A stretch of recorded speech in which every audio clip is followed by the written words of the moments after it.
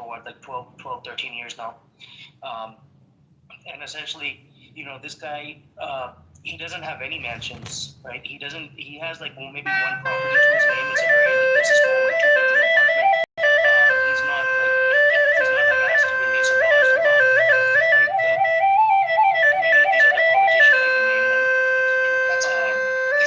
He has no mansions. He has no Rolls Royce.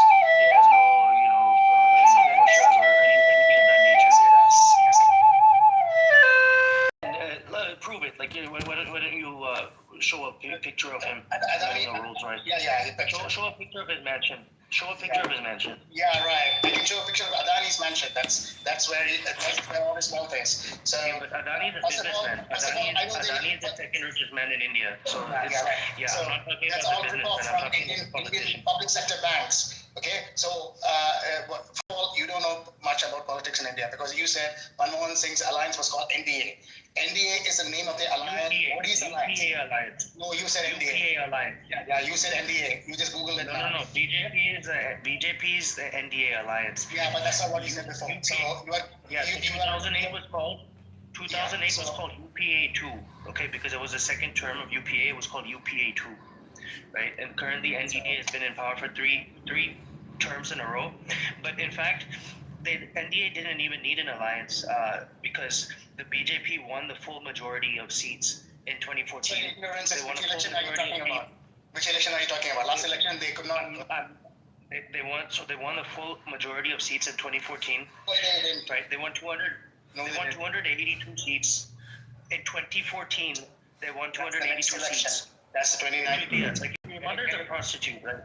Your mother's a prostitute. Listen. Yeah. Listen. You can go to Wikipedia and check. In 2014, the BJP won 282 seats. Okay, in 2019, they won 303 seats. You just need I think 272 seats to form the government, right? To come to power. And so they won well over that. Now the third term. You're just so nervous that I'm worried that you're going to get a heart attack. You're so. So the third term. Recently, you're just shaking, man. You shake so much, like.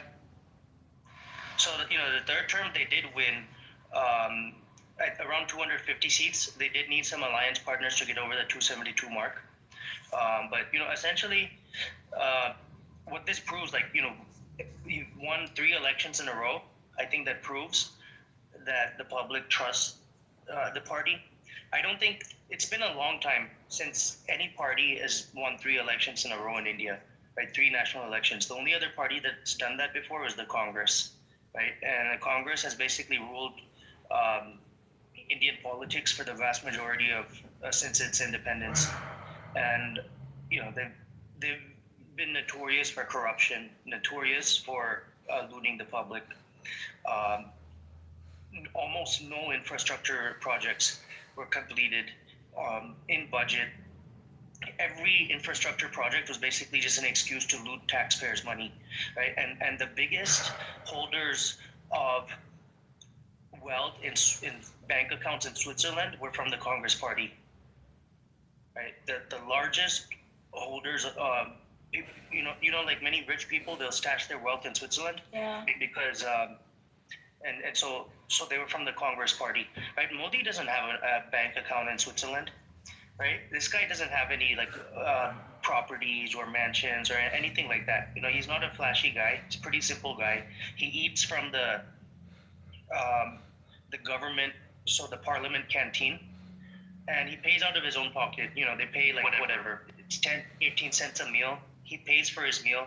He doesn't ask for freebies. The Congress Party, they were living in these massive mansions, right? And they weren't paying rent. The government found out they haven't even been paying rent for 10, 15, 20 years. No, I hear you. I do, you know what, something important, because I do think that the idea that politicians are corrupt is a bit of a cliche and a little annoying, because obviously some are, And of course, you would have more temptation, right? Think about it. Like the most I could steal. Let's say if I work at McDonald's, the most I could steal is what's in the cashier, right? But if you are, a leader of a country, you have more temptation. But that doesn't necessarily mean, right, that all politicians are corrupt. That's a bit cliche, There's some people that are, their heart is good and they actually want to help people because ultimately, when you die, the money doesn't go in the grave with you, if that makes sense, right? Are there some people who are greedy? For sure. But to argue that every politician is just that. I think it's a mudslinging, and there are other ways to attack Modi without it being like that, in a vulgar way. Now that's what I wanted to ask: is he a failure? Did he succeed? Did he achieve what he's doing? That's more He's important, right? so I guess so. To put it this way, um, there are areas where he could have done better, right?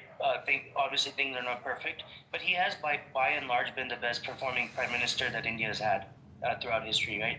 There's records amount of foreign investment coming into India, right? You hear the CEOs of BlackRock, Blackstone, all these hedge funds in the U.S. They're talking about where to invest their money, where to get returns on their money. Everybody's investing in India. Japan, Singapore, China, all these countries are setting up funds and investing large amounts of money into India. Everybody wants to do business with India right now.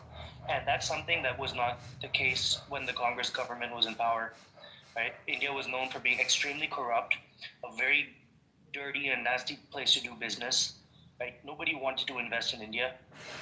Now I think India's like maybe the number two, or it's like one of the top two or three countries when it comes to foreign direct investment. It has to be. You know what? It has to be number one. And I'm sorry, this is a small room. So what I'm saying, I hope it doesn't come across rude, racist, or any of that. Okay? We know the West is declining. If we have to choose which country to take, if you were to ask me, I can't control it. But if I had to choose, I would prefer India over China. Simply because we have more, similarities, people are more familiar with their culture, and a lot of people don't like the way COVID was handled, sorry. And I'm not trying to be racist and say Chinese created COVID. Yes, Ebola came from Africa, like West Africa or something, right? Diseases happen, right? That's fine. It's the way they handled it that I think a lot of people are disturbed by. Because if you treat your own people like that, then how do people trust you, right? To be the rulers of the whole earth. So I do think a lot of people are panicking now. They'd rather give the baton to India, right, than China. I think we were just a little terrified of China. Is that a bad thing to say? No, it's not bad. It's not bad. Exceptionally well. I don't think anybody can deny it. Um, China has done incredible things in the last 30 years. It's a very different system of governance. I have, I don't have any bias or like intrinsic hatred towards the Chinese. I know a lot of people do for political reasons, but I think the Chinese they've done incredible things, right? I respect what they've achieved, especially in terms of infrastructure development.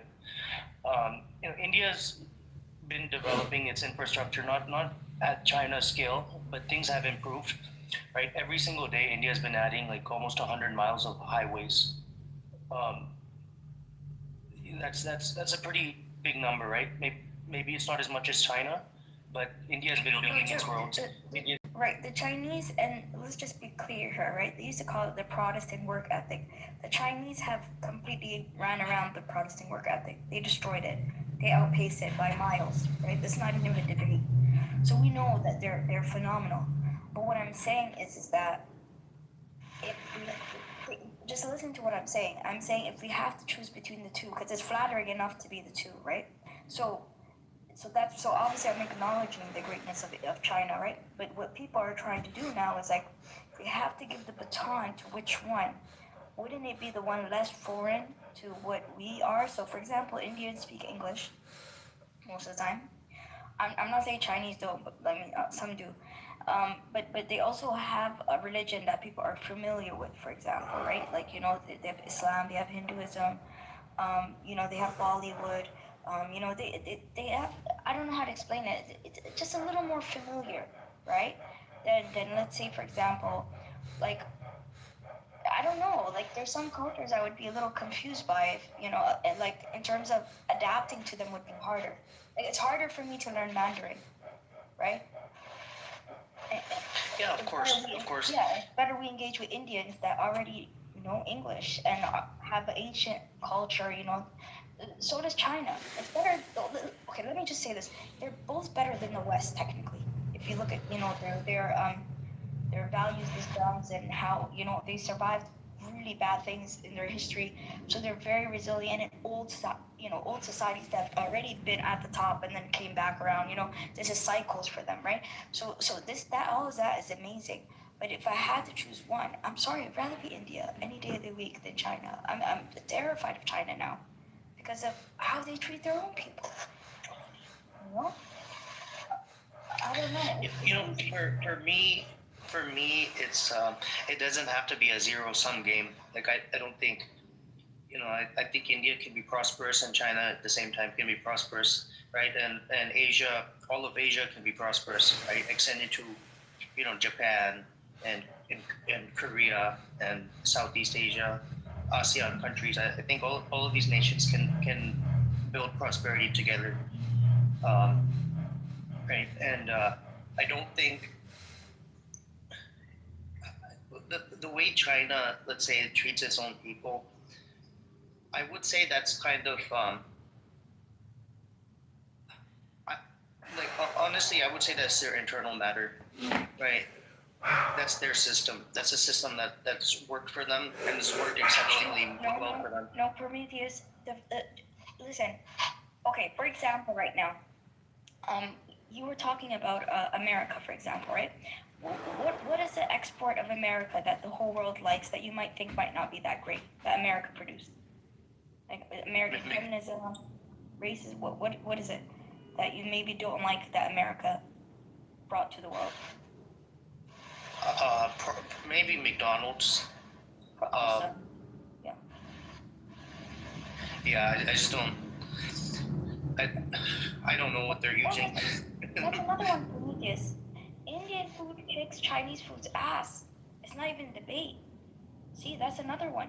But going back to America, right? What I'm trying to say is that when a country becomes a superpower, like for example, Canada is prosperous, but is Canada as powerful as America? No, right?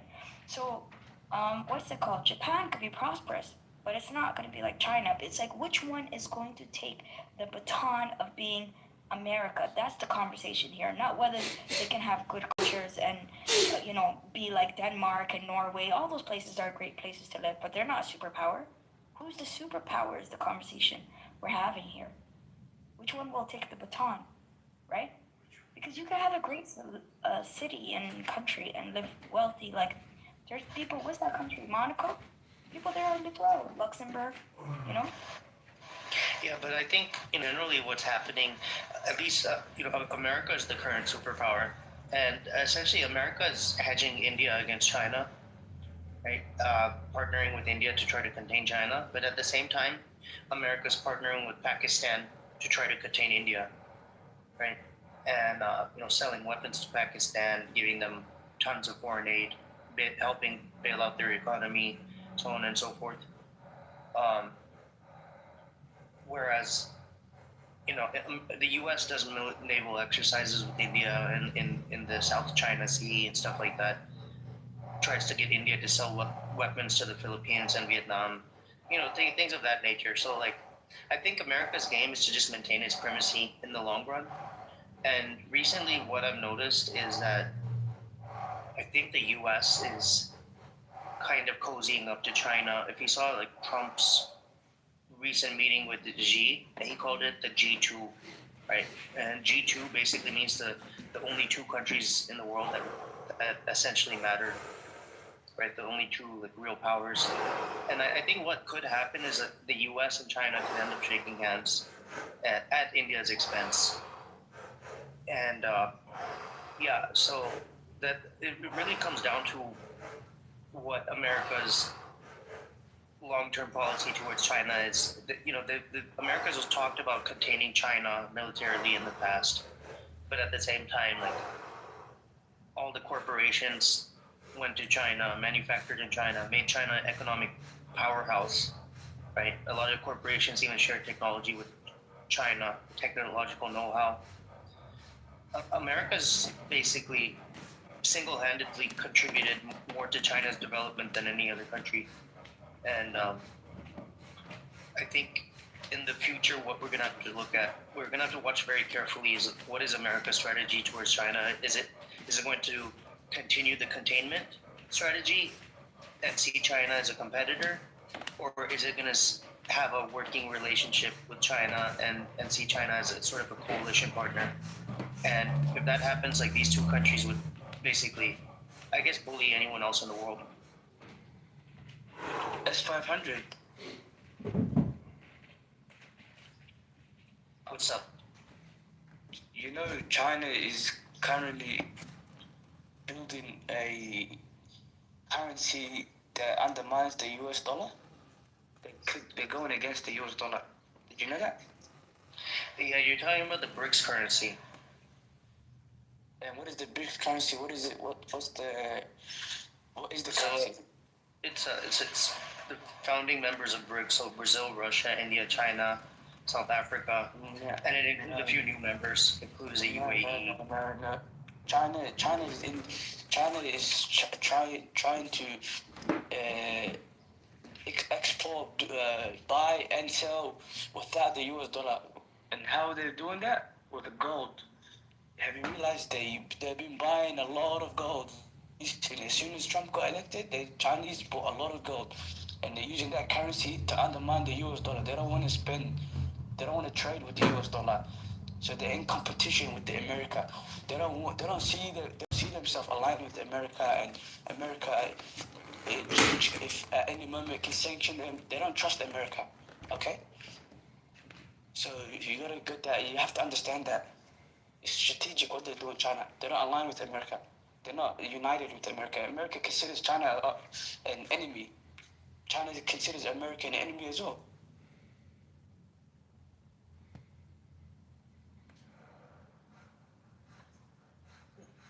Yeah, I mean, the thing is, America is reliant on China for many critical areas of it. America has to import a lot of minerals, rare earths, manufactured goods from China, and America can't just cut off its relationship with China, even in 5 to 10 years. It's impossible, right? So I think America's policy towards China is evolving slowly, especially with Trump. Um, he recently said that when he met Xi a couple of weeks ago, he said that China's our equal, and we should work together more. So let's see what happens. China doesn't see themselves as equal with America. They see themselves as a developed industrial country that produces, that does a lot of things. They're independent. They're not independent from America. They don't need to export things from America. They don't need American products. They don't need American whatever America's got to offer. China has built something strategically where they are not reliant on America. America is completely reliant on China. America depends on China. America can't go a year without China. If China has decided to not send anything, to not trade with America, America will be in shambles.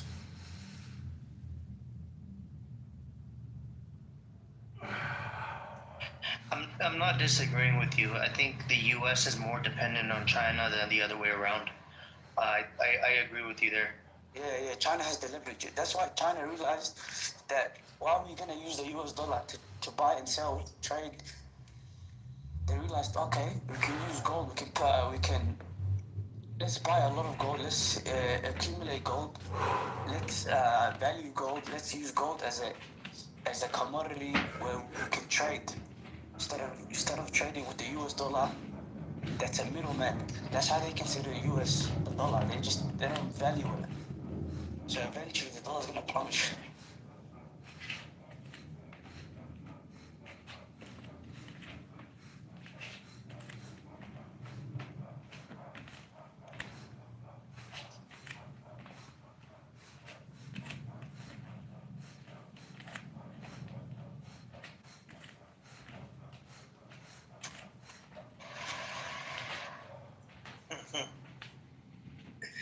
This picture is pretty funny.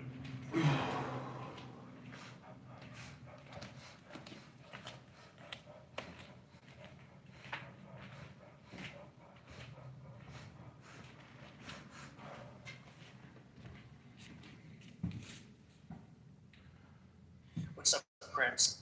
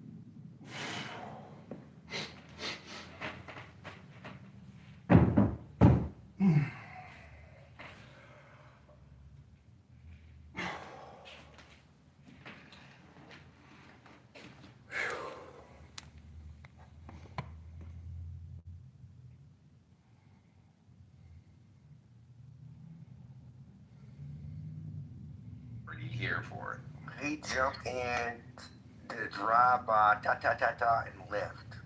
Yeah, that's a little crazy.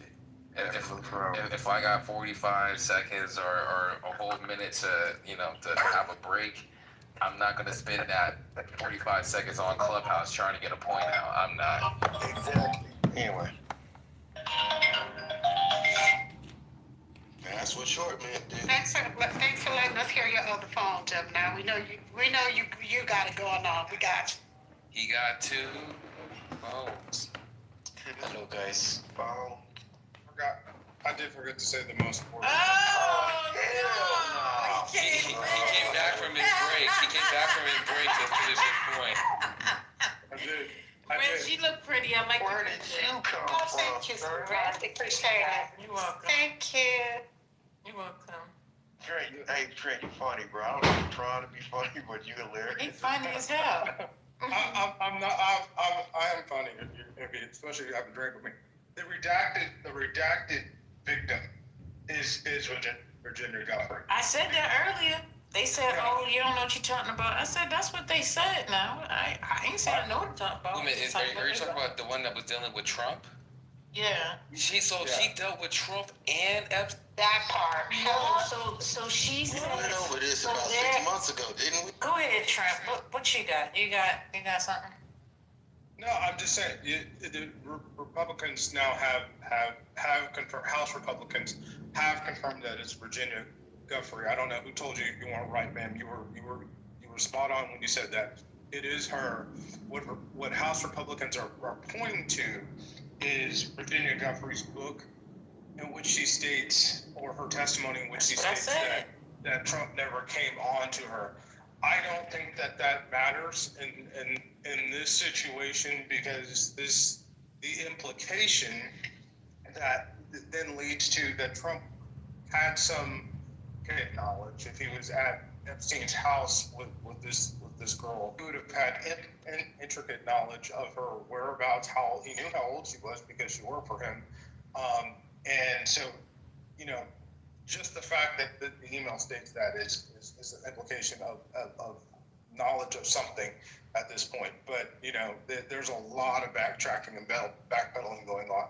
Anyway, I'll see y'all later. Well, the problem with the Jeffrey part was always that she was the reason why he and Epstein apparently fell out. Because if you remember, he has always said that she was the one that worked for him underaged at the massage parlor, and that she was the reason why him and Epstein fell out. He poached her supposedly from his massage parlor, and Virginia Guthrie underage working at what you call it, which does not make sense. How could she have been working underage at Mar-a-Lago? Let's go there for a second, Well, folks. according to the same thing that Trump was talking about, the response is in her book, she mentions working at Mar-a-Lago and saying that her father used to work there in the book, and that is how she got the job, because her father was an employee there. She was also underage, which means that she didn't have papers. She was working there illegally. But you see where I'm going with it, right? I hear you, And she but was abused by her father, wasn't she? I don't know. Yes. Are we listening to Yeah. over the weekends? So y'all get up, join us this Saturday and Sunday to tune in. Shameless plug, first lady, shameless plug. Yeah, I love it. But yeah, she actually talked about how she was abused by her father, her stepfather. Like the men in her life have abused her, and her father has spoken out and said he didn't do nothing to her. But she actually has said her father has abused her.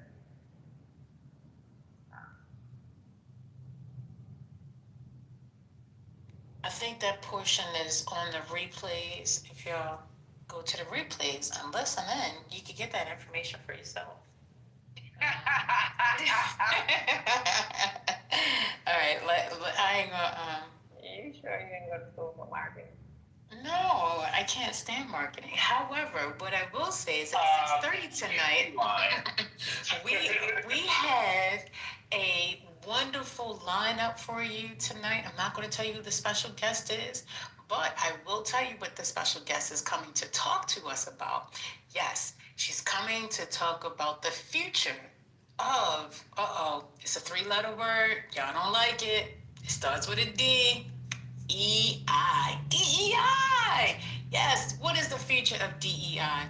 This young lady is very well known in the community. I will give you all that information later on today, or tonight rather, at 6:30 p.m. Eastern Standard Time. So make sure you join us again. It's going to be great. If you wait 2 hours, she'll spill it. Not me. Never. Never. 100%. Gemini, am I lying? We've never spilled the detail. It's our big sister who has spilled the detail. Exactly. Oh, okay. Okay. Lisa.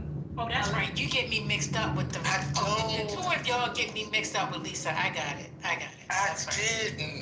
Go ahead. Go Our ahead. big sister That's was right. like, what time? What time? It's supposed to be there. I'm like, huh? What's going on? Hey, how do you know that? I was. I take it the early conversation was inspired by the emails that the Dems released showing that Trump has spent hours with one of the victims at Epstein's house, and Epstein was saying he hadn't got caught yet. Question is, what's the next crisis that they're going to create to try to subvert this conversation? I'm sorry, my bad. It's going to be the health subsidies. That's going to be the next big fight. That's not till January, so we got a long time to go as far as that conversation. But there's going to be another that they're going to create, because now this conversation to go away, right? Because we're let's see. Oh, they're going to get all wrapped up in the holidays, and Trump is going to have an ice skating rink put in the middle of the White House so he can have the Disney on ice there, and it'd be a whole lot of that. Was that correct? Is that what inspired your earlier conversation? You know, we're speaking on that or no? Yeah. Which earlier conversation? From the. When you were talking about Epstein and Epstein-related things. Oh yeah, I know you kind of switched up the conversation really quickly, so I couldn't follow. But that would be the answer. Yes. I didn't get the answer. My bad. I didn't get the answer. I My don't bad. have any treats.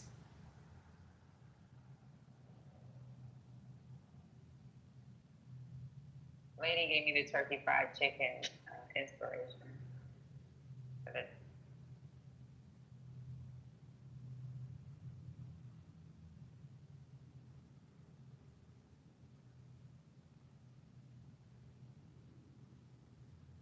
But damn, I want to see these emails. Has anybody been able to see what emails have been released by the Democrats? Saw one. I dropped the link in the chat, guys.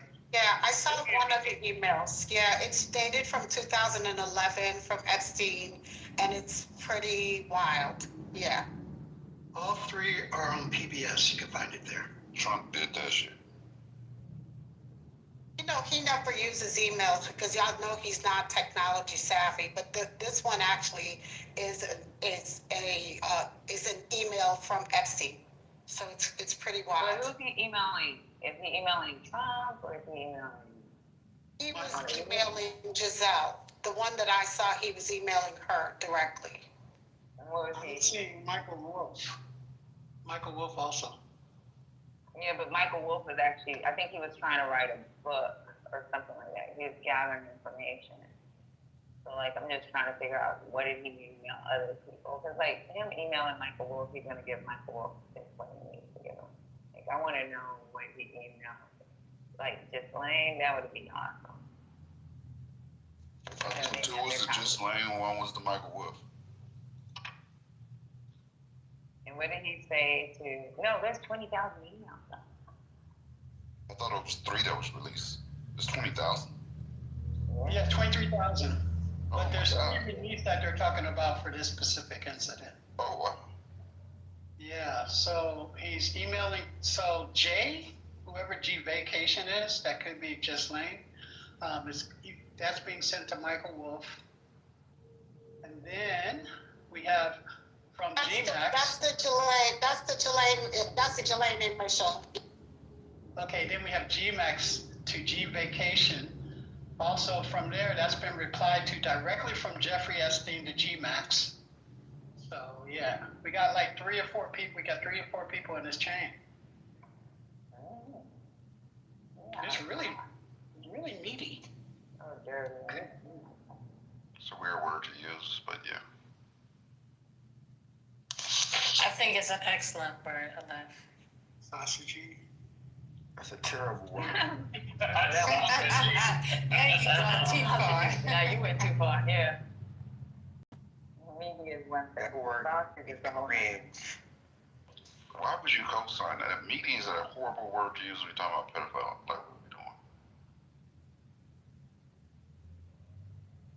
So you put in the chat the actual email? No, it was just an article from CNBC. That damn email. So what do you think will ultimately happen to Trump when it all comes out? Like, will they try to impeach him or? Not a damn thing. I think after the midterm, then we can like look at what impeachment would look like, right? Right. So then if we have more Dems in the seat and the numbers are looking real needy. Probably like break him to the coals like they did Bill Clinton. Yeah, but I'm talking about after midterm elections. Oh, so this is interesting. So Trump has called Boebert and been trying to talk to Nancy Mace. Nancy Mace is she's such a wishy-washy she's such a wishy-washy because she will find a way to excuse him. I don't believe nothing that she does.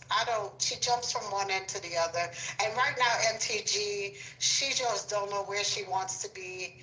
She's so over the Trump train. Right now, she's trying to be a centrist. So I don't know.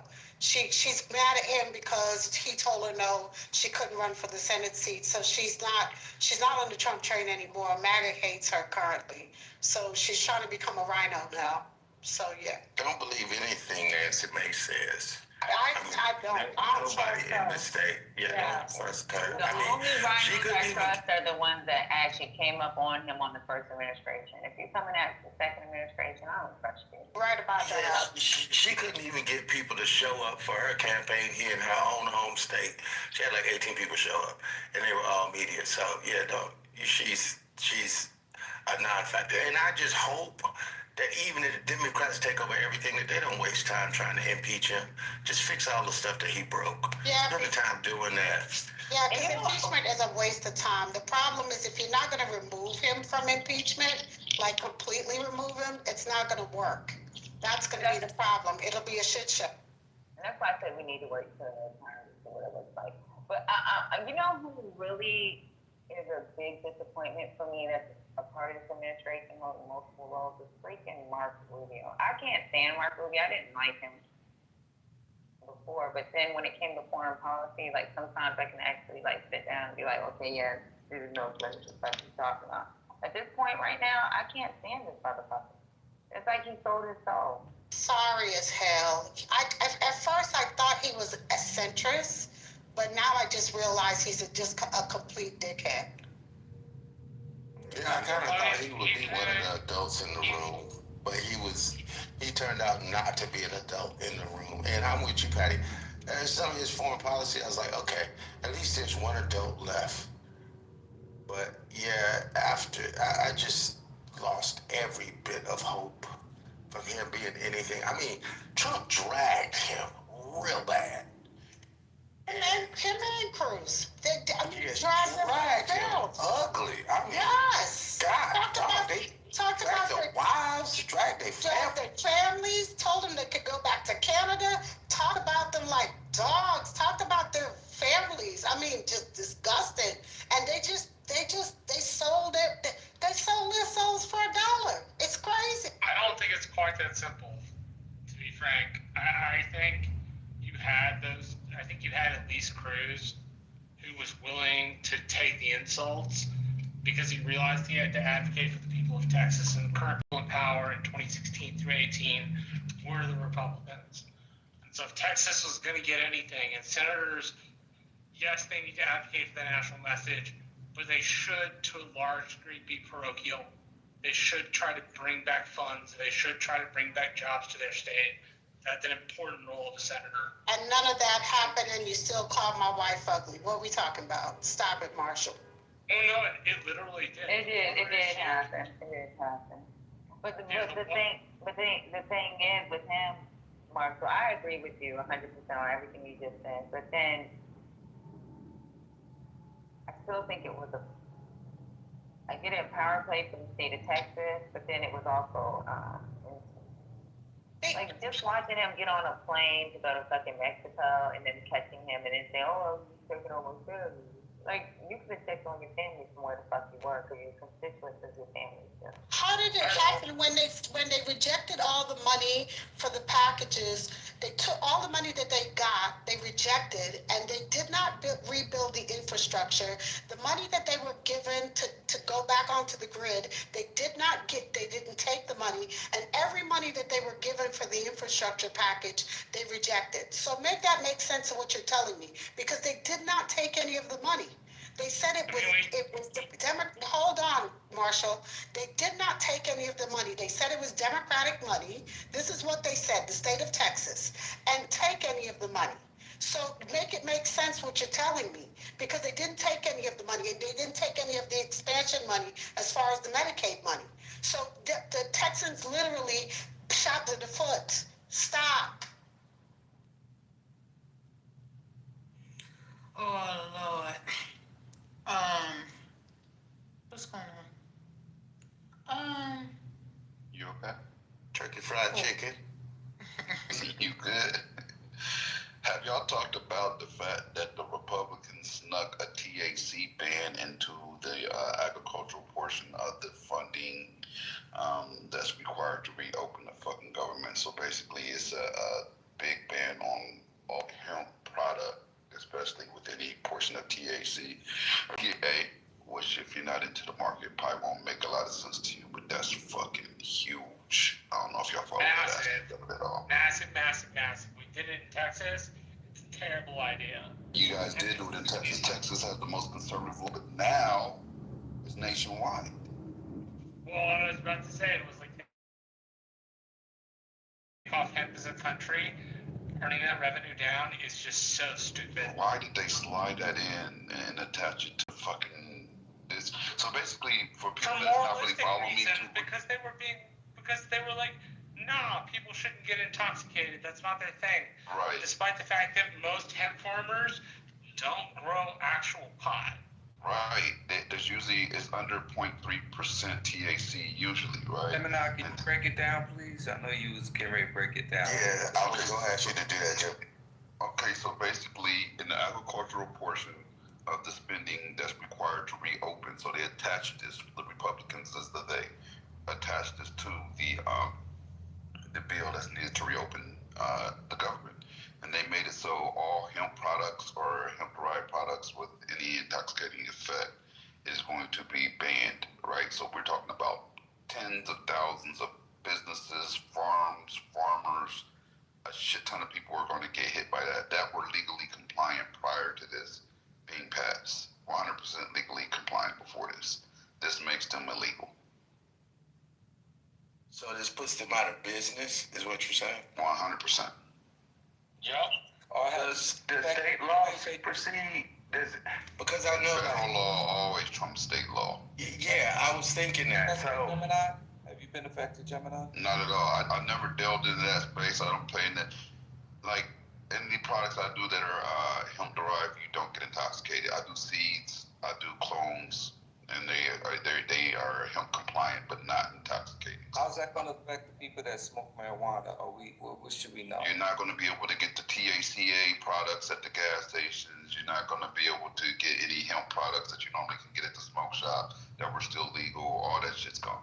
But you still could buy regular marijuana. If right? It's a licensed dispensary that has everything licensed, then yes.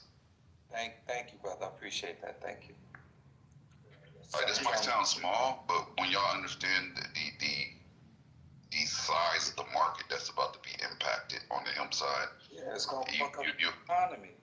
Oh yeah, it's gonna hurt. It's gonna hurt tremendously.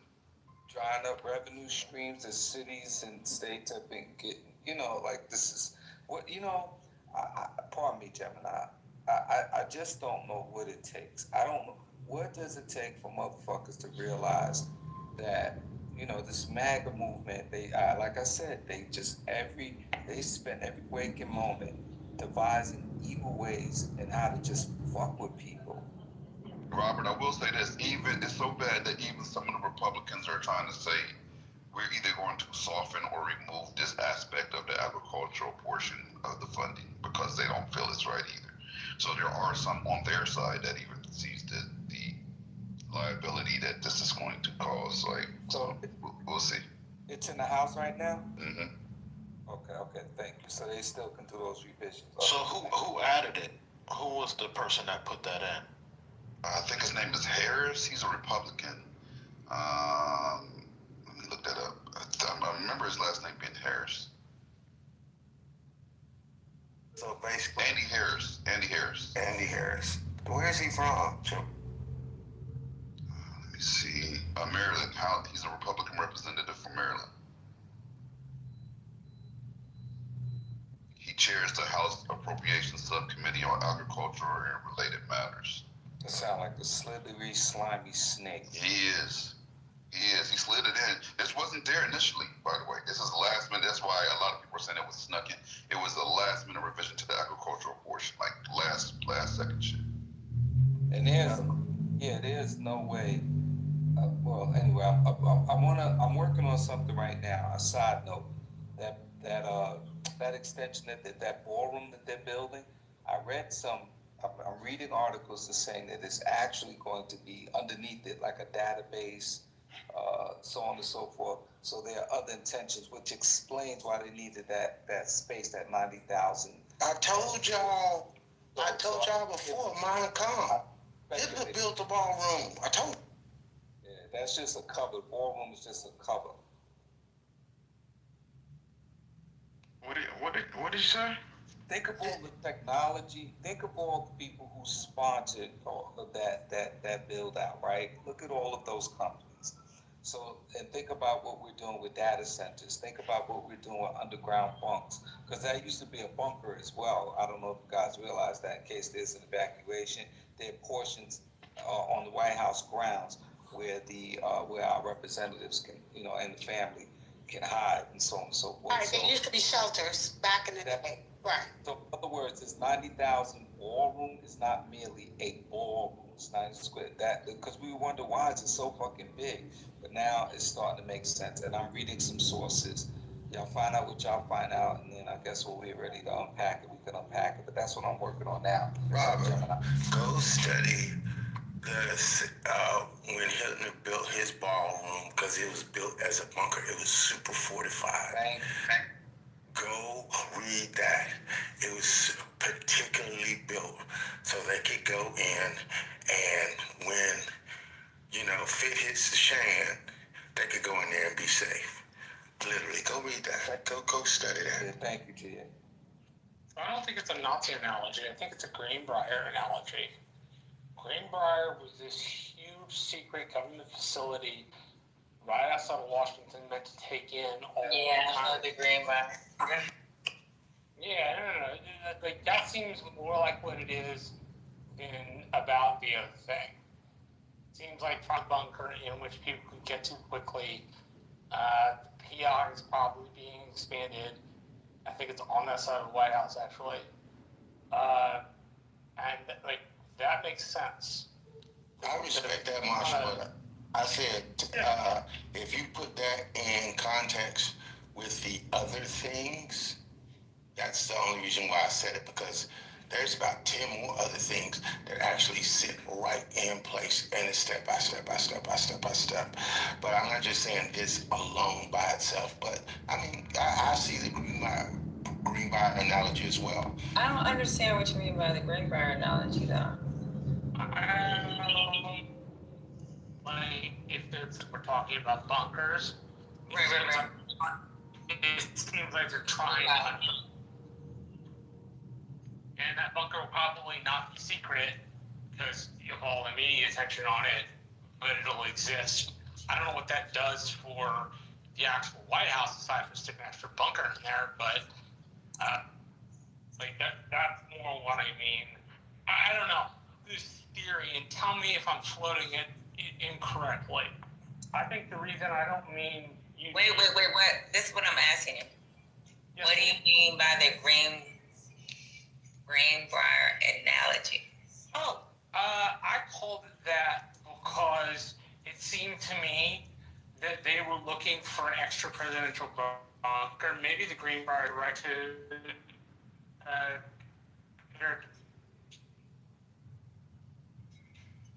I can't hear you. Maybe Harry Truman's digging under the White House and building something. You can't.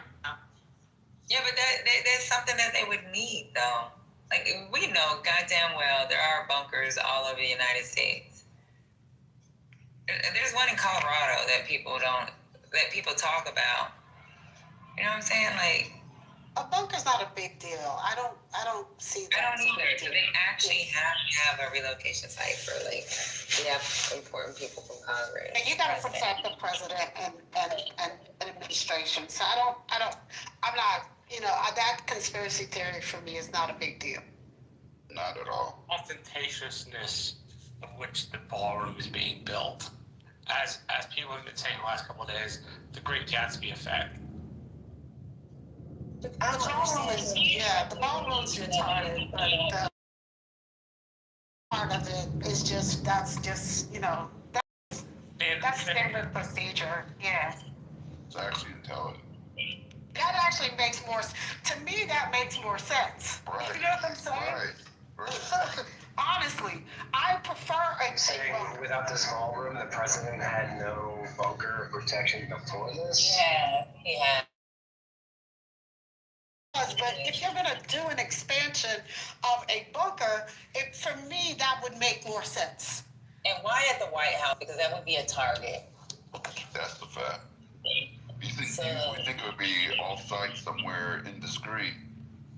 I mean, not indiscreet, but Wait, discreet. there's a huge target. There's a huge bullseye on the White House. Like the whole world knows where the president is. Right. Exactly, Jim. It wouldn't be fair. To have used it. That's why I say I don't understand the green. That's why I was confused. Like, It's probably the wrong analogy, Patty, to be frank. It was the word that came into my head at the time, but maybe it's an expansion of the PIOC. And it's, I think, yeah, I think it's on the same side of the White House as the PIOC. and it is. So, like, But what? Go ahead, Marsha. I'm sorry. no, I was just gonna say, like, that seems to make a little bit more sense. The ballroom's indefensible because it's so ostentatious, but you know, building a bunker underneath. I'm with Rez here. That seems to be like bunker in the White House. Yeah, no, I meant they would expand the already existing bunker. I don't know why. For what? Because who would be in there other than his cook, his and then even with the bunkers that they have certain people that have already been designated to go straight to those bunkers when it comes to cooks and freaking certain people in Congress and those are people that know that they're the ones that need to go forward. Yeah, probably the improper analogy. Wrong word placement on my part. Yeah, but I agree with you on. I don't agree with you with the green right. That sounds like I don't understand. Wait, let's go backwards. Because maybe I'm wrong. No, it was not an analogy that made sense. I totally understand that.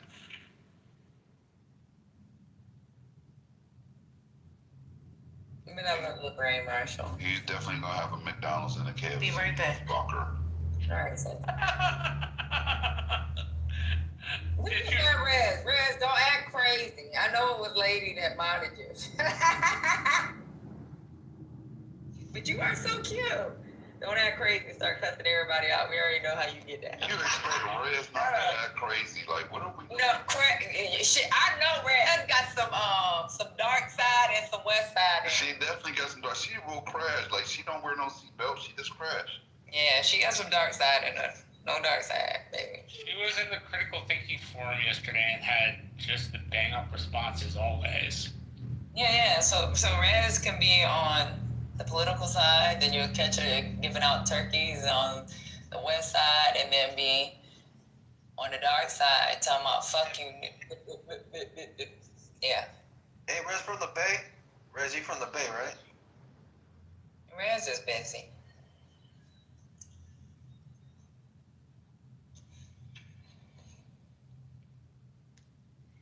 Patty don't like modern people from the Bay. No, it ain't. I love Rez. Rez, no, I love him. Hey, Patty. Hey, Michi. How you doing? Fine. Your mama let you outside? Who? I'm grounded. Shit, let me stop talking, because I used to stay at the T.O. and me and T.O. Right. Everybody on this app do, even if they know my age, they still be like, poor baby. I'm like, I'm the same, man. You're 30. How old are you at T.O.? 37. Yeah.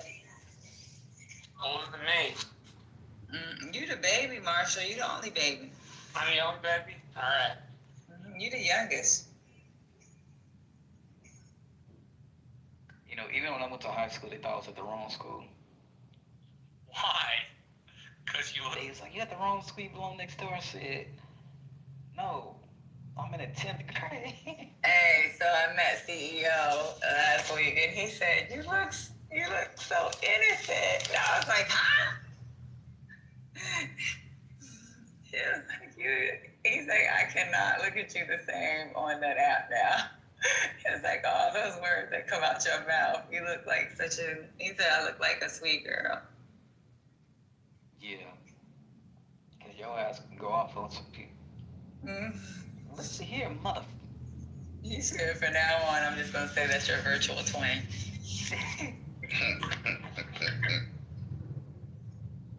Yeah, he said I look so small and yeah. I go, it's like you're so Anthony said the same shit. Huh? Anthony said the same shit. Oh, he said that like so innocent. Yeah, he said the exact same shit. Oh God.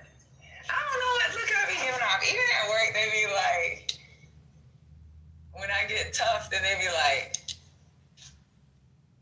what the hell's going on here? I think because I'm skinny. I don't know. And it, Well, you were my boss, you would scare the shit out of me too. Not because I smile a lot at work. I smile because I'm used to the faking smiles for foreign people. 14 years of faking a smile, it's like that shit becomes a permanent stain on your face. so I would think like the private side conversation would be the worst. Hey Marshall, we've noticed your work and it kind of sucks. Marshall, I'm trying to relate, and I don't have a boss. I haven't had a boss in forever. I don't know what it is to answer to somebody on that level. I'm contracted, so I guess I answer on some level, but I'm just work brain. Well, I call my Work evaluation, the fuck?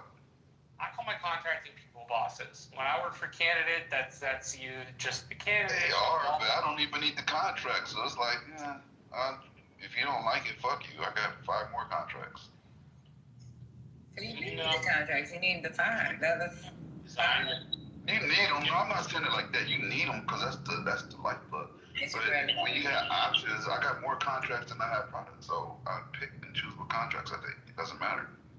I don't really have stage yet. Hopefully I will be someday. It's crazy because I ain't got the hustler spirit, but my mom definitely is a hustler.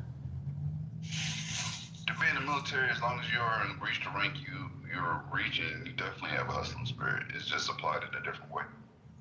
Yeah, you're right. You're right. But she really has, like, she be making shit happen. You're talking about the independent entrepreneurial spirit, which is just different versions of hustling. I respect people that do the 9 to 5 because that takes a lot of work and work ethic as well. Like, it's just applied in a different way. Some people work better under different structure, you know? 100%. With that entrepreneurship type hustler spirit, that shit, I just be looking at her like, she be figuring it out. I love that. I ain't gonna lie. Like, that was me. 100% is me. 100%. Like, that aspect. And then AI really made that, like, if you have that type of mindset, it amplified it times a million. It gave you basically a staff that works 24/7 if you know how to utilize it.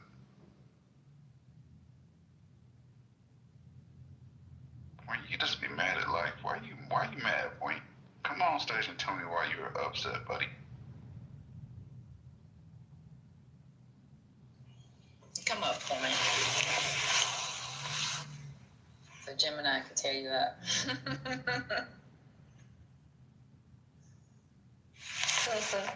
You just be talking shit for no reason.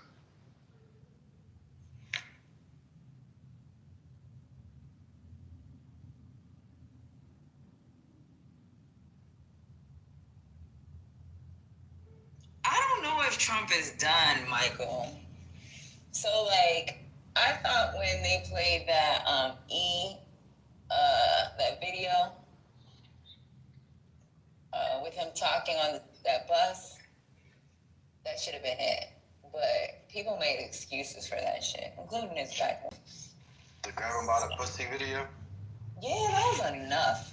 Y'all didn't think that was fucking enough? Saying I just kiss him and grab him by the pussy. I thought it was done when he made fun of the reporter with the arm. When he started making fun of folks like that, I thought he was done. Yeah, but to make fun of someone and to put action into play, like saying that I kiss him in the mouth and I grab him by the pussy, like, it's like, this dude just told y'all he attacks physically, not just verbally, physically. And ain't nobody, people made excuses for that shit. They made excuses for everything. They'll be pissed off for a second and be like, well, yeah, you're right. It's locker room talk. Locker room my ass.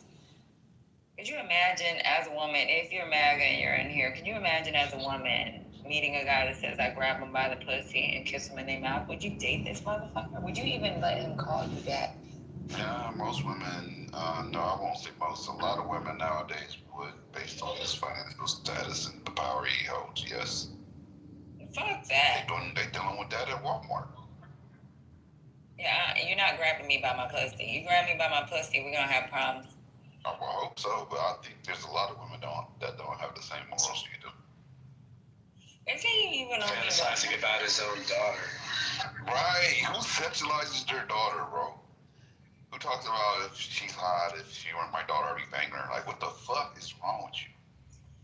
Or why would MAGA men make an excuse for what he said when it comes to certain shit he said? You could take the MAGA off. Like, why would men? Like, because we're fathers, Democrat, Independent, Republican, and a father, period, doesn't look at his daughter in that fucking light, period. Like, you know, that has no political party attached to it. Yeah, that's true.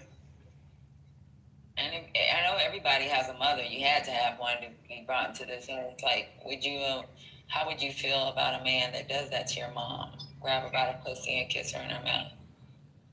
What's wrong with y'all? Disgusting. How you doing, Daryl? El Normo. What's up? You acting up today? Hey, I got a question. Try it. Okay. Go ahead, Daryl. I'm tired of my second-class citizenship here in this room. Why you said you second class? The mods, they're first class, and their bus is second class. No, that's not true. That's not true at all. Yeah, it is. That's how I see it. Yeah, especially you got a plus next to your name. We know to respect you, sir. Gemini, you know, I'm cool with you, brother. I'm over here just trolling. Yeah, I know. You already know I rock with you, bro. You already know. But yeah, I'm just, I'm tired of being a second-class citizen. I want to be American.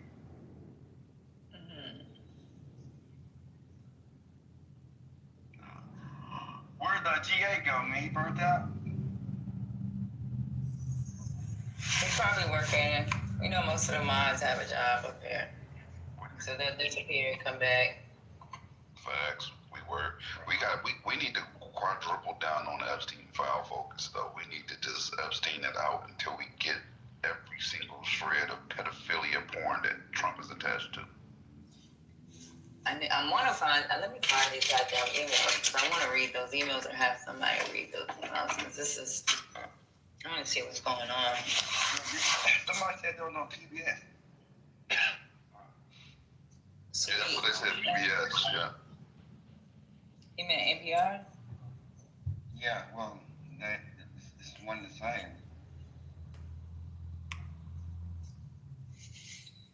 And let me see if I can find the actual emails, because I want those emails. I want to see what they say. Normo's acting up already. The alleged email he put in chat. Alleged. Is he allegedly attracted to his daughter? Allegedly, is that alleged too? Has he allegedly made sexual comments about his own daughter? Did he allegedly say grab her by the pussy? Is that alleged too? Did he allegedly cheat with a porn star? Is that alleged too?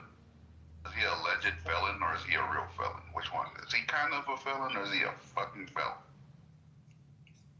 So I put a link in the chat for a video that's talking about those emails, and also before then I put a link to that PBS article. That's pretty easy to find. Is it a read off of the email or? No. The last link I posted is actually two people talking about the emails, but it's pretty informative. They got some. They talk about some things I hadn't read. Let me see, Alish. I left. Alish. Yeah, I like that. Alish. So it's not the PBS article. No, the PBS has the emails, right? And then the latest post has the video discussing the. Oh, it has read the released emails. Ooh, they do got it. Drop the link in the chat. I'll put it up top. Drop the link. Link. Okay. Thank you.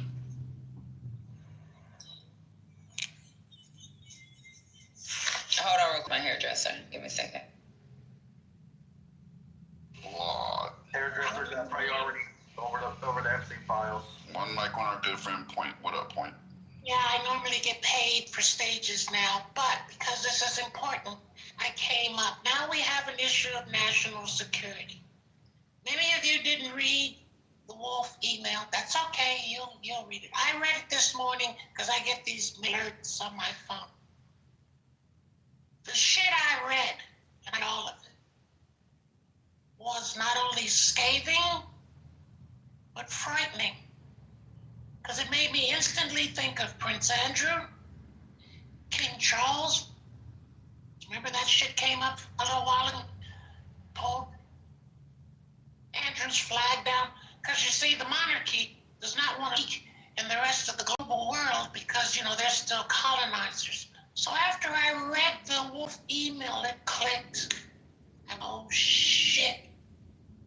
King Charles knew this was coming out. He knew the contents of this.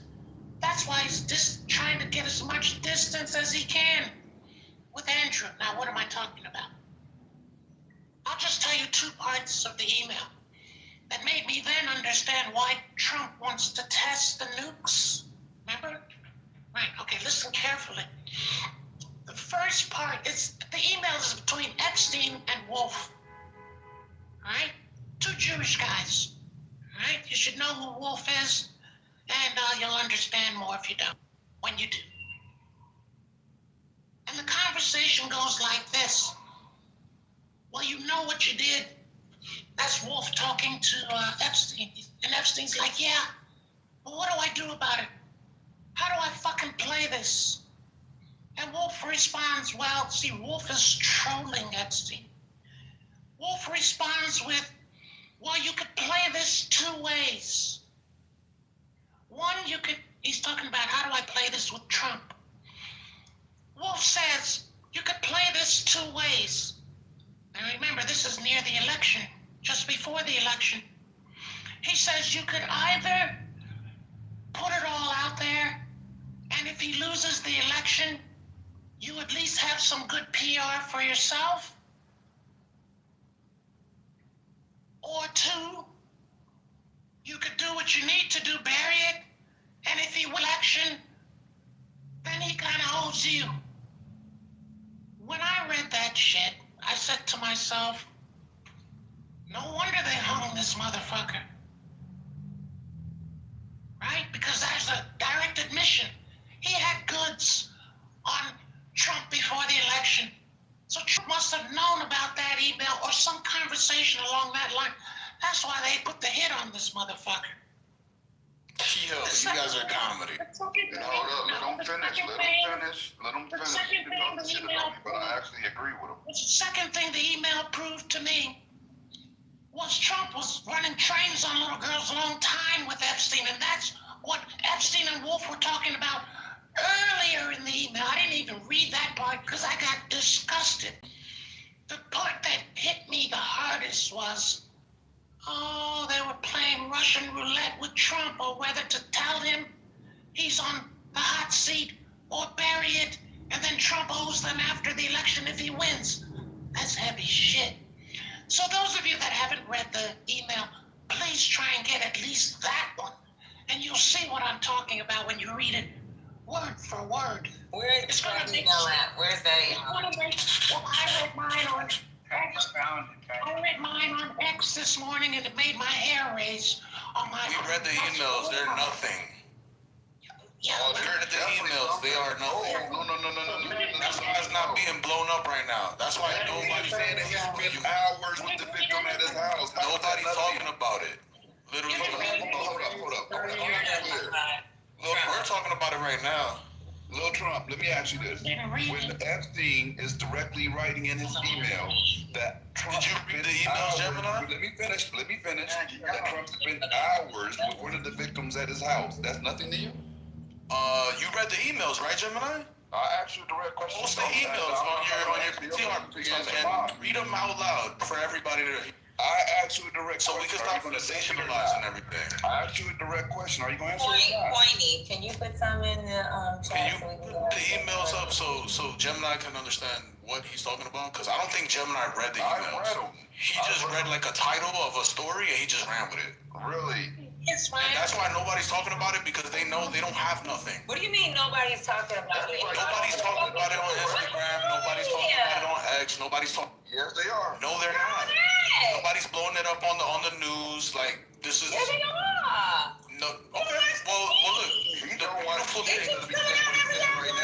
The beautiful thing about life is that the beautiful thing about the truth is, like, we could just let it ride. Like, we could just let it ride. Look, we could just let it ride. It's a headline. It's a headline on every news media right now, dude. Yeah, we could just just let it do what it does. You're in a cult, right? bro. Let it do what it You're in does. denial like a motherfucker right now. Let it do what it does. And let's see what happens. Everything that's against Trump, are you one of those that like? Are you one of those sexual harassers or some shit No, that this is no, okay? no, Well, no. maybe- And I'm maybe actually you the keep your type to sue fucking for. Even I'm if actually it's the type to alleged, sue. maybe you need to keep your fucking mouth shut. I'm actually the type You to a sue fucking man, for and this is about defamation. women, and this I'm is that- about children. I'm the type to sue people for defamation. You the type that's about to shut the fuck up. Yeah, you definitely are. This is the only app you could do that to me. Remember that. In real life, we stay winning. You know that. I would choke the shit out of you. I'm like, fuck you talking about? In real life, you wouldn't get close to me, chump. Yeah, Bro. You're a big neck chump. You wouldn't do shit. Yeah, I'm gonna smack the fuck out of you. It all But sounds anyway, good until nigga. Everybody got plans to get them in the face. to Ghislaine Maxwell from Jeffrey Epstein. I want you to realize that the dog that hasn't barked is Trump. The victim spent hours at my house with him. He has never once been mentioned by the police, etc. I could be for crib and you chilling with your girl. Does that got shit to do with me? Now you're interrupting him reading the email. You said I haven't read them. I'm literally reading it to you right now, real time. Perfect. I want you to. This is from, to Ghislaine from Mr. Jeffrey Epstein. I want you to realize that the dog that hasn't barked is Trump. The victim spent hours at my house with him. He has never once been mentioned by the police chief, etc. I'm 75% there. What does that sound like to you? Nice. You put in flame emojis like you what? Trump's a fat pedophile, bro. It's on it. Or maybe you don't Yeah, have bro, stay on this app. This is where you belong. The latest headline says Trump is in a meltdown over the emails. Right, that's a headline. I don't think he's in a meltdown. You gotta remember, you guys stayed yapping and y'all lost, and that's all y'all do is yap. So I can't take your words. I can't trust your words. You know what I'm saying? Like I can't. No disrespect to nobody in here, but I can't say anything you guys say for face value.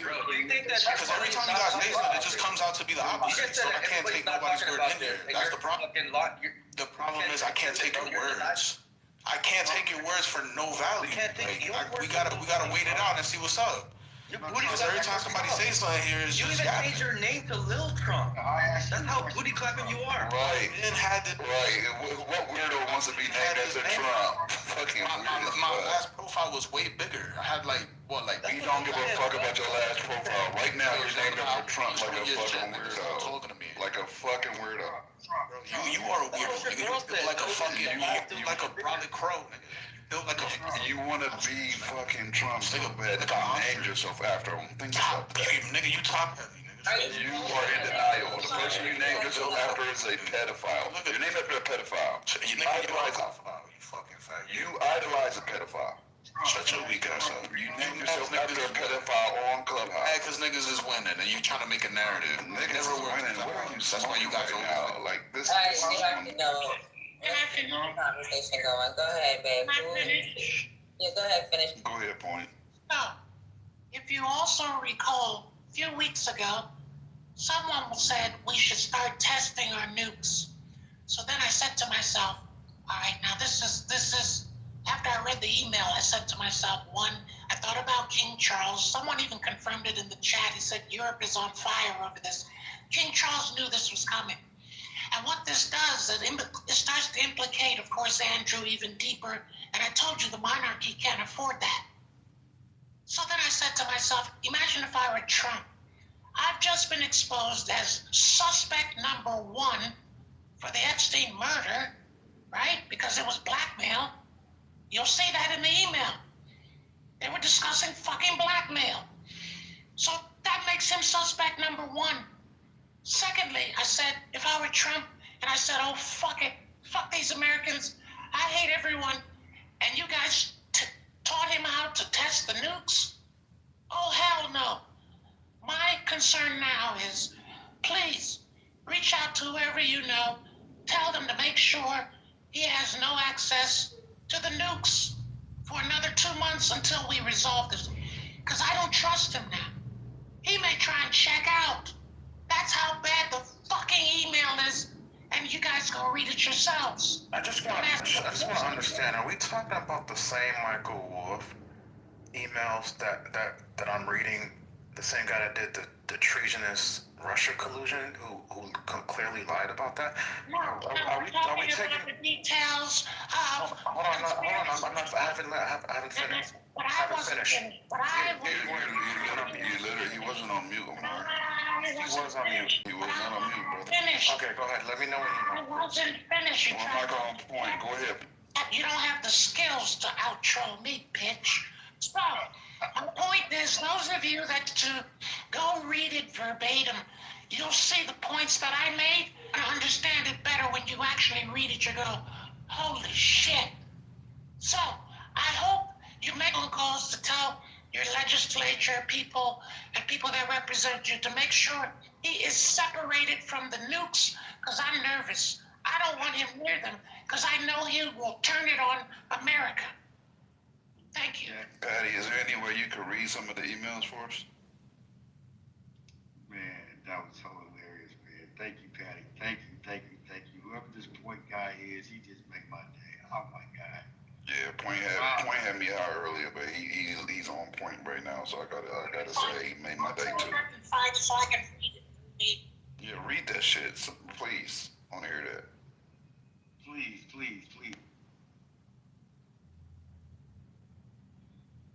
But before you do, that point when he said, you don't have the skills to outro me, bitch. Hey, but all over this app, all these people in defense of Trump are crashing the fucking. They crash it. They mad. Hey, when he getting outed right now, like you don't get a more direct outing than fucking Epstein saying he spent hours at my house with her. Like Exactly. you don't get any more direct than that. Like, how do you defend that? You can't, bro. What they playing? Patty cake? You already know what's going on. Oh my goodness, bro. I don't know how you defend it, bro. It's hurting little Trump. Hey, look, these guys are losers. Hey, he's big man. And the thing is, my question to Trump was this: what if he is guilty? Then what?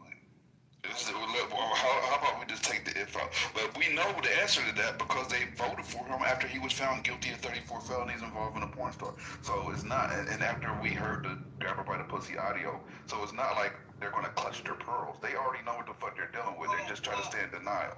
I think, Jimmy, that's a good point. But I think for some people, not all people, pedophilia is, it might be some people's last. It should be. You would really hope, and I think that's why they are trying to just step away and distance themselves from it, because nobody wants to be aligned with a fucking pedophile except for little Trump. That's it. Exactly. There you go. Michael P. Davis. I don't agree because you can grab somebody on the pussy and they'd be like, all right, I've grabbed somebody on the pussy before. I mean, if you can make that rationale in your mind. No, we're not gonna say. We're not gonna. I just got out the car. I'm not saying grab it. You meant in a way that she was willing and happy that it happened. Consensual is key. Right. Right. Consensually grabbing. Okay, there we go. That makes a big difference for me. Thanks for helping me clean that up, bro. I appreciate it. Okay, so consensual, and then if you got somebody and filed bankruptcy and got over somebody, some people are like, oh, that's actually pretty gangster. He outsmarted the system. I can see you doing those mental gymnastics in your head, but when it comes to underage kids, that's just a hard. Look, the first time I knew, like, when I was in the military, they would always tell us you're supposed to be willing to. Okay, I'm gonna give it right to you. Point. When I was in the military, you're supposed to be willing to give your life for your battle buddy and all that shit. That's what we were trying to do. But in my mind, I always thought, you know what? I'll push him out the way if I see a bullet coming, but I'm not gonna die for this motherfucker. My daughter was the first time where I felt like I would legitimately crack the fuck out, die, and be happy in my death behind her defense, right? And I think a lot of like it triggered something different in me. Like the military, I respect it, but it didn't trigger that killer instinct. Like I will absolutely take a bullet for my daughter, no question about it, no maybes. That's just what the fuck it is. So I think when that father shit triggers, and they hear like if anybody has any type of relationship like that, you start battle buddies? What'd you say? You want to do it be a battle buddy? Take a bullet? No. Push him out the way? Yes. I mean, some people would. I mean, I think it's for Jim. I respect you being honest. I'm being straight up, but would I ever put my battle buddy in danger? No. Am I gonna jump in front of a bullet? I could never bring myself to that real mindset. Like that. Gemini, you probably also feel like don't get left behind, right? Like you're gonna go back. You're not gonna leave your battle buddy either. If you're gonna go back and get him. Oh fuck no! I'm not leaving them. Hell no, never. Then you taking a bullet for him because you're gonna stay. That's kind of. You know, yeah, if you put it like that, then yeah. People that stayed to make sure they battle buddy came out of work. Well, then you got a point. Because I'm not leaving my battle buddy. That's not what I'm saying at all. I'm not going AWOL. That's crazy. He's not jumping on no grenades. He's not, he's not gonna be that guy. I ain't jumping on no damn grenades. My daughter, I'm telling you, my daughter. I know this might sound weird to people, but my daughter was the first time where I understood. Like, okay, there's sometimes you got to be willing to die for something. Like, just because based on. I don't know, leave the kids out of this. Point time. Go point go. Go ahead, point. First, for the audience, the article. In other words, I didn't go to X. I just Googled what the contents were, and it came up. So, for the audience, go to NPR. Which is a reputable newspaper, and the title is New Epstein Emails Appear to Reveal More Trump Ties. And the sub-subject is 2015 emails. This is what makes it chilling. Remember, Trump won in 2016, right? All right, check this shit out. They did a synopsis of the very part I quoted to you all, and I'll read what they wrote. Because I can't do this voice very long. In one 2015 email between Epstein and author Michael Wolff, the pair discuss a potential question from Trump's upcoming CNN interview about Trump and Epstein's personal ties. And here's the quote from the email. This is Wolff. I think you should let him hang himself. Wolff wrote, if he says he hasn't been on the plane or to the House, then that gives you a valuable PR and political currency. You can hang him in a way that potentially generates a positive benefit for you.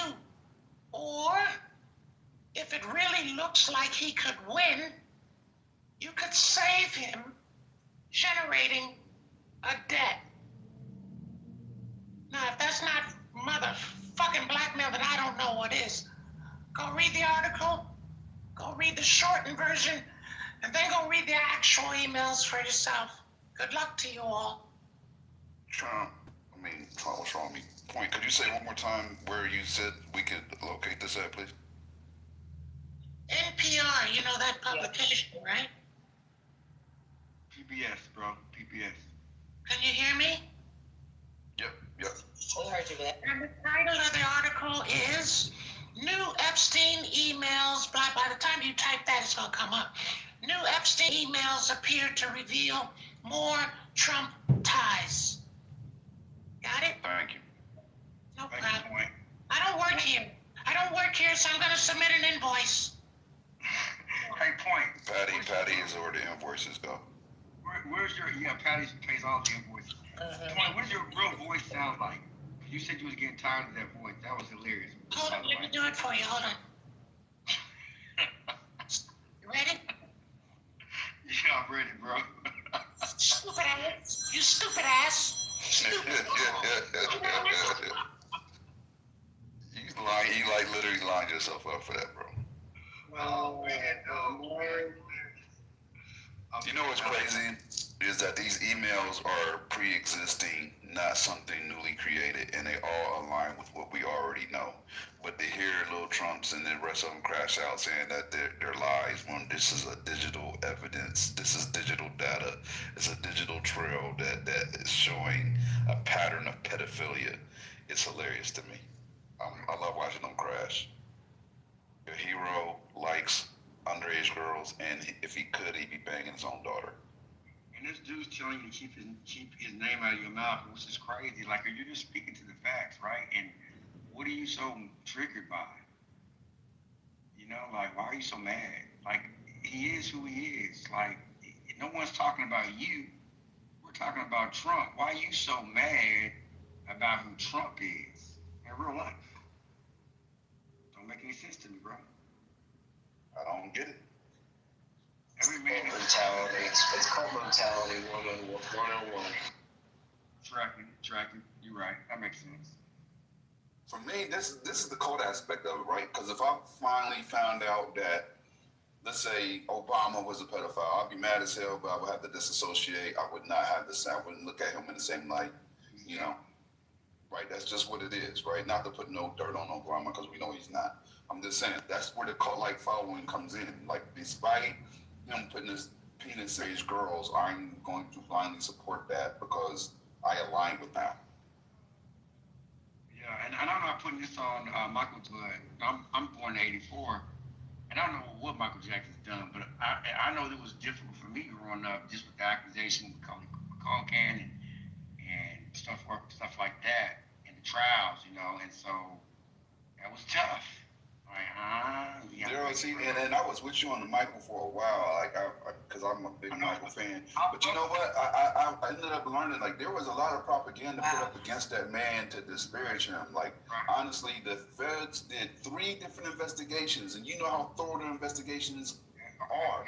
And they found nothing after 3 investigations. So if anything, indirectly, they cleared him 3 fucking times. If there was something to find after 3 investigations, they would have found it.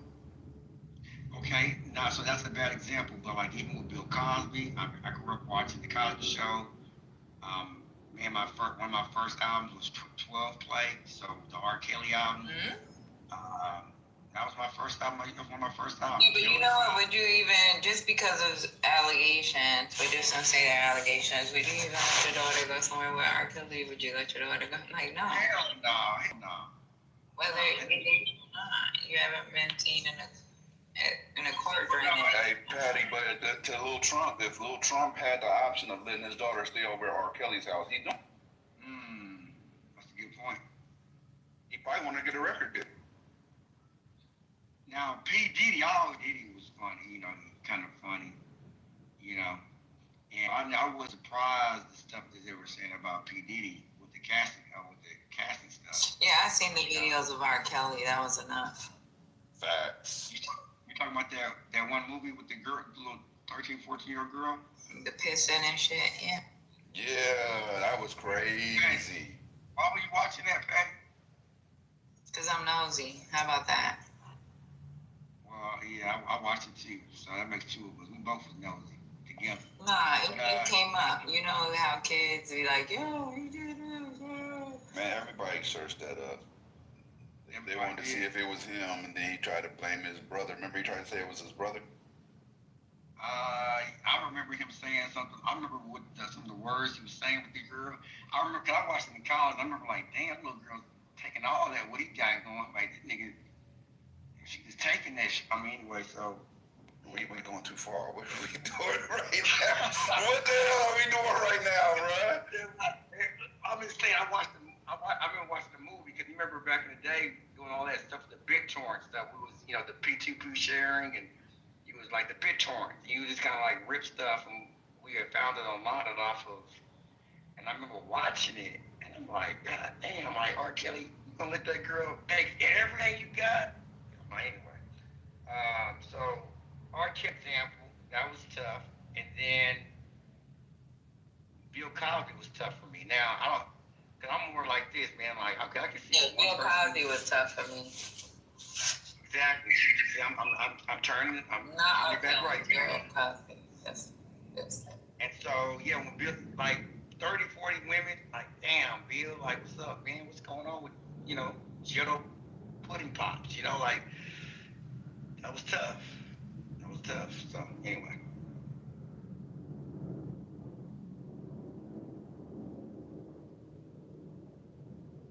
Daryl, I don't even know what to say on that submission, bro. I don't know. The way you started off, I'm not even gonna. Never mind. It got weird, bro. It got weird, bro. Did you not watch it? Bro, change the subject, bro. Yeah, please change the subject. Let's switch. Epstein files. Epstein files. Epstein files. Epstein files. Fuck. Jeremy, help me out, Jeremy. I'll say somebody take it over, man. Go back to Epstein. Yes, sir. Hey, y'all remember Katie Johnson, right? Remember we had a room where all we talked about was that case that got thrown out because she got scared. Is she linked to this at all? Because that's another victim that had a whole testimony, a video testimony, like before he got elected. Who knows? The victims' names are redacted in this, so. Yeah, I'm wondering if maybe she's one of them. And someone said in the chat that she's still alive, but I thought she's missing. Like she's, Trump trying to unalive everybody that's part of anything linked to any case. So I know that they scared her, and that's why she dropped the case. You talking about the girl that got? Yeah, she was like 11 or 13, something like that. But then she didn't testify until like 2015, when she was already, I think she was like in her 30s or something. Did she testify? I thought she was going to, and then she didn't. I'm gonna drop the video in the chat. Ooh, okay.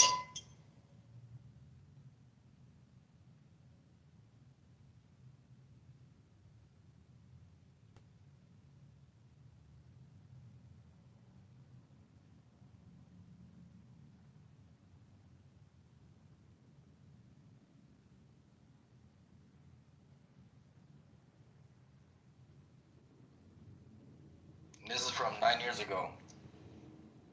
Hey, what's up, y'all? What's good? It's good, fam. It might be a couple more weeks before I see some money. Fucking with these people. When you supposed to get paid, bro? Whenever. I thought it was gonna be soon. Apparently, this fucking $500,000 provision about phone records, that shit is gonna add it longer. Hey, they just snuck all that in there, right?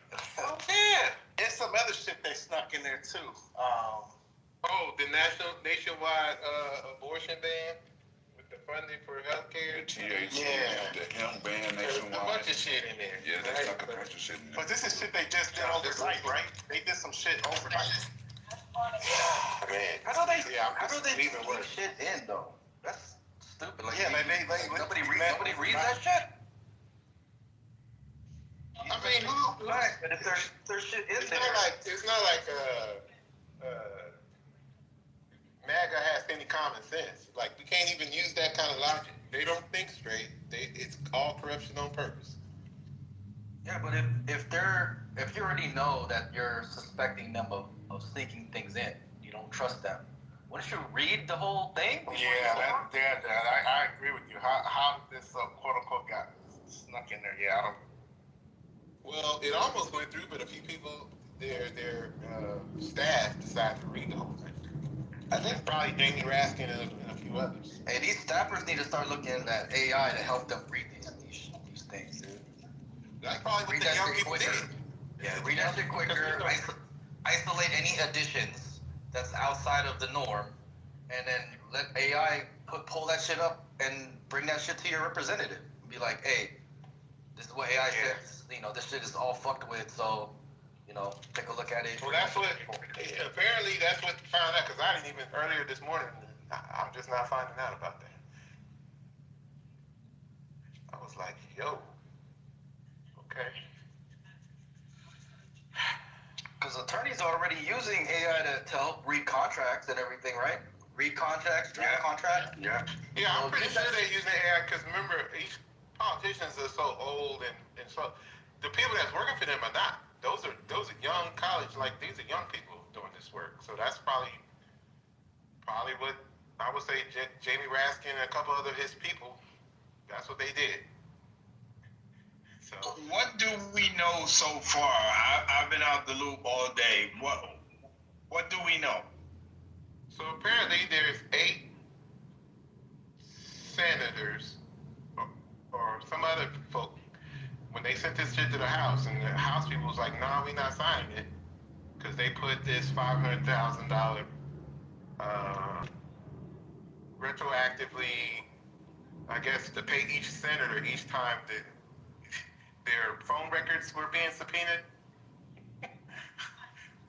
Probably because of the Epstein file. So.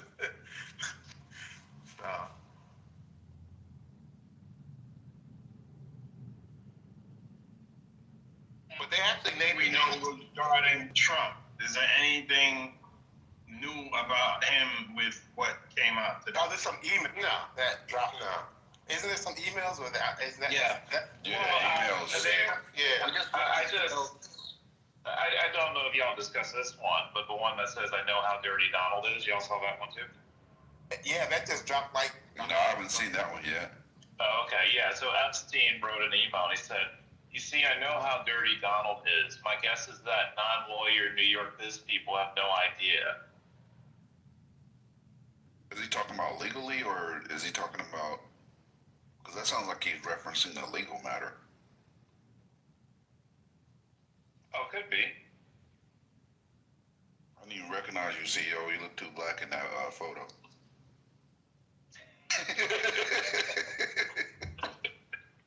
That is correct.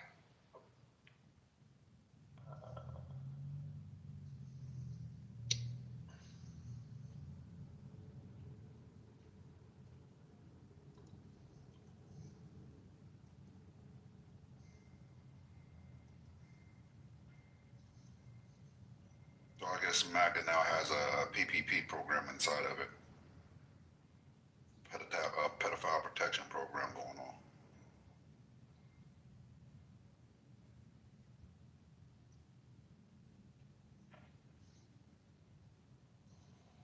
You know why this a lot of stuff's not gonna be. These idiots, they need to actually see video. Like this, how creepy. That's how. And they're gonna be like, you know what? How do we know he wasn't intoxicated? How do we know that little girl didn't come onto him? Exactly. All this weird shit. What he said, that's fucked up.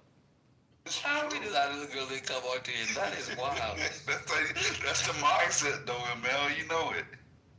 But I don't need that is, man.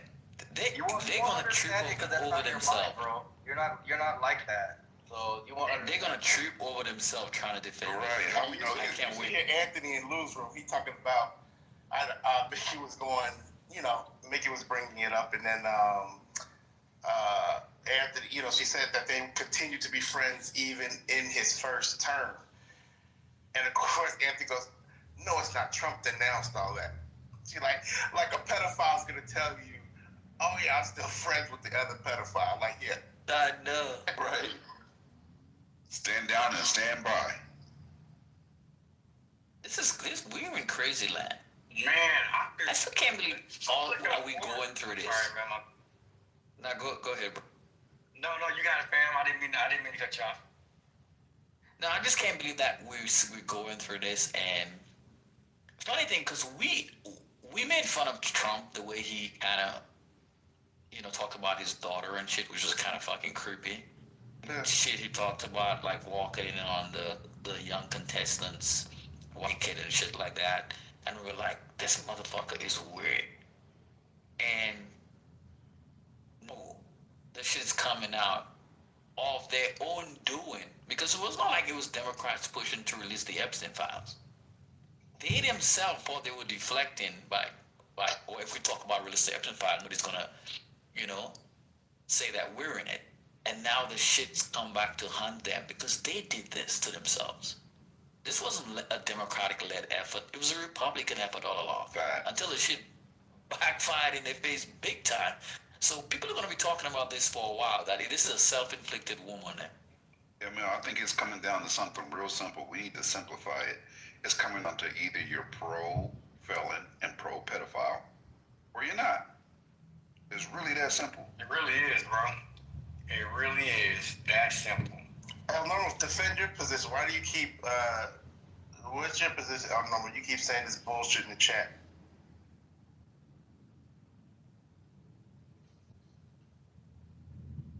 Oh yeah, smart. Keep quiet. I want to crash out a little bit. Gotta be quiet. Yeah, I kind of want to crash out. Gemini, that is a tough bind, though, still. I don't agree with doing a double bind like that. But like either you're pro-pedophile and pro-felon or you're not. I mean, it's an easy answer for me. I'm not, so it might be tough. Yeah, no, but I think the framing is still a little intense. But it's accurate though. That's what matters. The truth hurts, right? You've heard that term before because it's real. So when you hear this is truth, we have the most notorious pedophile ever saying that he spent hours with victims at his home in writing. You know, let me. This is Virginia Gumphrey, right? Is that who we're talking about? No, Epstein. I'm talking about who is the victim. I'm talking about who's the victim. The name is redacted. Doesn't matter. Insert victim. I think. I think it might be Virginia Gumphrey though. Because I'm looking at some of the testimony, and is this the one where it references that Jeffrey told me that Donald Trump is a good friend of his? No, there's a separate one where he's writing to Ghislaine, and he's saying that Trump spent hours with the victim in his house, and his name still hasn't been brought up to the police chief. Hey, I'm just gonna say this, and I'm gonna let Brooklyn go. Look, all this shit.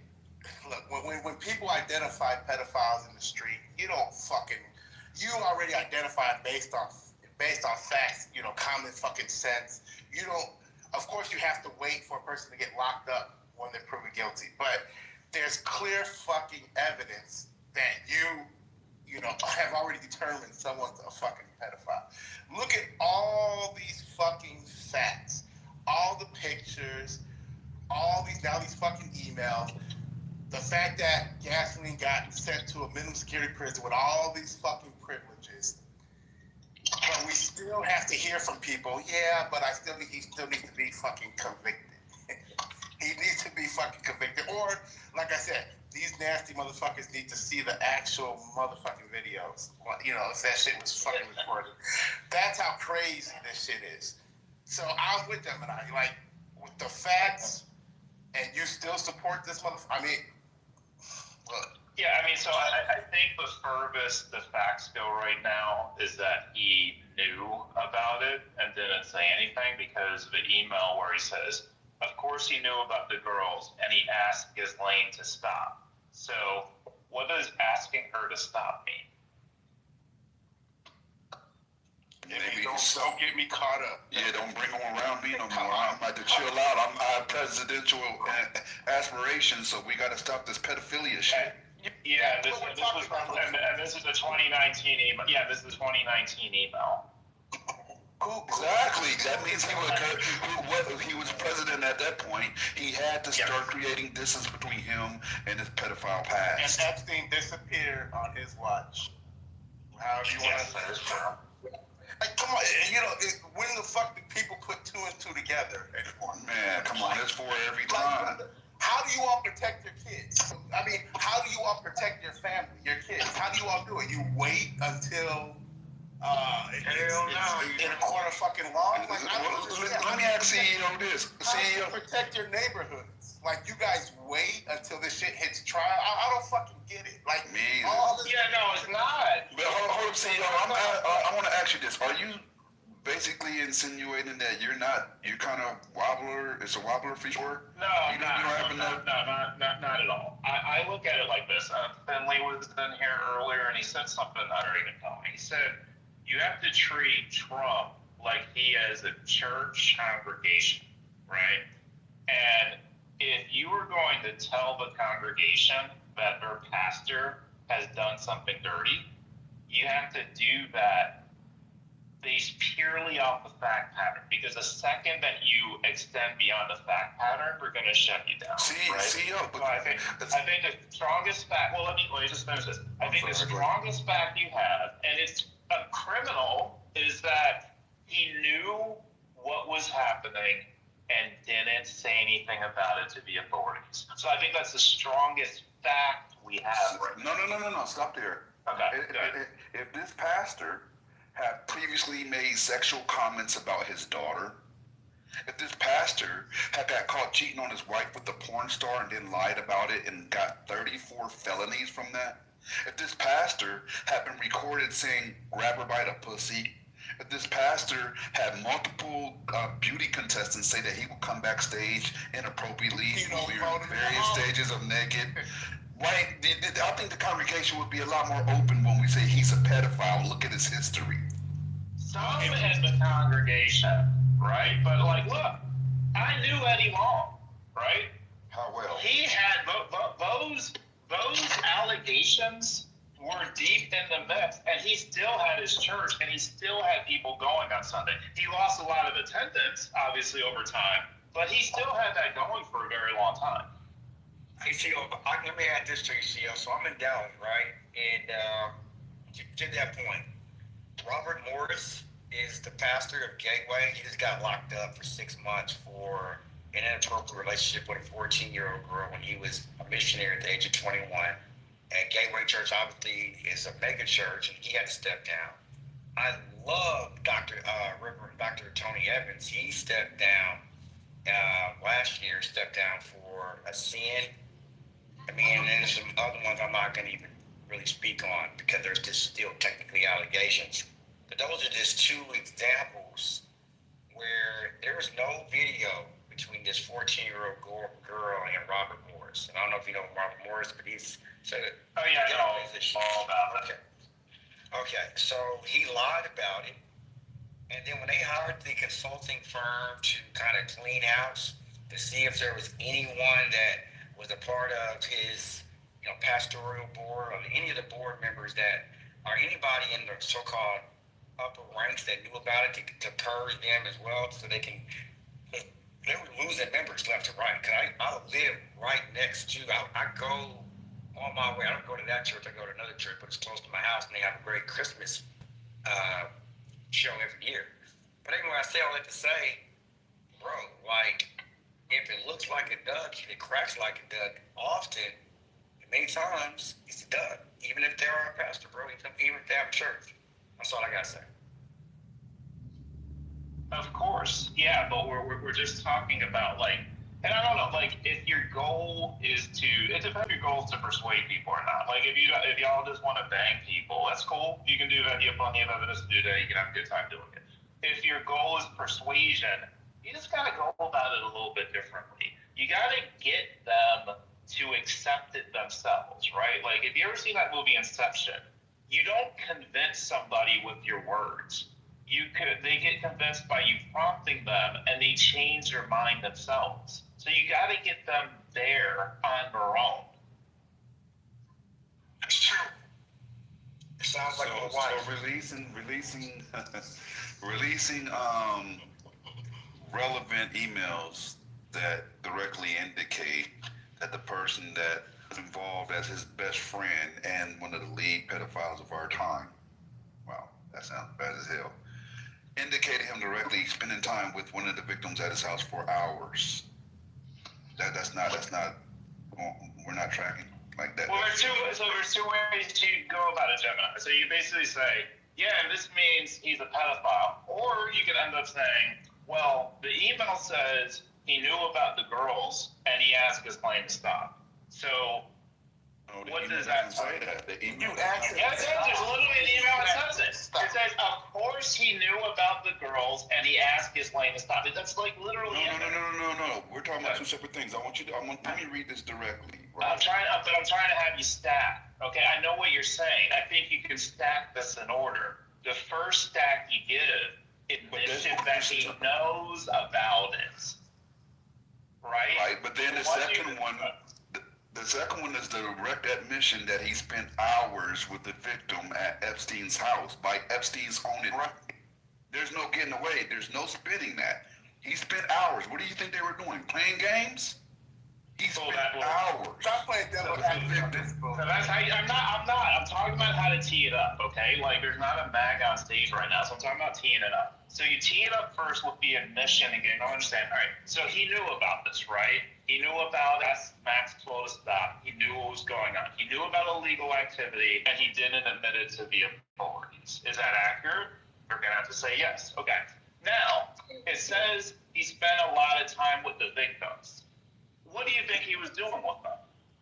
With that person, right? So, put them into it. A reasonable person is gonna say something illegal. If not, then you know you're dealing with someone's in denial, and there's no point in banging them at the point. Taking them around, try to bring them along, right? They'll get there eventually, but if you bang on them, they ain't gonna get there. It sounds like it wrote us. Never mind. Stop it. So walk me along this, because I've not seen the news about it. Here we go. Okay, we can do this real fast. Okay, This is no moment, CEO. Only CEO can walk me down this path. All right, Matt. There is an email, and it says, it's to Michelle Wolf. It says, Trump said he asked me to resign. From who to who? Okay. It's to Michelle Wolf. I don't know. Do you all know who this G vacation is? Do you all know who that is? Well, no, if you spend hours with a woman. We're not doing that. No. I have no idea what's happened except for some Epstein. Man, have this back. You have no idea. One mic on CEO, y'all. Come on. Okay. So there's an email to Michelle Wolf, and it said, I don't know. When was it sent? G vacation. It was January 31st, 2019. Okay. It says. Sent to who? Michael Wolf. From who? G vacation. I don't know the name of the person. Okay, I already have some red flags. Go ahead. Okay. It says, of course he knew about the girls, and he asked Ghislaine to stop. Now, remember that email. I want to know from who to who, and who's this person. Now, let the CEO, and I go back and forth. That's the reason why the first questions I asked was from who and to who. And no one has been able to give me who this email is from. So I need to, there's some, let's call it for lack of better terminology, fact checking behind this email. CEO, you're failing, some CEO. random email coming from some random person means fucking nothing to me. CEO, Do you know who the person is? I wasn't anticipating that one. Do we know who the person is? No, CEO. Can I quarterback this real quick? Go ahead. Matt, I got one thing to give to you. There is an email that came directly from Epstein to Ghislaine. Okay, are you following me? You tracking? Okay, yeah, good. I mean, all respect. Let's be respectful. All right, so from Epstein to Ghislaine, and it said, I want you to realize that the dog that hasn't barked yet is Trump. Victim spent hours at my house with him. He has never been once questioned or mentioned by the police chief, etc. I'm 75% there. That's what it said. When was Epstein? Or here's just line of questioning. That's it. Go ahead. When was Epstein arrested? I don't know the date of his arrest. Can we find out? Was this email sent? I guess I'm assuming this email was sent before she was arrested. Would that be correct? It was sent prior. It was sent on April 2nd, 2011 at 7:09 p.m. Okay, that changes things. So this was sent from Epstein to Maxwell in February of 2011. Yes, at 7:09 p.m. Directly from, and it says import high, and it's directly from Epstein to Ghislaine. And what did it say again? It says, I want you to realize that the dog that hasn't barked is Trump. Then it says victim, meaning the name is redacted, spent hours at my house with him. He has never been once questioned by the police chief, etc. I'm 75% there. It's Epstein. Sorry, it's Epstein. Epstein was talking to Michael Wolff. It's important to know that victim is the girl who allegedly killed herself. Matt, that was Epstein emailing Michael Wolff. That email I just sent you. Of course, he knew about the girl. He asked Ghislaine to stop. That was Epstein to Michael Wolff. Who's Michael? Let me just add, I'm processing here. From Epstein to who's Michael Wolff? You don't know who Michael Wolff is? I've asked a question. Please be respectful. Who's Michael Wolff? Michael Wolff was a reporter who broke the Nixon Watergate scandal. He's wrote hundreds of books right now about every president since then. Okay, great. The dumbass, that doesn't matter. So, from Epstein to Michael Wolff going... The journalist, yes. The journalist, and read it one more time. He said, of course he knew about the girls, and he asked Ghislaine to stop. Okay. Now, how do you interpret this email? Interpret it. It sounds like to me, look, for the record, I've said this many times, I think Trump can be a big fucking clown. I don't agree with everything that he's done. Just give your So, let him let it out. I don't. So when was that? Was there? Epstein was January. Epstein sent this email January 31st, 2019. Oh, 2019. So he was being. So Wolff had nothing to do with Watergate. That was Bob Woodward. Go ahead. So 2019, not 2011, because I've been told a lot of different dates and people. These are two different emails. Yes, okay, the one I'm referencing you is January 31st, 2019. And who sent that? You got me confused. We should let him finish his conclusion. I'll land the plane. 2011, the email was sent from who to who? Matt, just give me this. I want a direct answer. What is your takeaway from the email that I gave you that was sent in 2011 from Epstein to Ghislaine, and I've read it to you a couple times. I'll read it one more time if you want. Yes, please. Okay. This is the email directly from Epstein to Ghislaine. It says, I want you to realize that the dog that hasn't barked yet is Trump. The victim spent hours at my house with him. He has never been once questioned or mentioned by the police chief, etc. I'm 75% there. Okay, what does the 2019 email say? I just need to know your isolated takeaway from this particular email is what? I don't know what all that means. Who was he there with? Who was he there with? So we don't know which victim. The victim's name is redacted, but we know it's an underage girl, right? So what do you think he was doing with that underage girl? I got a direct question. Hold on. Give me 1 second, CO. What do you think he was doing with that underage girl for hours at Epstein's house? Was he alone with the Epstein's underage girl? Yes. Does it say in the email that they were alone? No, it says they were together at his house. Okay. For hours. So what do you think a reasonable inference is from that? Why would he put that? It doesn't look good. Number one, I know that. Now it doesn't look good. Now, on the other side of the coin is I have some questions about that email. What is 75% there? What does it mean the dog that hasn't barked? What does it mean that means Trump ain't snitched yet? Told him the dog that hasn't barked means he hasn't snitched on us. Exactly. And what does it mean? And most importantly, what does it mean that they were together? Does that mean they were together? As in just hanging out? When were they together?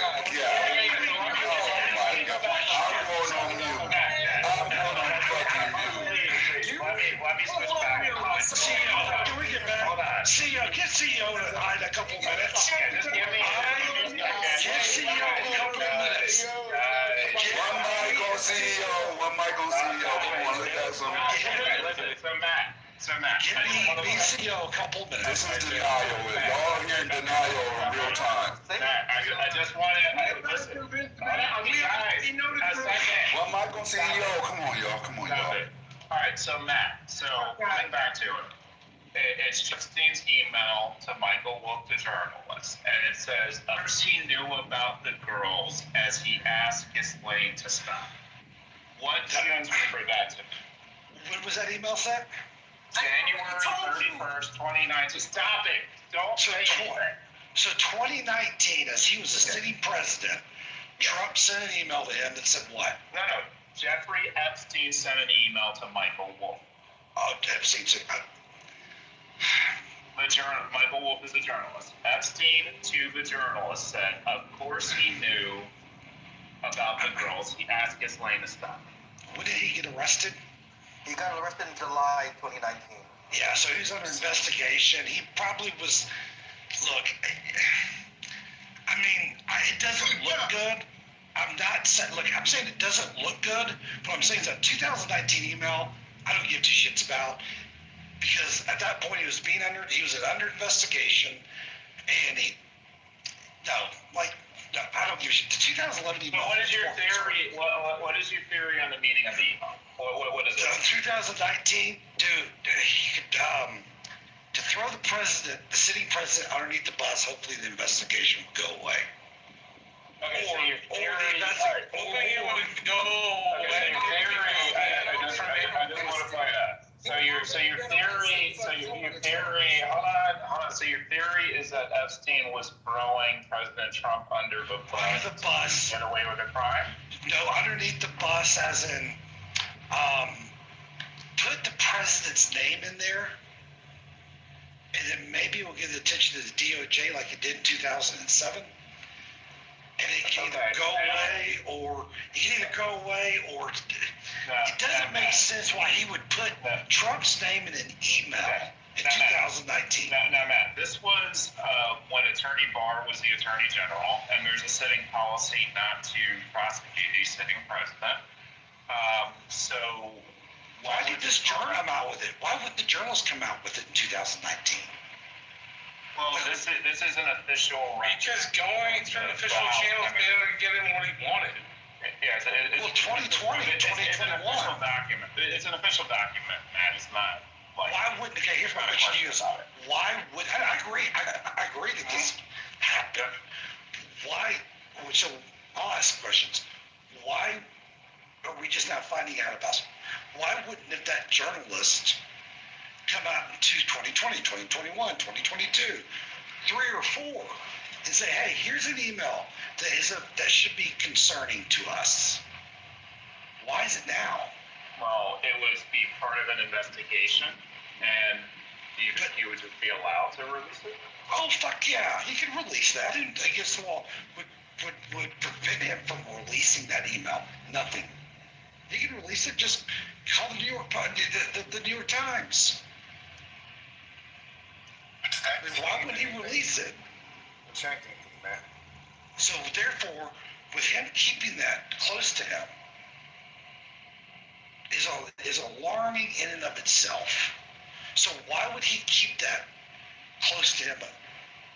I don't know. That doesn't make sense to me. Yeah. That's an extra question to investigate another day. But what is your takeaway from the email? I want to investigate it for another day. That is concerning. Those emails are concerning, but I have a lot more questions. I need more context. I need to know it was Epstein being investigated. Will you commit to giving us a firm answer on your interpretation of the email by this time? It's alarming, and I am looking forward to more feedback, more information coming out about these emails. But you'll tell us what you think it means by this time tomorrow. I can probably tell you what it means in the next 45 minutes. Okay. I just need to know more about it. Just a first. So you'll tell us by 5:30. You'll tell us by 5:30. It is. I'll repeat it. This is alarming, and I have a lot more questions. One of them, why would this journalist hold this email close to him for 5 years? And I think that's a fair question. I think that's a fair fucking question. CEO, is that a fair question to ask? Why would he? Well, it's both fair and not wrong to the meaning. so sure, it's a fair question to ask, but it's not relevant to the maybe he's holding. Yeah, what's it in what more? Find out more information. It's concerning, very alarming, and I want to have some more questions that I probably can get answered by chasing a rabbit down the internet for 30 minutes. And it may not be what I want to read. You're more concerned that the reporter didn't release it rather than if Trump actually did this act of... We don't... why didn't he release it? Hold on, there's got to be a reason why. Let me just say what A-Lo put in chat. So do you understand that these are from Epstein's estates? These were sealed. So this is unsealed stuff from Epstein's estate. But the journalist had the email. He received it in his inbox. He could have printed it out, scanned it to a PDF file, and fucking given it to the press. Why didn't he do that? Is there something else that we need to know to put this in context? Or what? I don't know. No, there's more that you probably need to know to put it in context. Yeah, and that's fine. Look, I think the only children and potentially women. I'm going to give some people the benefit of the doubt.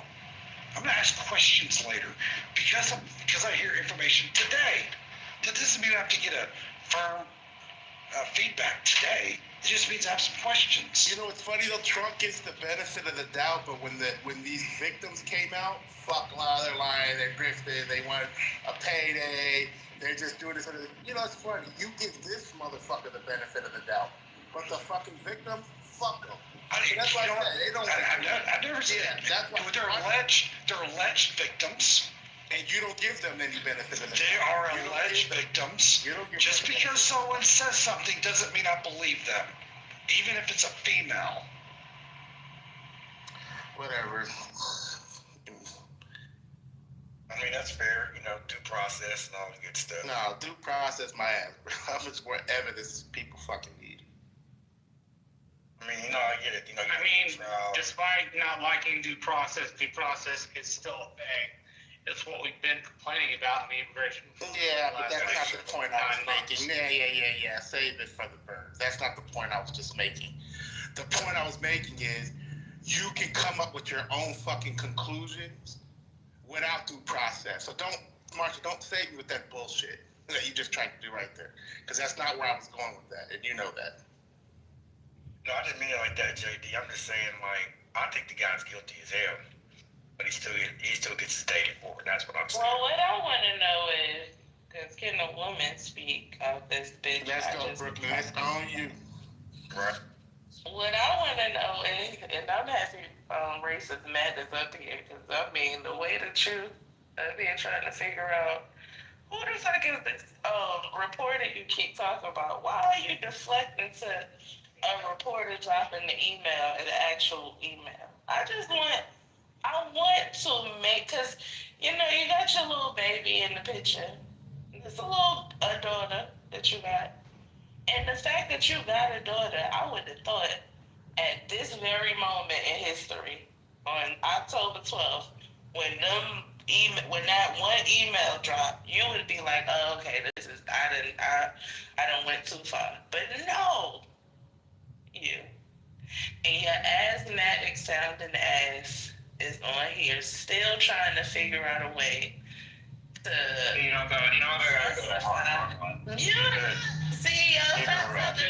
Because he's just gonna leave. Tell me he's gonna leave. The fuck if he leaving now? Yeah, so if you want an echo chamber, I'll leave. But if you don't want an echo chamber, I'll stay. Did I ask you to leave? If you a punk ass bitch that don't want to get talked to, then leave. Otherwise, if you a man, stick around. This is what we want to talk to you about. Why is it that why is you up here trying to justify this email that you got, you deflecting. I don't like this deflecting thing that you people do. And I need y'all to stop doing it.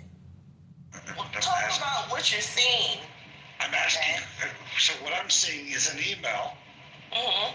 Let's see, I'm reading it right now. Hold on. I want to realize that dog that hasn't barked is Trump. Okay? Victim spent hours at my house with him. He has never once been mentioned. I'm 70 police chief. I'm 75% there. So I'm not going to take Jeffrey. First of all, what I'm not going to do is take Jackie up. What I'm not going to do, without context, not going to take a Jeffrey Epstein fucking email sent.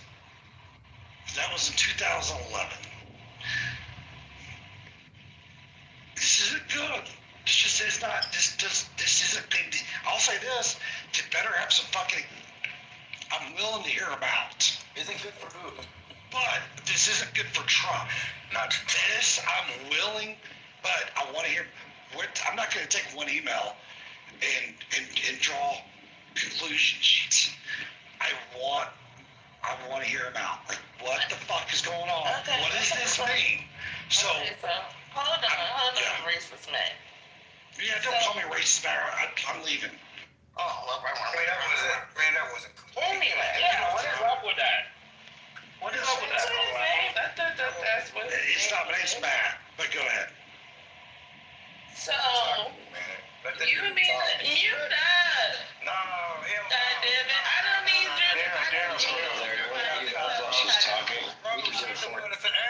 Everybody know me. Don't nobody tell me how to fuck the talk. Daryl, I'm gonna have to drop you, bro. Daryl, anyway, I'm gonna have to drop you, bro.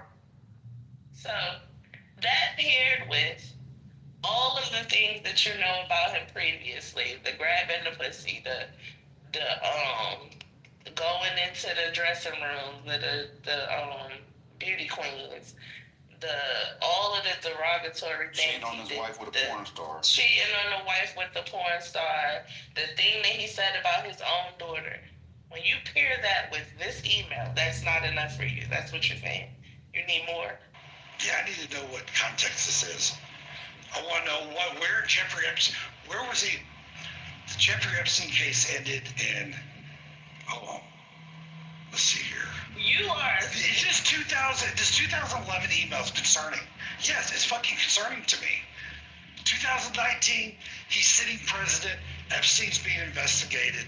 Who knows if he's doing that to try to throw Trump underneath the bus? Who knows? But the 2011 email, where I'm getting somewhere with it, I don't know where yet. That's fair. I don't know why that's such an unreasonable statement. Yes, it's a concerning email, and I'm looking forward to figuring out what all this shit means, in what context, and what, if there's any what was happening at that time. All of that stuff. That's it. And when was this? Is there, when was this? When did this take place? Is there other people that can verify that he was alone with her? I mean, alone with the victim. Those are fair statements to ask. Just because something happens, I'm not going to immediately jump to the conclusion. My conclusion as of today, learning about this, is it's very harming. Yeah, and it's so crazy. It's so crazy of you to say something like that, because I've seen you jump to conclusions about Jasmine Crockett. You know what I'm saying? I done seen you jump. I've not jumped to conclusions. That's a good point. I done seen you jump to conclusions about Hillary Clinton. I done seen you jump to conclusions. Matter of fact, you was one of the ones that was like, I bet you Clinton in the files. The Dems don't give a fuck. If Clinton in the files, ain't him too, right? You only had to tell me once. I only needed to see Clinton being emailed one time, and that was it for me. And it. But you need more evidence. You don't think back back of your mind somewhere that you're holding on to the great white hope that you are just, regardless of what, you want this man to be your leader. And you don't care what the fuck he did, because you know that he's doing everything in your best interest. Is that what it is? Because what he is doing outside of the food stamp thing, because I'm not familiar with the food stamps. Outside of that, he's everything in your best interest. Is that what's going on? No. So you don't want to admit he's a bad person? No, he's not doing anything in my best interest. No, not at all. Oh, he's not. So Matt, but to Brooklyn's point though, right? She's made a good point that you have jumped to assumptions before. And if this was Bill Clinton instead of Donald Trump, would you be offering the same grace? I would be. I'm not offering grace. No, there's no grace being offered. From one or two sentences. You are reserving. I'm going to say it different. I'm reserving. Would you reserve judgment for Bill Clinton the same way? Yes, I reserve judgment for Bill Clinton, even though. First of all, look who Bill Clinton was married to. I mean, have you seen Bill Clinton? Who she's married to? I would fucking blame him. But anyways, you wouldn't blame him. But I don't judge. I don't do judgment. I don't. Maybe she's just a mean person. Pardon Clinton for being a pedophile because of who he's married to? No, I don't. I think that's what the whole room is. I don't. God, can we just all Matt, why don't you clean up that statement? Now, what you saying or clean up the statement? One of us two. You gotta do one of us two. Okay, I was trying to have a little sense of humor because Hillary Clinton is not a nice person. It's not right for them to cheat on their wife. Period. Full stop. With that said, it's alarming that Jeffrey Epstein had a painting of Bill Clinton in a dress with red high heels. So do you think Bill Clinton's guilty? See, we gotta stop at some point. All right, that's my last question. I understand. No, not that. I just want to say this. Married to was like cherry. Matt is clearly compromised. Matt is clearly pro-pedophile and trying to step away. Okay, you know what, dude? And that minimum, at minimum, pedophile adjacent. Anybody that stands in support of a pedophile, when they have blatant, obvious information right in front of them, in writing from the main pedophile organizing the pedophilia ring in front of them, is compromised. So let's just say what it is. Matt is pro-pedophile, and that's what it is. Let's not try to convince him anymore. I'm not sure why you're suddenly trusting another pedophile named Jeffrey Epstein, unless you're a pedophile, which is the case. But I will tell you, on the front page of the New York Times, it says the victim alluded to in the email, namely Virginia Dufresne, is on the record saying Trump had nothing to do with this. So the pedophile's email is not credible if you allow that the victim is credible. And that should really close the case. End of story. It doesn't close the case at all. Actually, what we're doing, instead of trusting a pedophile, is we're following the information, and it leads us to wherever it leads us, right? This information predates. I didn't cut you off on normal. I did not cut you off on normal. Do me the same, right?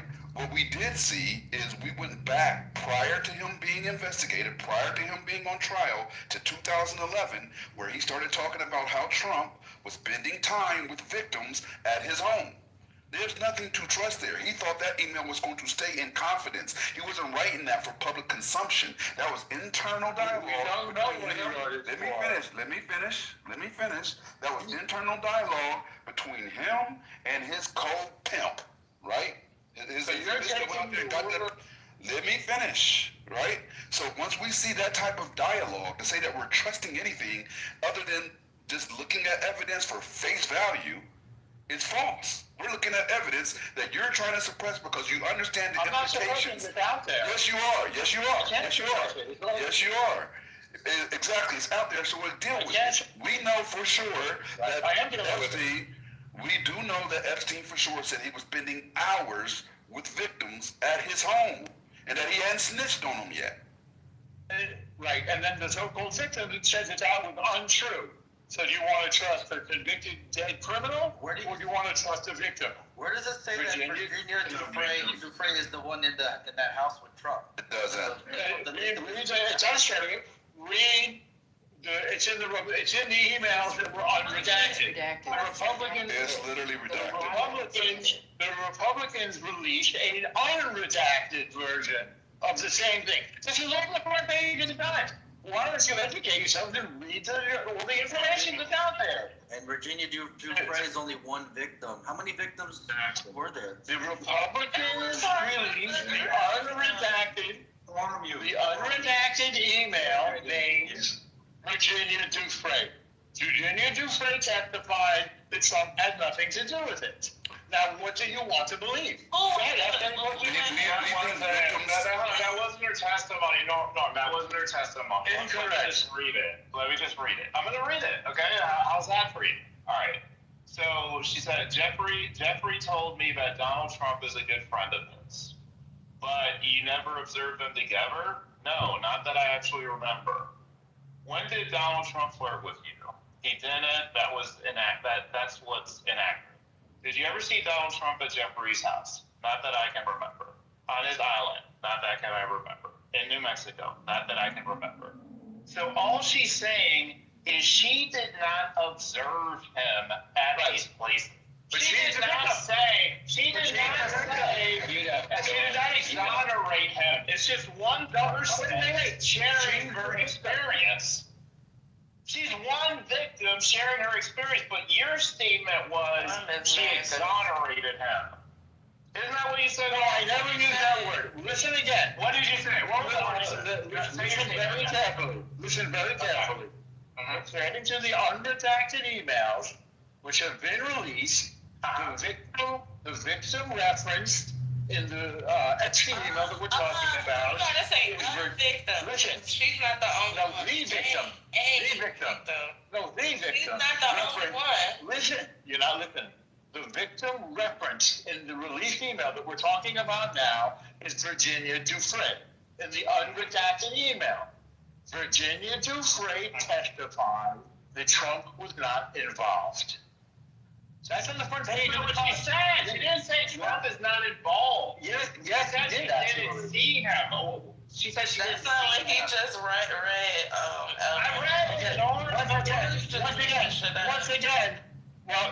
Once again, take a breath.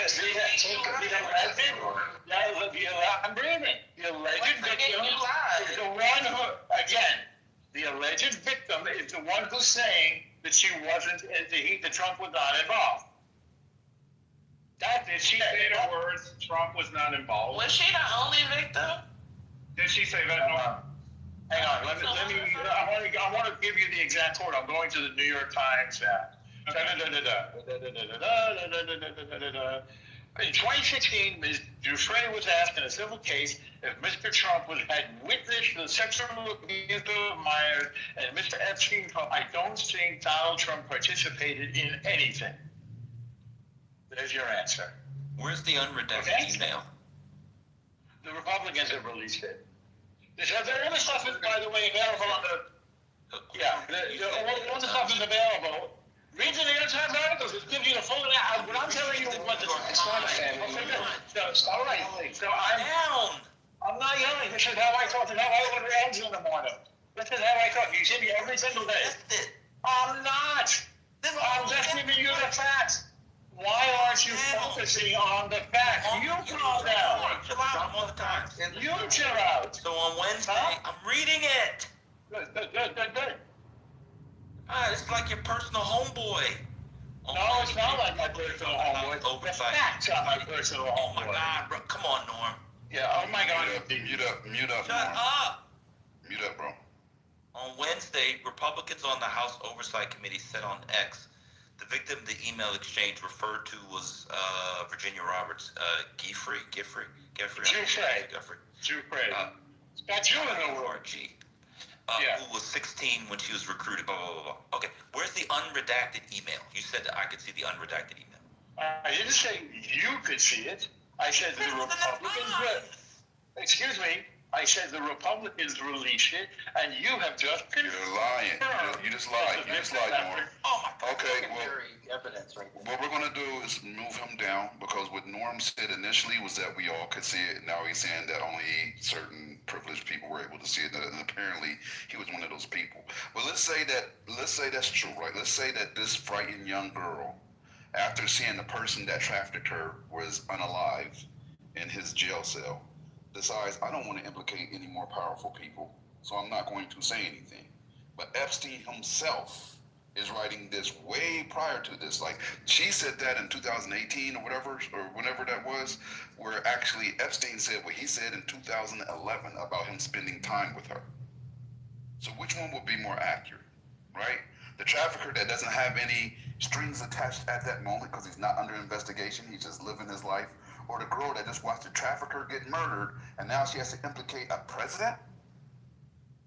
Why the fuck would you do that? You don't think witnesses get intimidated by far less? Come on, yo. I mean, the year on this is, what year now? The first email I read was from 2011. April 2nd, 2011. Trump ran in 2012. 2012. Yeah, I think he did. Ran in 2016, right? Yeah, and I was So saying, somebody's trying to get him to be president. Or trying to be president. He's trying to. Breaking, you all know that Gurjal signs in. She has now signed the petition. The petition is now over the top officially. Done. For the Epstein files, right?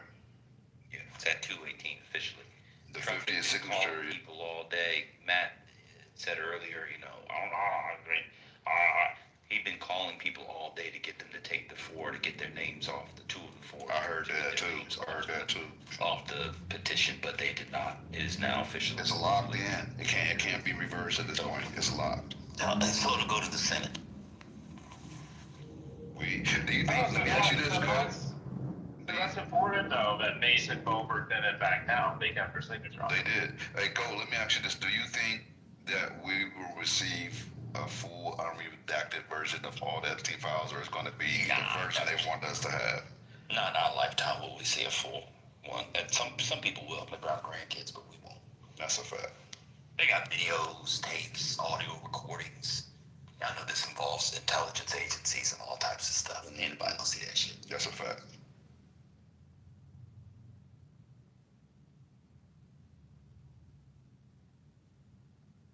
I like watching the Also, ACA subsidies. Sorry, the other breaking news was ACA subsidy commercials are running in states with Republicans who voted against them. $1 million plus ad, 30-second spots already running, including Ohio and Alaska. Was this orchestrated by Democrats or the Democratic Party? No. They couldn't have been. They couldn't have been. That the 8 people aren't running for election, and they are just magically 8. I don't know, man. It's almost like it's all luck. Like it was orchestrated and choreographed and staged. But hey, it was magically just 8. You needed 8, and you just happened to land on 8. It just happened to be people not running for re-election. It's just a series of lucky dice rolls. Just a series of lucky dice rolls. It's almost as if the team that everybody said to know they were doing, that had the biggest blowout win in an off-season election in our lifetime, maybe in 50 plus years, might actually know what they're doing. I don't know, but don't spoil it. Somebody on stage, maybe the person talking said as soon as the government will open, they'll start Jeffrey Epstein stuff. That's another reason they're going to open it. Oh, that was me. You sure? You're done? Yeah, I gotta get coffee. Don't spoil the surprise. I just got here. What'd I miss? Nah, he was cooking. Gold was cooking. No, dang, I missed a good. I missed a good rant. Yeah. Oh, but I didn't know Trump. It wasn't a rant, but it was accurate. Everybody was so upset about the ACA subsidies. They caved. So you got your cave out for 2 days. Now it's all Epstein all the time. I like that. All Epstein all the time. That's what it needs to be right now. Yo, but I didn't know Trump said Americans are dumb as fuck and we don't have enough talented people. Damn. Oh, I heard that last night. Yeah. That's fucked up. Trump turning on y'all now. Trump was like, no, we need to eat motherfuckers because y'all just ain't smart enough. I saw that. But you know what it is for me? Did Elon Musk finally get to him? Yeah, I saw a video of a young lady. Not to cut you, ML, but I saw a video of a young lady. I got a red bar. Okay, and she was trying on her dress to go to a dance. It's like a 13 or 14-year-old with her dog. And they busted all the guys in the comments that were like, yeah, you look better naked. Yeah, I'd take you out, this, that. And when they showed the owners of the accounts that were commenting on this little girl's post, it's disgusting. We have a problem in this country, and it needs to be addressed. Old creeps with big beards commenting on little girls' posts. They ought to be ashamed of themselves. And they're going to get what's coming to them, so keep doing what you're doing, because the whole world is watching. Fuck 'em.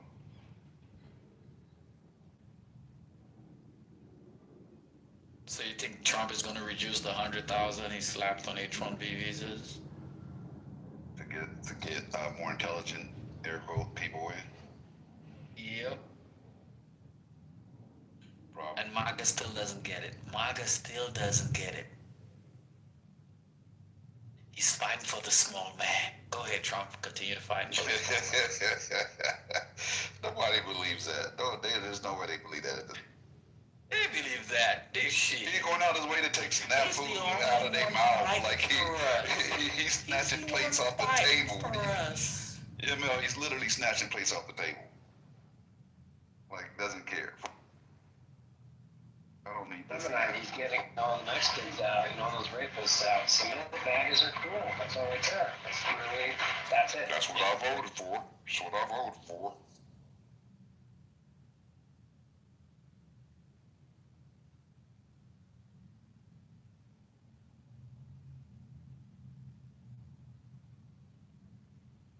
All I'm gonna say is to all the Trump supporters, y'all nasty. Y'all are nasty, nasty people. And I don't know. Y'all, they say I be being too violent, but I think violence is the only answer for you niggas. That's it. Well, one party has turned into the pro-pedo party. I mean, that's what it is. You have to sit down and respect their political decisions. Oh, fuck that. We gotta respect their pro-pedo decisions.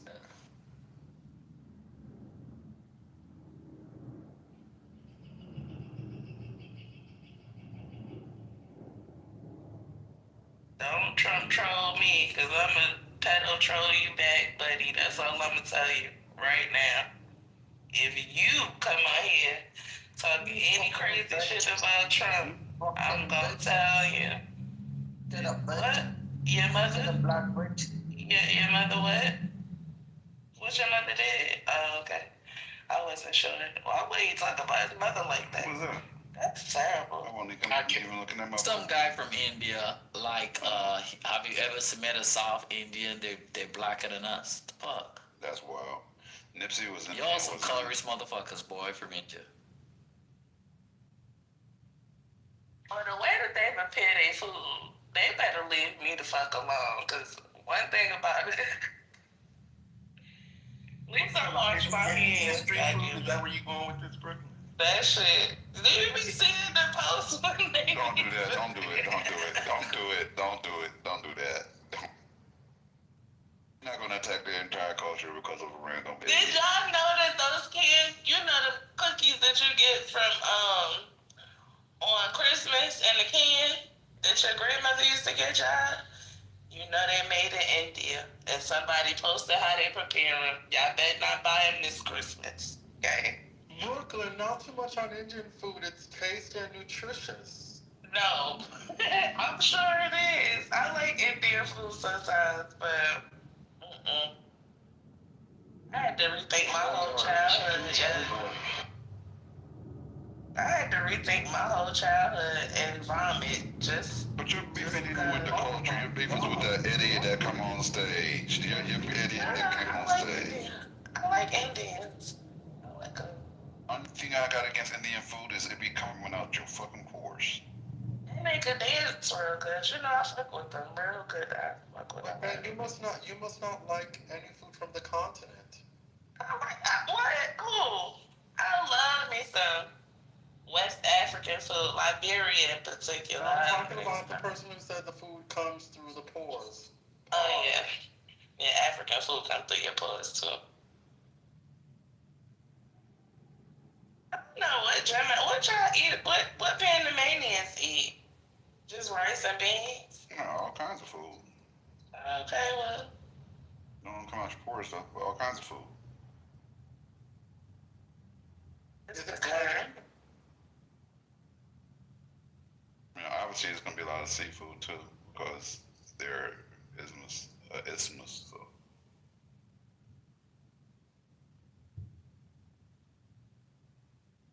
Yes, I heard you make collard greens like a Black American, and I need a bowl. Who call it kalaloo? Same thing. Y'all call it. Some people call it spinach in the West Indies. They call it kalaloo. Y'all call it collard greens. It's not the same. There you go. It ain't the same at all. Definitely not like collard greens, and spinach is No, it's different. either of those two. At all. There are 3 different greens. It's like saying collard greens and kales the same thing. Definitely. No, that's different. They complement each other. You can cook them They together. do. I like collard greens mixed with kale. I've never had them mixed. I like any green mixed with mustard because them shits be too they be too bitter. Wait, so what's the topic? Food is the topic now? No, we are shaming all of the MAGAs who are still MAGAs as of today because the email came out.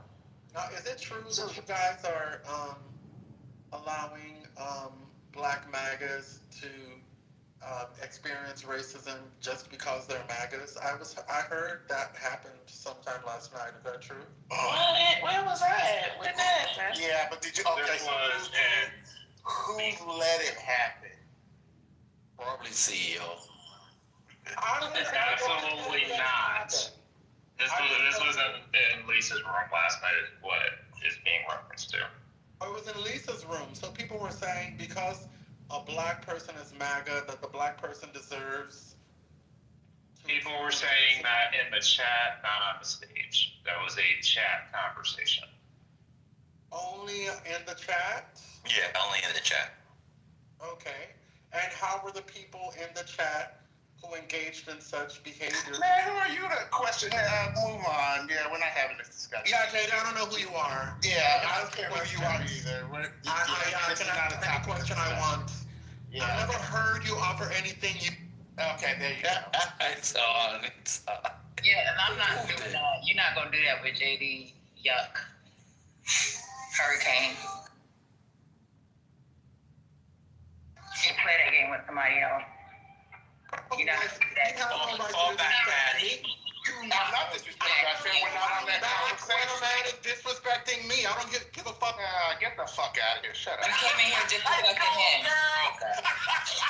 You came in here disrespecting him. This is my house. Patty, let your JD drag Yuck. What are you doing? Let Yucks get dragged. Maggie, you messy. What the fuck about Yuck? What the fuck is a Yuck? Yuck a Yuck. Fuck him. What is happening? What did I miss? JD drag Yuck with his Yuck. Pause. I know what he's talking about, but bottom line is, it's not like he said. It's not like the room allowed it. It was happening, but that's the chat. We all know whatever is in the chat stays in the fucking chat. We're not, nobody up here pays any mod up here to sit there and read a fucking chat all day. Don't be nice to him. Fuck him. I'm dead. Well, I wouldn't.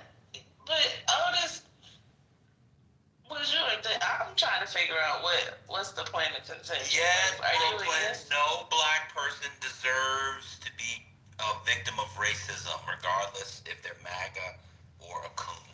You know that. I disagree. No, because Go. So they jump in the car, and they burning up. We supposed to jump in and get burned trying to save them? well, if it's racism, yes, because if you allow racism to persist, it's going to come back on all of us. That's how injustice works. Hello? Injustice anywhere?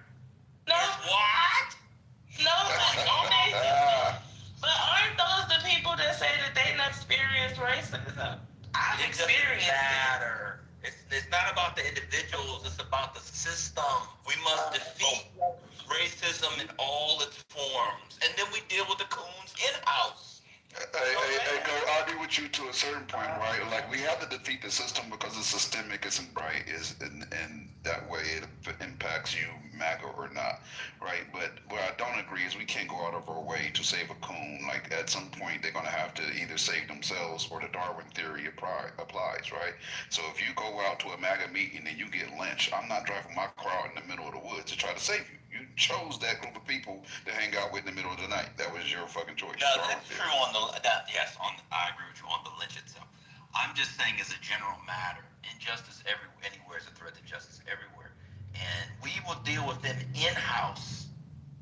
You can't let other people, because it's going to come back on us. Well, not me, I'm not black anymore. It's going to come back on y'all. Well, I don't Not anymore. You divested. It's too much stress. It is stressful. It's a lot of stress, I guess. Well, as a black woman who is a part of the 92%, I don't give a fuck about them. I really don't even see like no more. I really be wanting them to get their heads chopped off, but that's just me. Right, so. They're gonna come right after them. Yeah, well, see, I can fight though, so they can come after me if they want to. But it's not gonna change anything. There's gonna always be racist towards me. It's these people that say that they've never experienced it. They don't see color. I want them to see color. I want them to see color. I want the MAGA niggas to see color. I think everybody was like, yay, they shouldn't experience racism, and people are using examples as if they went out into the woods and they're experiencing racism, and I'm not gonna go out there and save them. And it's like, that's not like, just in general, you shouldn't want somebody to be experiencing racism. Like, I think I felt like everyone should be agreeing on that. Like, that's fucked up. Solana, you didn't catch the analogy. What I was saying is by driving out into the woods in the middle of the night to save you from your MAGA friends that are lynching you at the MAGA party, then I would be placing myself in jeopardy, which makes zero fucking sense. I heard you. I didn't say everybody having a situation. You're making up a situation in general. That's what I heard MAGA say in general, and everybody's making up situations. Right. I'm showing him when it wouldn't apply exactly. We attack the system because it's systemic, but I'm not going out my way for a MAGA. But if I see a MAGA black person getting like fucked with by somebody, like I'm like we're in an event or something like that, and they get started getting fucked with. If they have a face on like what the fuck, then I might be like, whoa, what the fuck? But if it's like they're sitting there and just taking it, yeah, they can go ahead and deal and accept that if they want to. But if it wasn't what they were expecting to get from their MAGA peers in that space, yeah, I'm not gonna just sit there and watch that shit happen. The same thing I wouldn't do if I was in a Dem space and someone did some bullshit.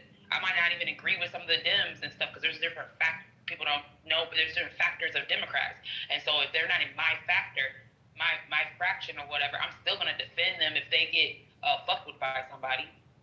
The fuck? You better than me, because I ain't doing it. I'm just gonna sit there and watch.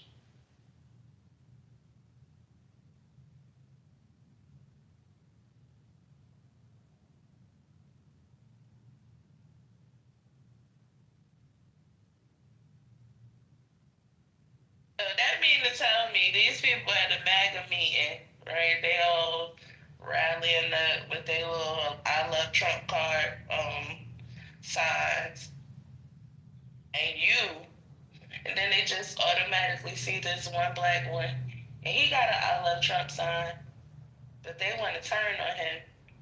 You gonna jump in, Solana? You jumping in for them? Wait, say it one more time. I'm sorry. You at a Trump rally, or you just outside? Why would I be at a Trump rally? But okay. You across the street just watching it from afar, and you see this one black guy amongst a group of white men, and they all "I love Trump" with the "I love Trump" signs. I get on my knees for daddy and all of that. Then all of a sudden, they see this one guy, this one black guy, and they're like, "Oh, he's not supposed to be here with us. Let's beat his ass." And they just start wailing on him. You jumping in? No, because I'm one person versus a group. That's just illogical. This is you and a bunch of yous. Like, it's you and 5 other yous. Are the yous gonna jump in too? Yeah, probably.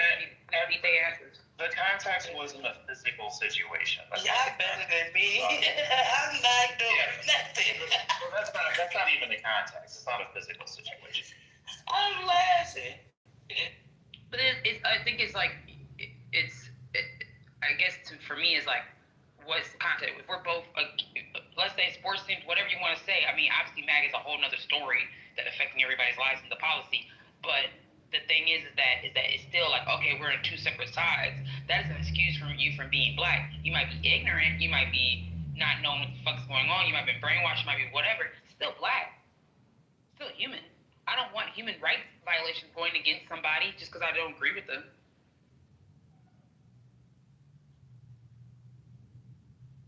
You guys are very, very, you have big hearts.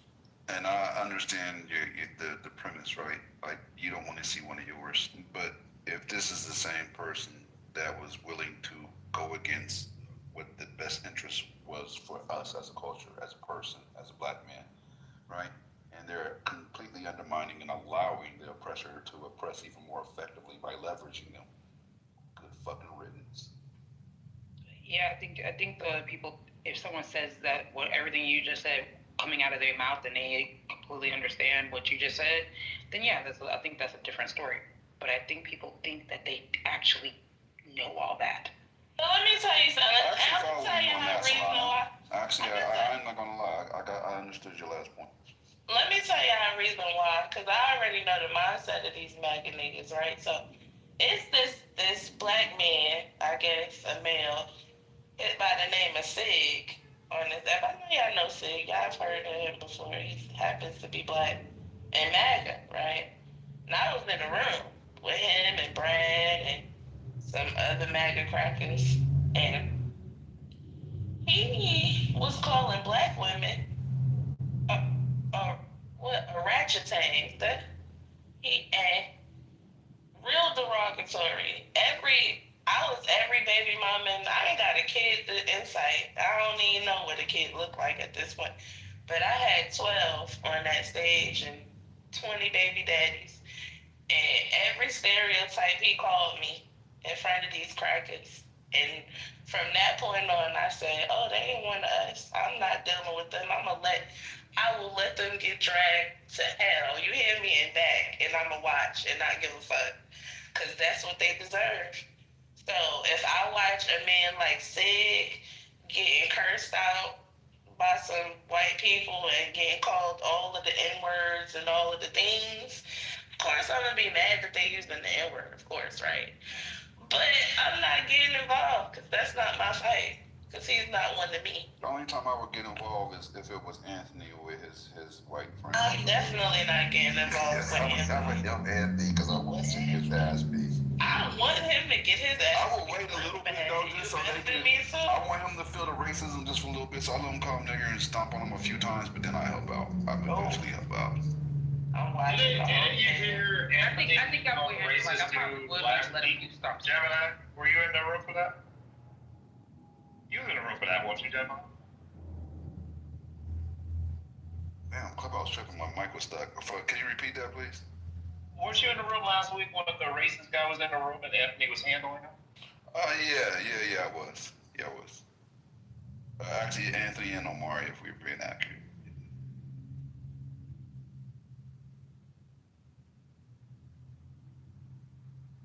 They got handled. What are you talking about?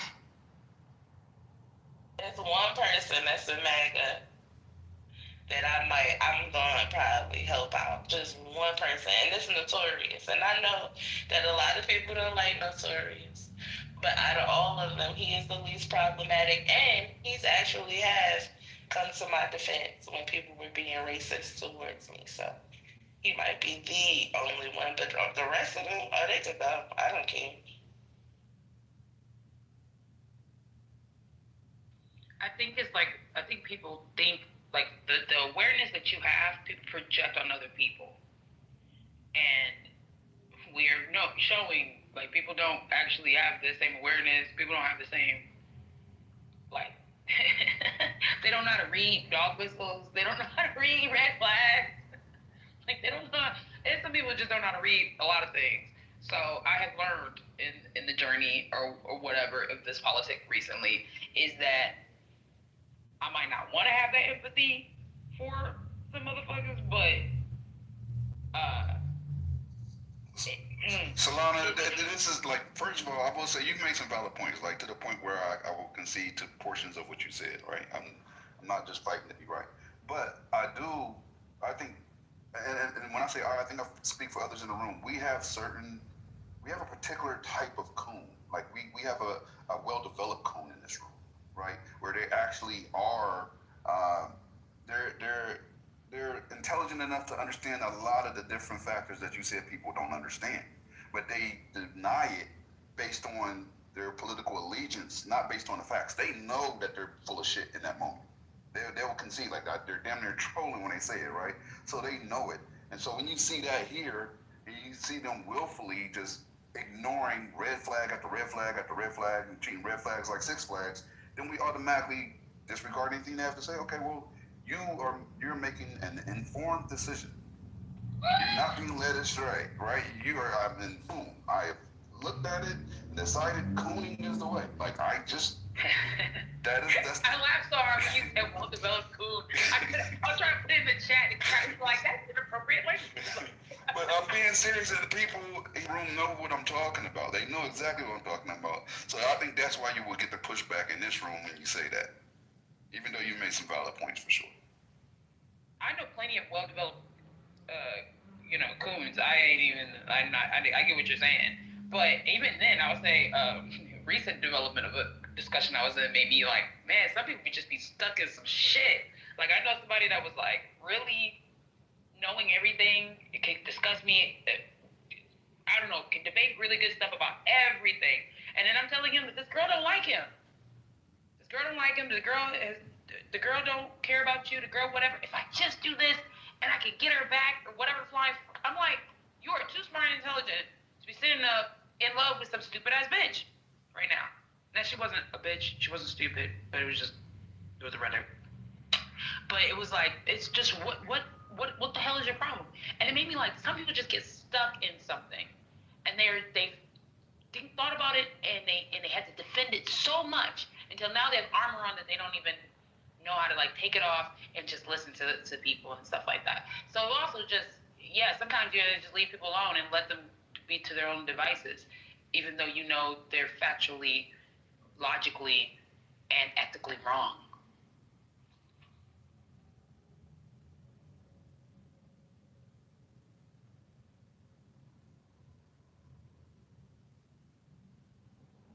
Just enough all the MAGAs. Yeah, I'm telling you, anybody that matches that ethically, what I just said, anybody, put it on anybody, and whoever you can't figure out that the fucking human rights violations that are happening, the constitutional rights that are happening, or constitutional violations that are happening, everything that's happening that's just fucking wrong. Like, how can you not see that? You could the fuck? I can't help you at that point.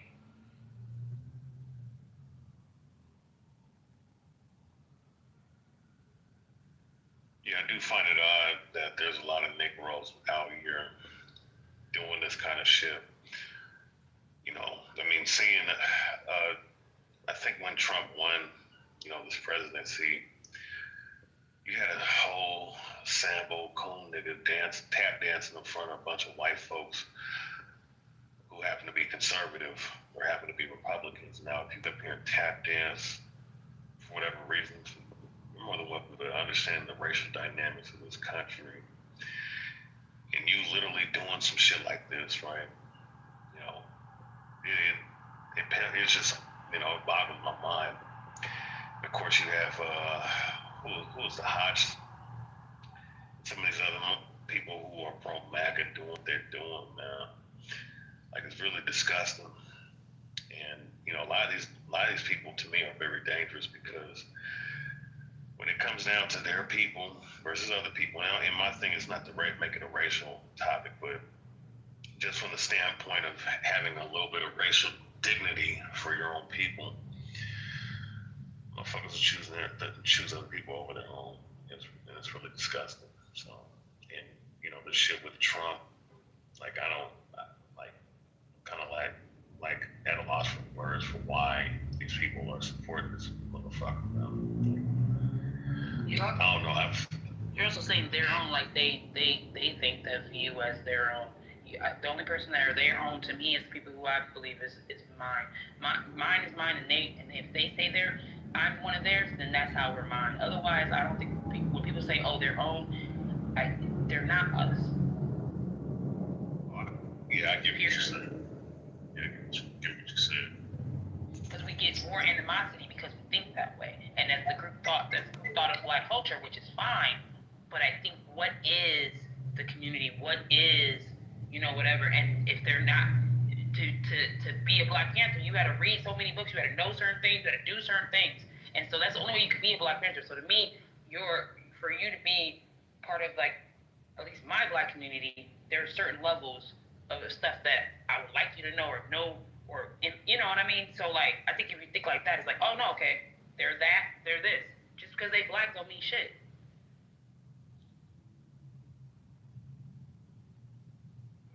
No, I mean, you know, That's not all the skin let them folk get is their skin ass folk. whooped though. But I am gonna look at them like, should I let them get their ass whooped?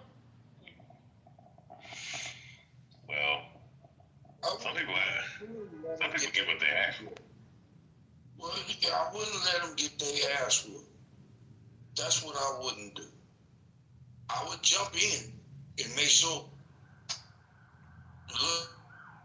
getting jumped on, and then I'm gonna bring him back to the spot and tell him where he's at. Now you understand. Now, this is for people that have not. There's people who sit there and say they've never felt racism.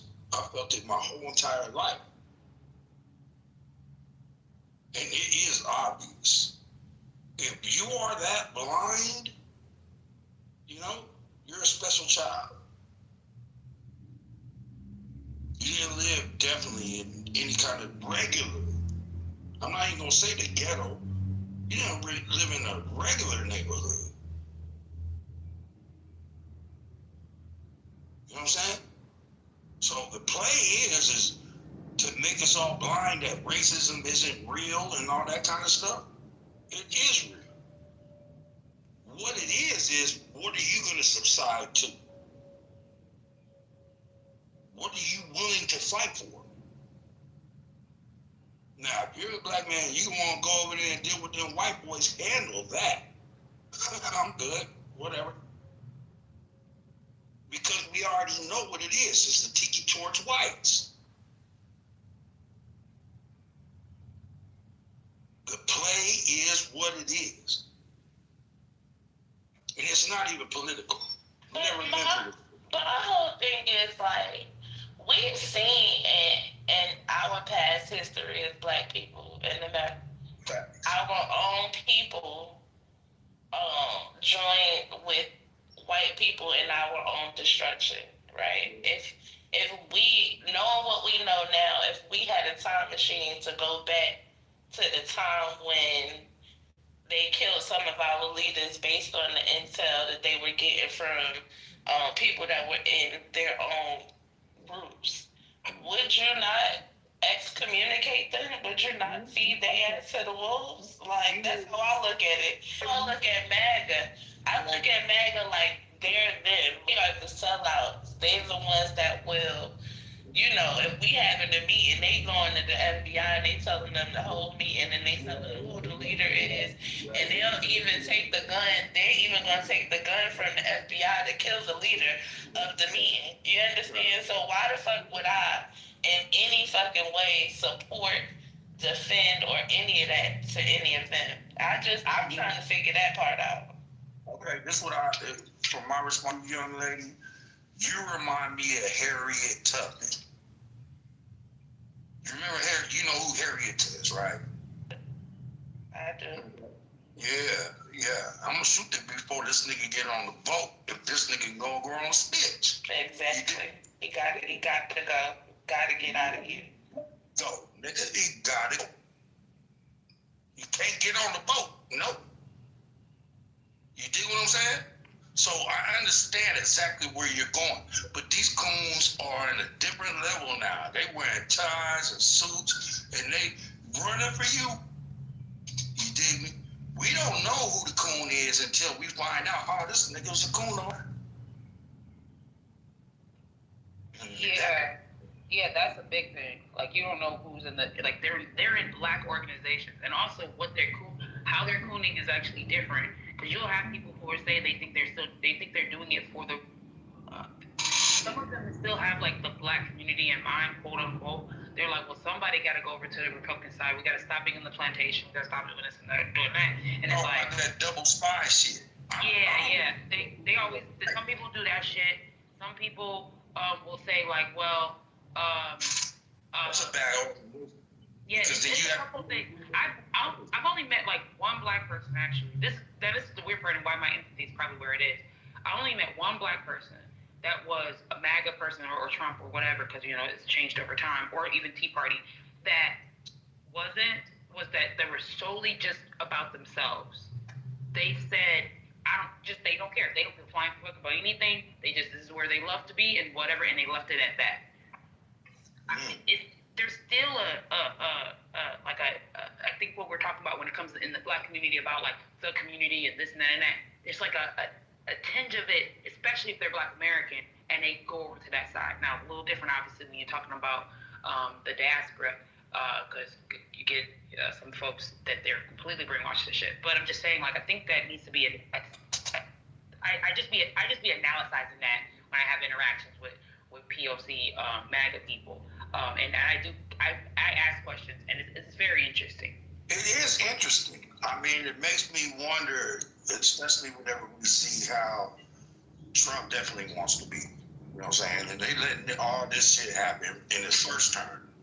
You know what I'm saying? And now, as soon as he jumps into office, we're going through shit again. You know what I'm saying? And then people want to sit there and be like, yeah, Trump is great. Woo, woo. So I'm like, for real? That's crazy. Yeah. And I'll be straight up. I know Trump people who are in charge of nonprofit organizations that help Black people. When I'm saying like they're everywhere, and that they like their mindset is just like, I don't know what the hell they're talking about sometimes, and I have to have a real conversation with them. I'm not joking. Like, I'm around a lot of different types of Latinos and Blacks that their mindset around why they're supporting Trump is not what you think. Well, okay.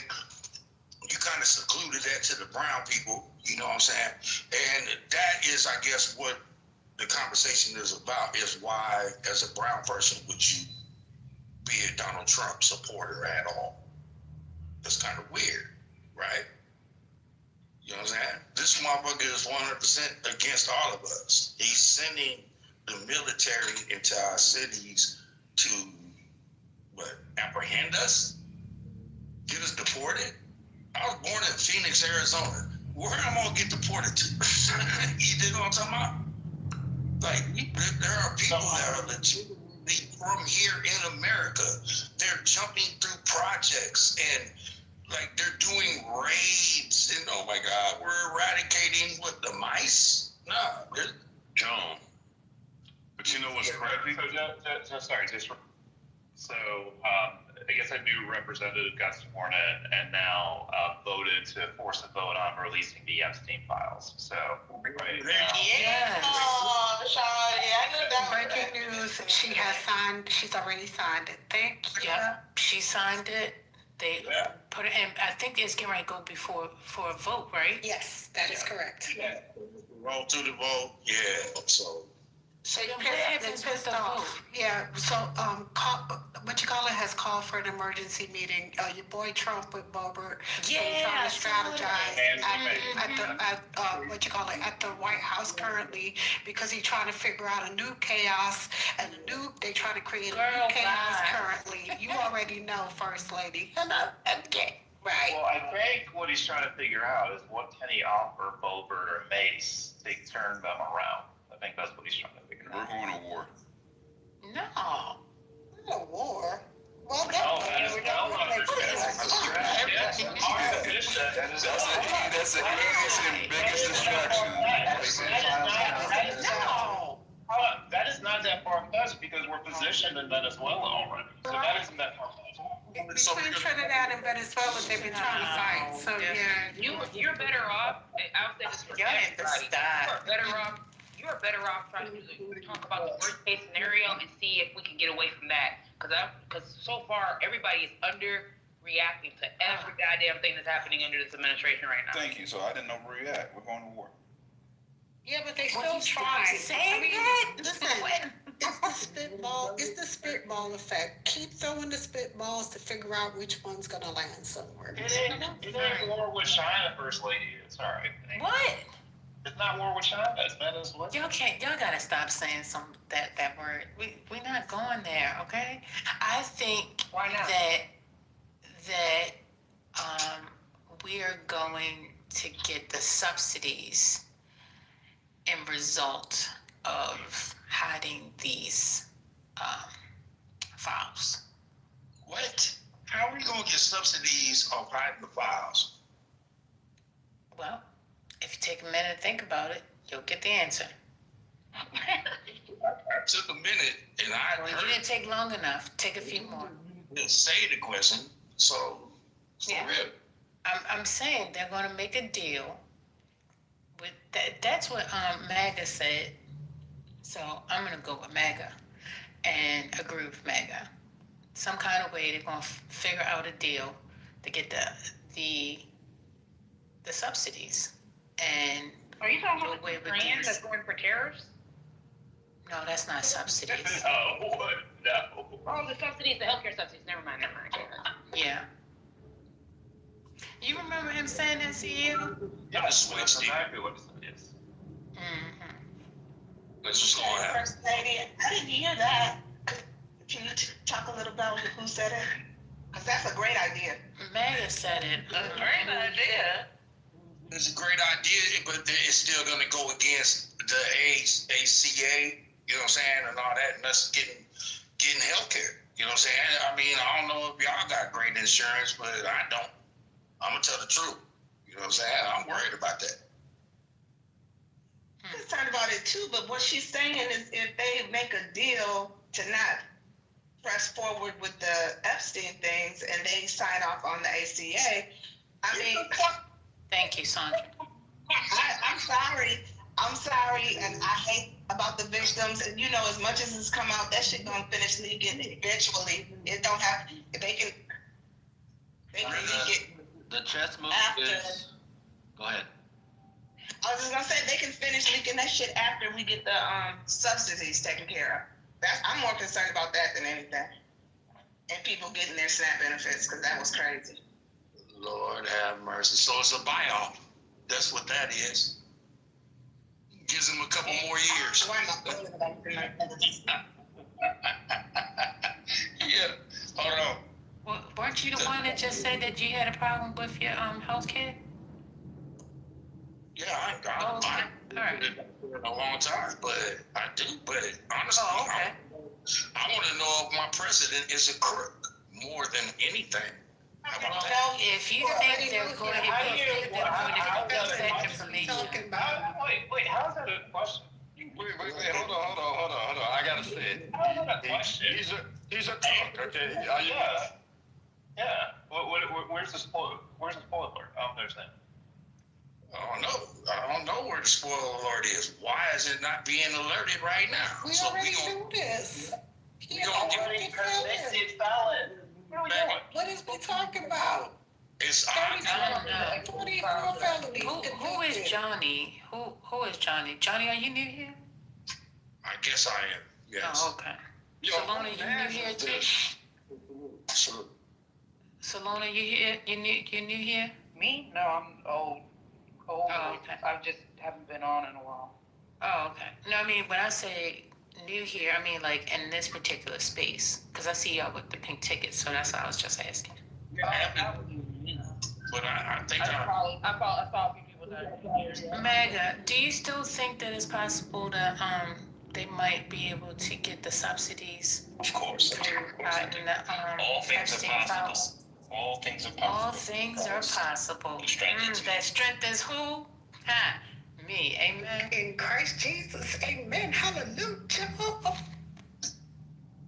White Jesus. Wait a minute. I can't do this one. Who is Hey, miss. Good afternoon. I Good came up afternoon. because we have a visitor in the goo. He was entertaining. Oh, you do? No, the gentleman who was just the older gentleman.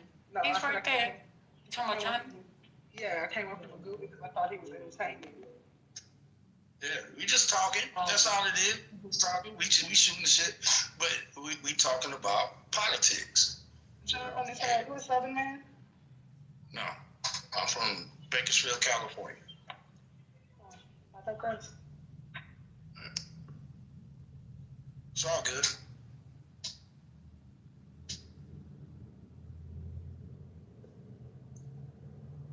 I'm just stuck on the fact that, I'm sorry, Brooklyn, we always do that. I don't understand how he is asking if he's a crook when he's a felon. Yes, he's a crook. Everybody knows that, and everybody. I didn't ask him if he was a crook. I want him to get, okay, he got caught with 34 felonies, and he got to run for president afterwards. He got to run for president afterwards. Hold on. No law that says he can be a felon and not. They could not stop him. They could not stop him. Is the president. You know what I'm saying? But there's no law that says he couldn't run. There's no law that said he couldn't be the president. Hold on, let me step in the way for a second. Hold on, Johnny, because I think hold on, because I think I know what you're saying. This is what I think you're saying. I think you're saying that you want him to be held accountable for the felonious actions that he's made. Because if I got caught for 34 felonies, I'm gonna be talking to you on this phone and then we got stuck up somebody's ass. You know what I'm talking about? Yeah, but you ain't an orange white man, so just. You're not rich neither. Yeah. You're right. Which is also why I don't really. The one rhetoric that I feel like the left and everybody shouldn't have done anymore was like the whole like, well, he has felonies and so he's bad, and it was like, yeah, that's like the whole ass problem with the whole United States is that we'll label a lot of things as felonies, and only people who get felonies mostly are black folks, and then they can't vote and stuff. And I'm like, I thought that was like not the best rhetoric. Black doesn't get charged with 34 felonies. Yeah. Be outside and run for president. I feel like they actually want votes with that shit. Let's go to be outside. Okay, this conversation is going down. Yeah, well, it can't happen. It's impossible. It's impossible.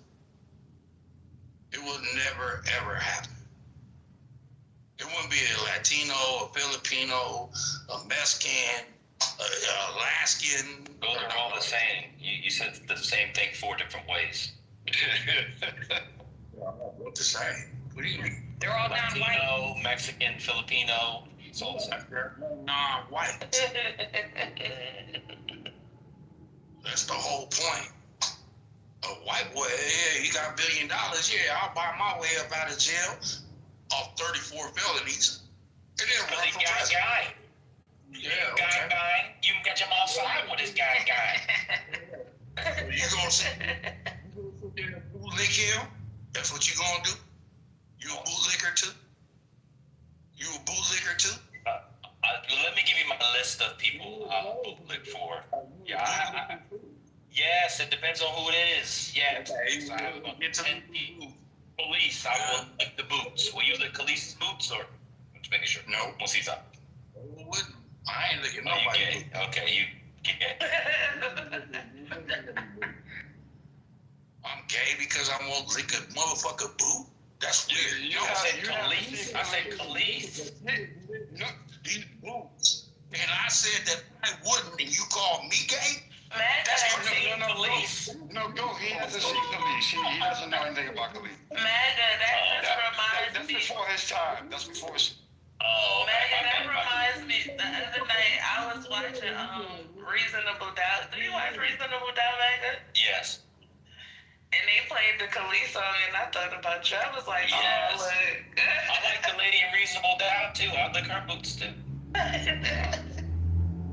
And now that I think about it, my list is about way longer than 10. You said he'll lick a man boot also, so no, keep it real. No, I didn't. No, he didn't. He said Khalees. You don't know who Khalees is, so you got. Man, whatever, bro. That's cool. We're a quick commercial. Stay calm of a break on a Wednesday. Welcome to Politically Correct.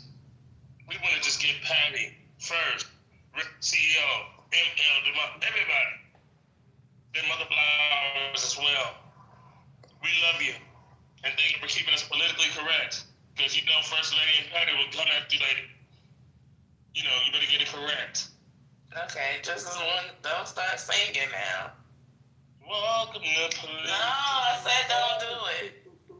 I said don't do it. Thank you. Jesus. Now I got to stay on you. I got to keep you in line. You be out of control. Okay.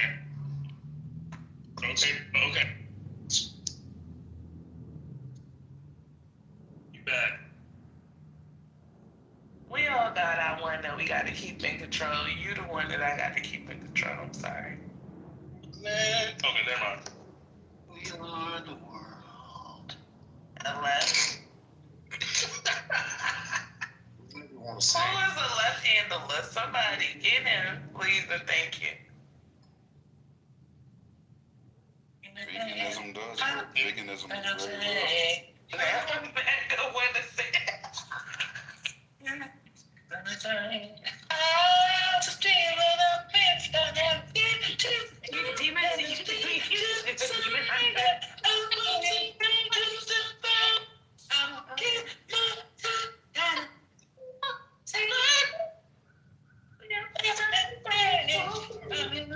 What the fuck are y'all saying? Like, what the fuck is going on? He's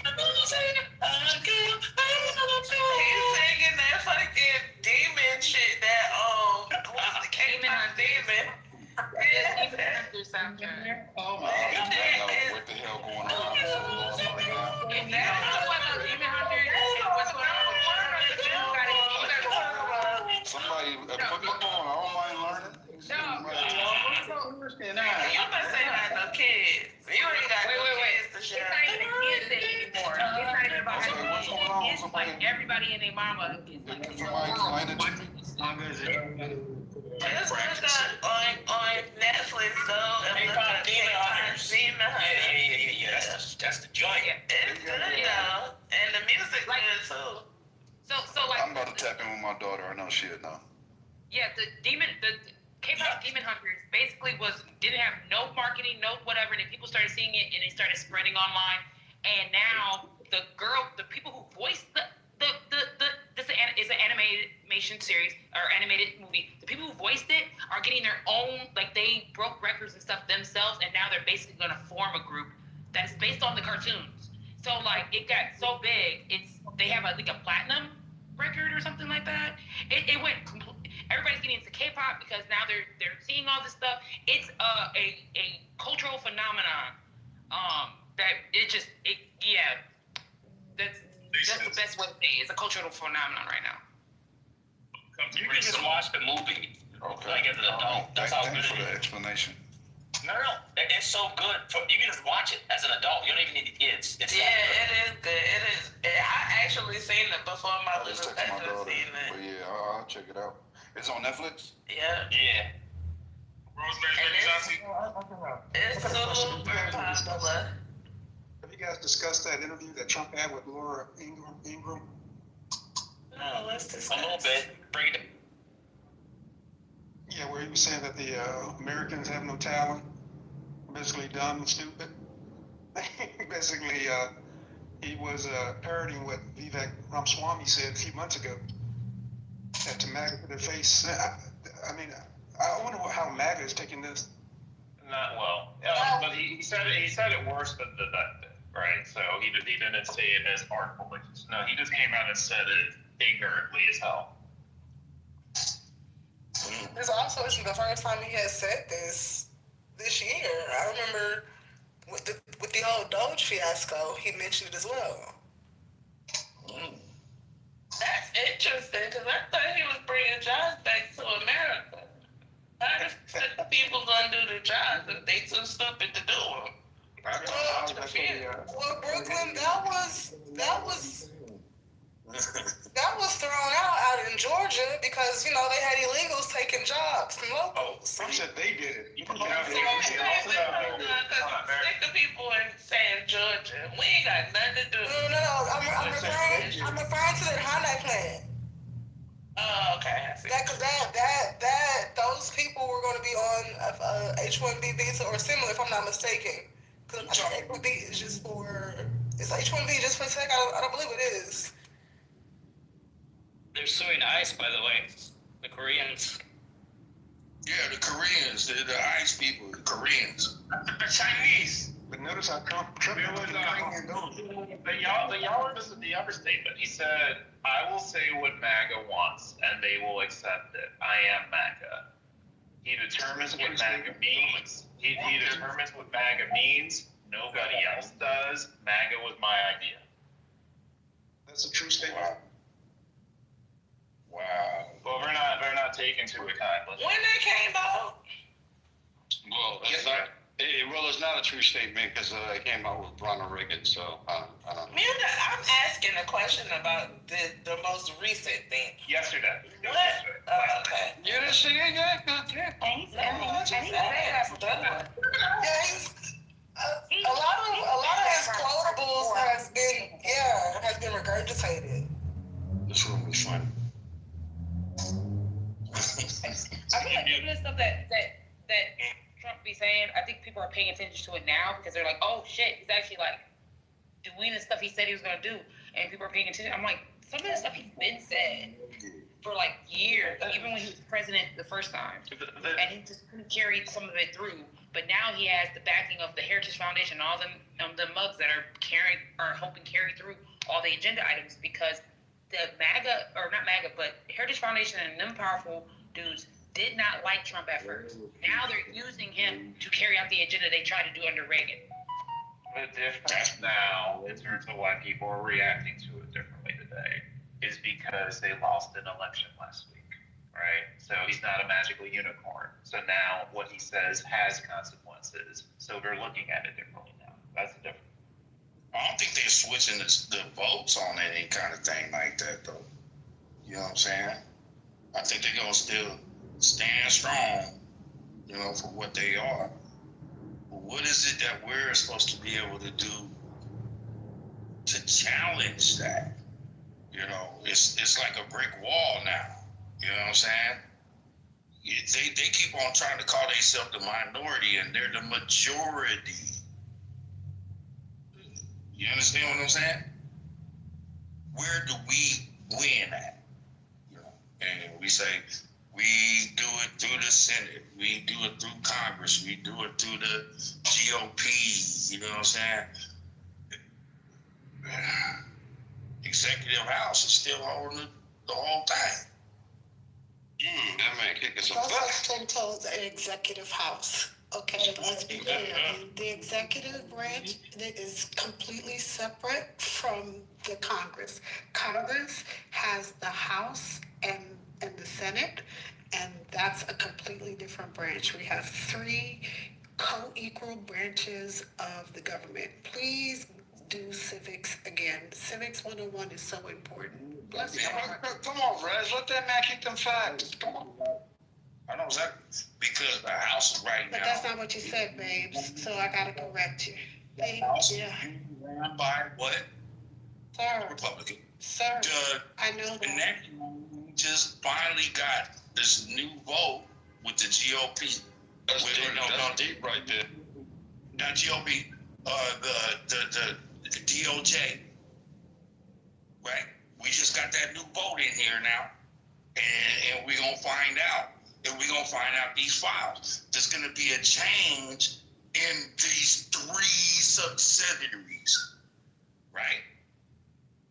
Now it's a level violence. As to where it was 9 months, 10 months, it's not been a level balance. Donald Trump been able to run around that motherfucker like the white boy is shining in the goddamn tricycle. Fuck out of here. Back. It's a conspiracy. Oh, it's not a conspiracy. This is what's happening. You asked me a question, and I'm sitting there like, how is this being allowed? You right, brother. You right. The how is being allowed is kind of like, how's it not too though? How's it like, not? How would it not be? Like, if there's no rules against one thing, if there's no this against that, the only reason why certain things work in our government, I think that's what the problem is. People don't think like this. Everything is basically an honorary system, and if you have respect for it. So, like, the court system only works, especially for higher up systems, if they have some kind of other system support. So if you don't do something that the court told you to do, right, the cops can come and get you. But when you go into the higher courts, the governments are doing it out of respect more so for the courts. They're not doing it just because. And the president doing what the Supreme Court tells him, it's just out of respect. It's not. He doesn't have to do it because he has no one necessarily above him except he doesn't have no one above him now. He has the Congress that can't kick him out, but he has the control of the Congress, so he doesn't have like the checks and balances. Like, that's the problem right now. We don't have the checks and balances like we usually do. So a lot of this stuff can be allowed because that's where the system is at the current point. What you just saying is We don't have a judicial branch to check him? Wait a minute. Wait a minute. Did y'all take Civics 101? Nope. Are we serious right now? Hold tight. I don't think you're getting what I'm saying. We have a Sweetheart, stop. Hold tight. Did y'all take Civics 101? Do we not understand that we're a country of laws? Do y'all not know we have a constitution? Do y'all not understand there are co-equal branches of the government?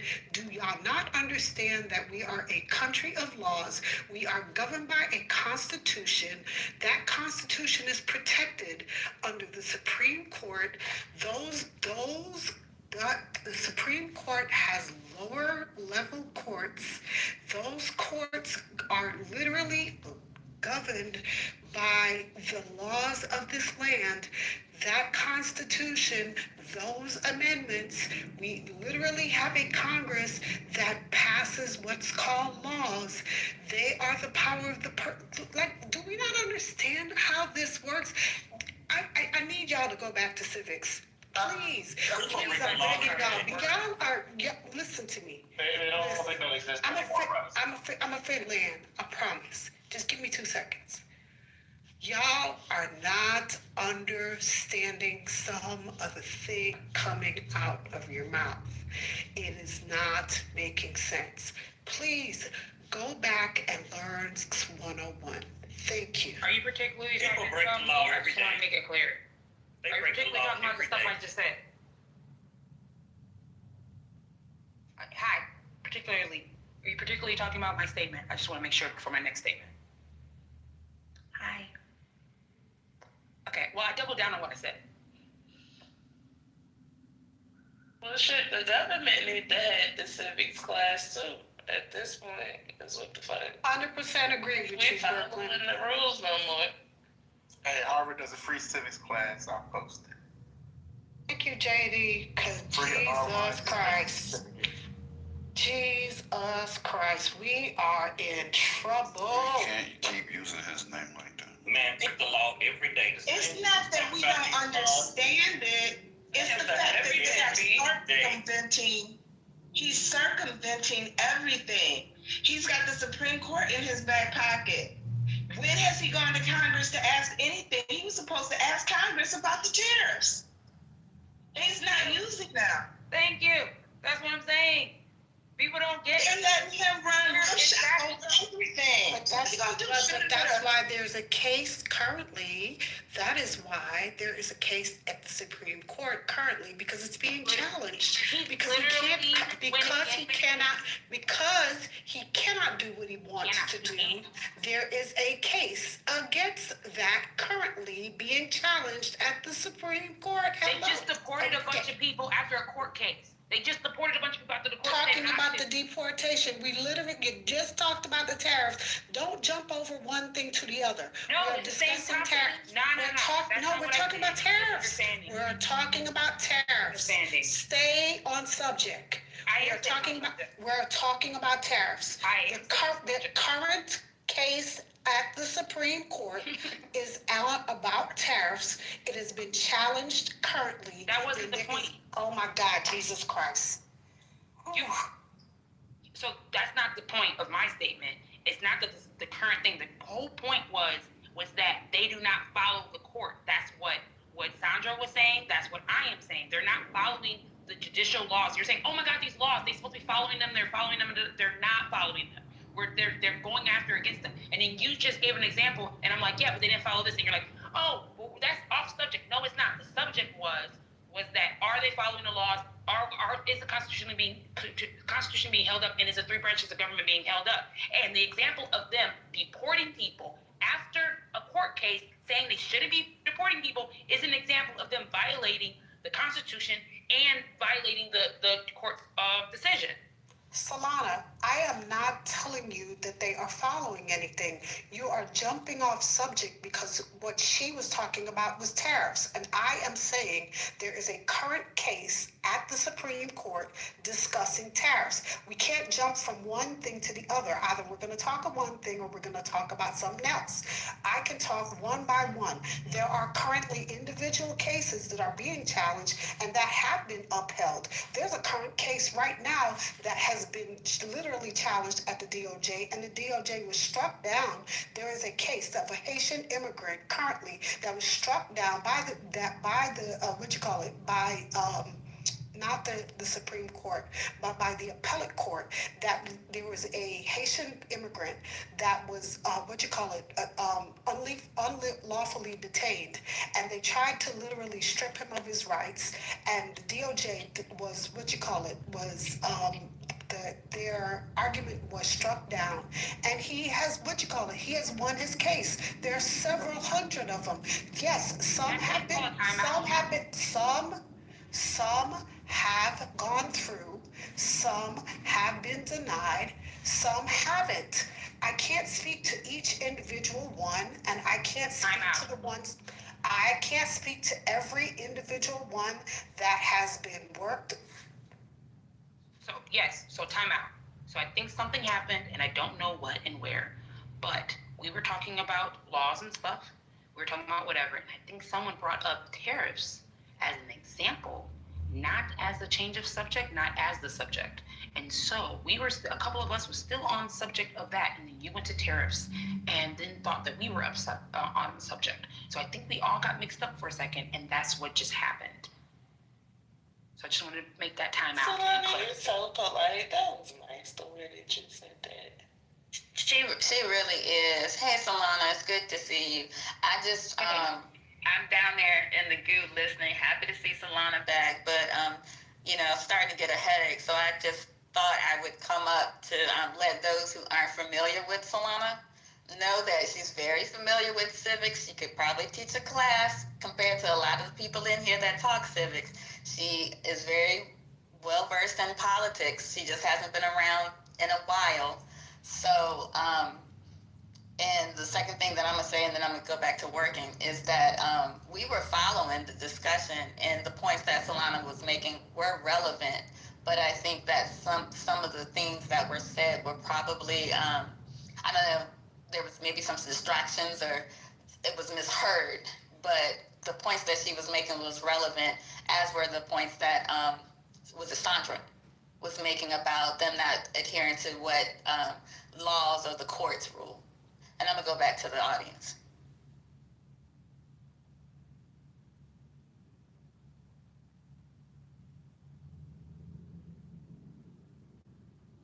I just like how polite you are. You can go ahead and tell us some more about civics, Solana.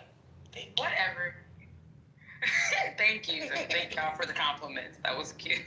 I came, and I want to say also, I came on to like say hi to y'all, to people I know, because I saw somebody on Instagram and I thought about everyone, and I haven't been on here in a minute, and I think I missed y'all a little bit, even Maga's ass. You haven't been radicalized yet? Somebody wanted me to ask you in the chat. One thing I will say, I haven't been radicalized? Who said that? Oh, I've been radicalized. I'm probably toned down. I'm practical. I'm radicalized and impractical. I'm more lefty than most of the people I vote for or work for or be around whatsoever. But I do understand that I want to help people, and people are hungry. So.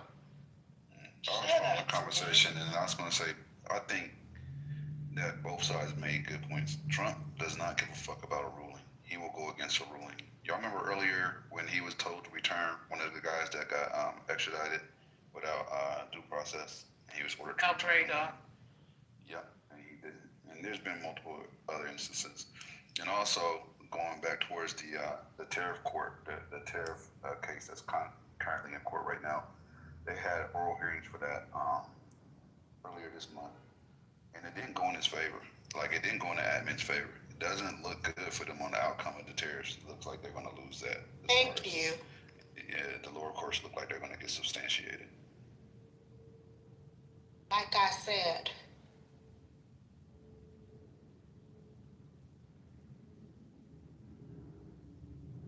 Well.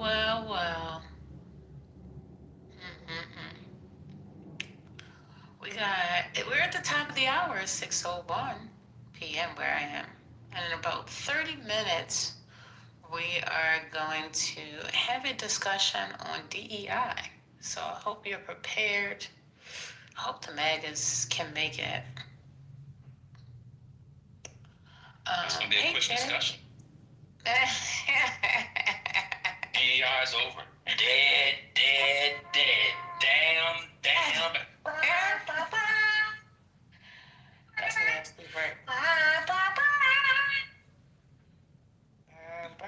According to Anthony, black people need to get it out the mud anyway. They don't work hard enough. They need to learn how to bootstrap, pull it up, fight the system, beat systemic racism, and just win. Like, what are we doing? Like, why do we want the white man to help us at all? Like, why should they offset centuries of oppression that was inflicted by them? Why, I don't get it. Because they pay taxes. We got London on the track. Oh.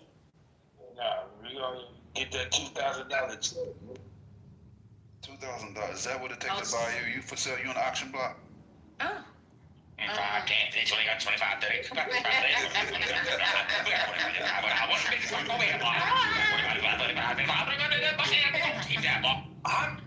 I'm waiting. Good strapping young buck. A good strapping young buck. One second, Fly. God darn. Sheesh. I know y'all probably read this earlier, but just for those who may not have heard it, Donald Trump tweets out, or he Truth Socials out, the Democrats are trying to bring up the Jeffrey Epstein hoax again because they'll do anything at all to deflect on how badly they've done on the shutdown and so many other subjects. Only a very bad or stupid Republican would fall into that trap. The Democrats cost our country $1.5 trillion with their recent antics of viciously closing our country, while at the same time putting many at risk. And they should pay a fair price. There should be no deflection to Epstein or anything else, and any Republicans involved should be focused only on opening up our country and fixing the massive damage caused by those Democrats. Thank you. I wonder where TC and Anthony are at. That's what I'm waiting for that. He did that in front of was one of them conservative statues, like John Stonewall Jackson or some shit. Well, no, Well, El Normo right there, Fly. El Normo, he right there, Fly. I said it. He was defending Fly. El Normo, he right there, and he was defending them earlier. So you get at him. What? I mean, I said this 2 weeks ago when I was talking to Anthony and TC. I said, when it comes out, when more stuff come out on him, how are you going to feel? When there's more connections to child trafficking and the pedophilia, how are you going to feel? What can you say then? They're finding something to say. Your voice, I mean, because listen, no matter what you say, if it's a defense, it means that you stand for it. And to me, you're putting yourself up on stage, basically putting yourself on a shooting range. You put yourself up on this post, and you're waiting for everybody to execute you. That's honestly what you're doing. But I'll let you go. I want to hear how you can defend this. What is it that you think is being defended right now? Pedophilia. No, what we're looking at from a state criminal. That's what we're looking. We're looking at a what? No, hold on. What do you mean? You're on the post. Are you a Nazi, bro? What the fuck are you doing, bro? You a Nazi? What are you talking Excuse about? me, What are we doing? Mr. Johnny, please.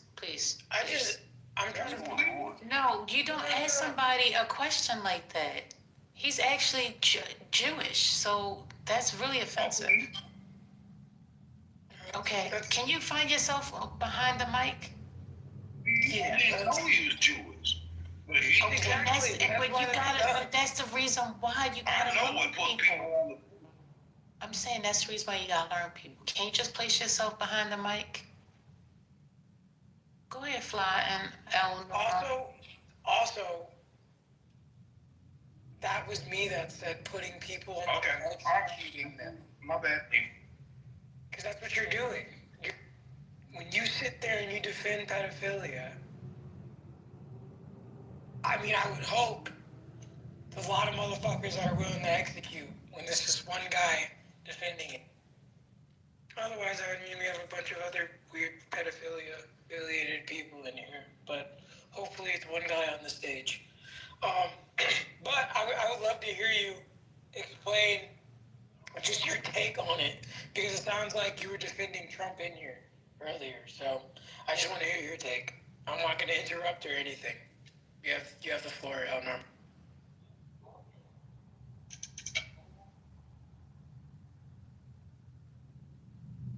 You ain't say shit.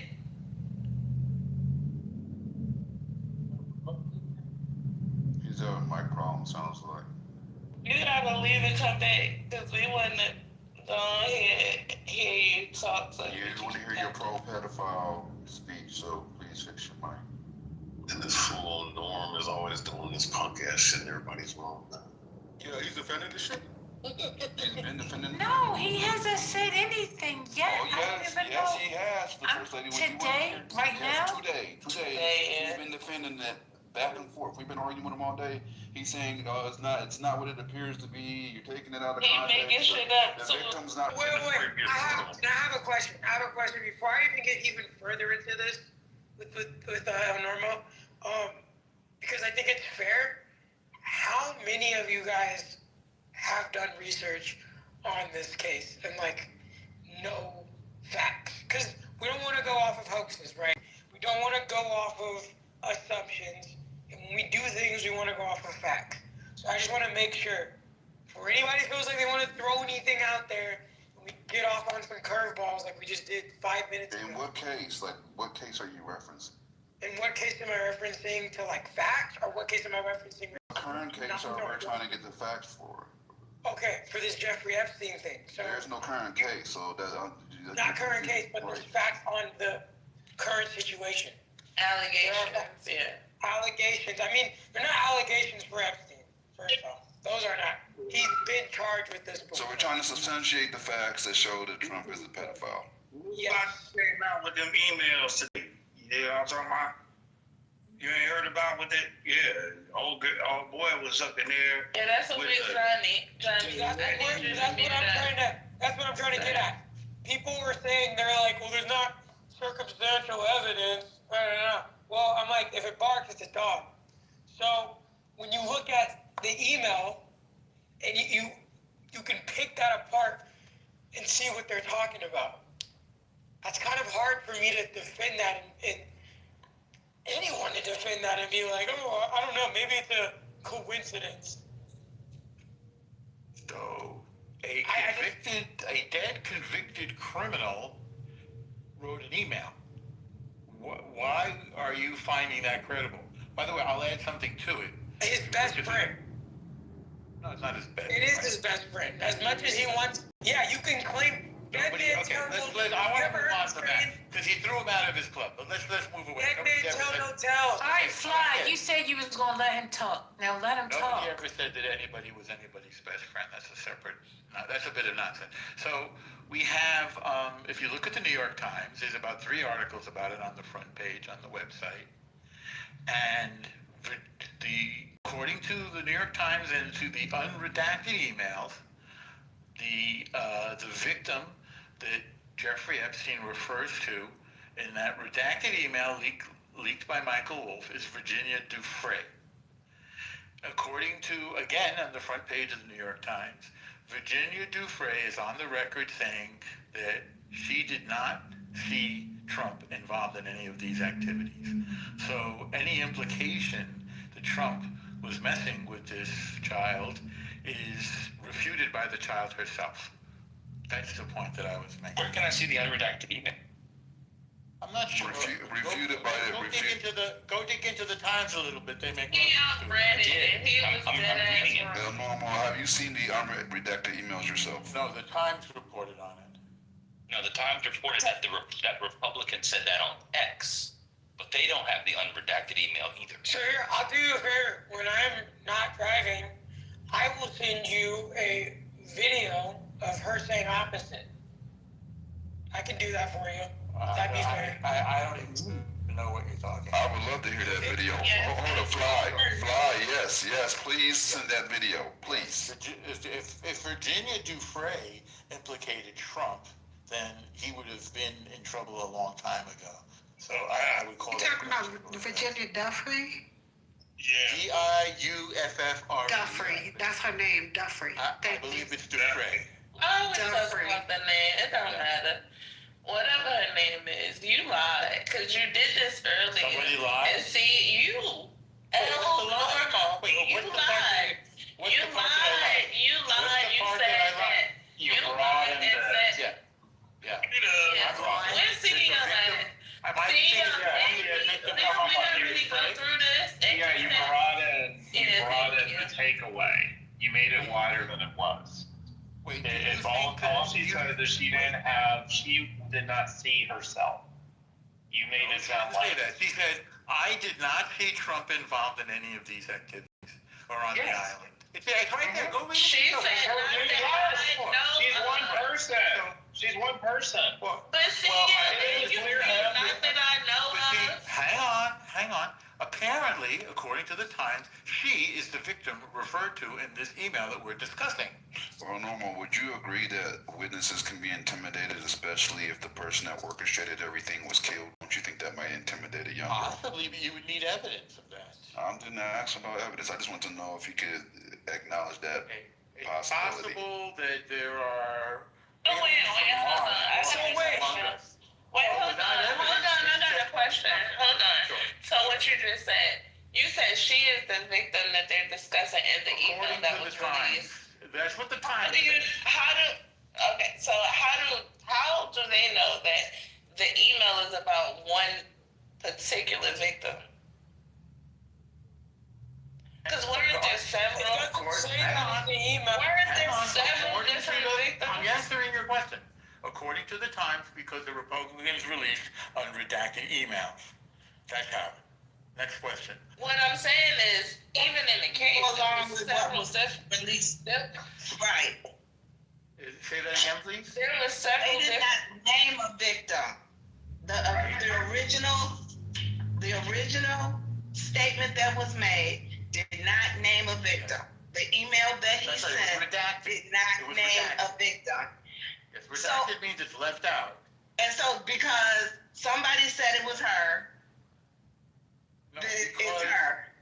Because it's been reported in the Times. No, it's not even that. When she listen, answer my question, because or anybody can answer this question. Somebody asked a question. Was this anybody can answer my anybody can? It's fine because you're about to move it around. Anybody can answer my question. Was Virginia Dufresne the one and only victim in the whole Epstein case? No, not at all. No. Okay, so what the fuck are you talking about? Mute up, because you're saying shit that don't have nothing to do It's the with one the actual referred to in the email. No, it didn't. They didn't say this was about Virginia. They said No, they did not not. in the email. No, they did not. No, they didn't. You're No, I'm not lying. You are lying. Hold up, the New York Times, he is lying. The New York Times doesn't say it's for go free either. It doesn't say that. Name who the victim was. They do not name the victim. Right? Liar. He's lying. You are a liar, Norm. And No, the I'm not truth lying. I'll ain't read you. it to you from the New York Times, and then you They jump in did the No, not post the name link. victim. Post the link. Hang on.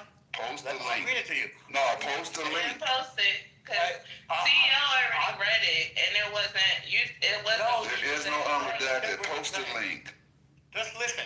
He On lies Wednesday, so much. Republicans on the House Oversight Committee said that the victim the email exchange referred to was Virginia Roberts Dufresne, who was 16 when she was recruited by Mr. Epstein's longtime associate, Ghislaine Maxwell, while she was working as a spa attendant at Mar-a-Lago in 2000.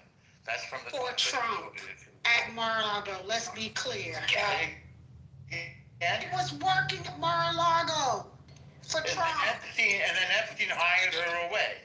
This is And wild. then, Normal, I want to call you out on something else you said earlier. We You resolved on the mentioned first that one victim. No, we're not. Okay. Go ahead, So did you just Wait, hear? Normal, hold on. Did you just hear the explanation that the victim You're lying. referred to? Yeah, but you're lying. Post the link. Post the link. I just read it to you. Normal, hold on. One mic. Normal, do not say another word unless you post the link. You can look up the Times. No, post the link or don't say shit. I want to say. I don't go dance to somebody else's. You're You're full of shit. You're lying right now. He goes and he goes misinformation. You can come back up when you post the link, bro. Till then, sit the fuck down. Did you hear the first thing he said? Reading the article, he said, the Republicans stated, and then he went on and named that girl's name. That is not what the original email said. Well, somebody in the audience said that they're reporting from Twitter. They're not reporting from an actual statement that was made. So. What's the worst about this is what bothers me is he's like downplaying the whole victims. First off, he's like, oh, well, this says that Trump, she didn't see Trump. Okay, well, how about the other 7 victims? How about, we didn't even mention the other girls that have randomly died, because again, when we talk about people getting scared, and not telling the truth, that's a real thing. I think to act like that's not and play like, oh, well, perhaps, but I don't think so.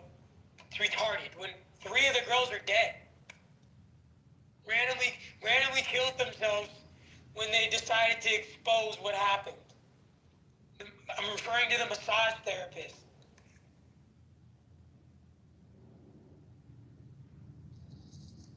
That's funny. So the article leads with Republican said, which makes it, you can't make this up. Which makes it even worse. Right. It's just what they say, as usual. It should have said, the Republican said in defense of, that's what it should have started with. But there's no unredacted. Where's the unredacted? I've not seen anything unredacted as of yet. There's nothing unredacted. It literally goes over a line. You have people on Twitter who might like edit some shit and put victim. Why would they do that? You're not gonna find much. So for him to be like, they're referring to blah blah blah blah, they're not. It's kind of generalized, especially when you read it. I don't think there was even a name drop. I think it was more generalized. No, I hate to do it. I hate to go to the defense of fucking hell normal, but I'll post the link because I'm driving right now. Yeah, I just put the link in. There is an unredacted document. I just put the link in. Yeah, they said 2 of the emails did name Virginia. They said that the Democrats had referenced 3 emails and 2 of them, I think might went to the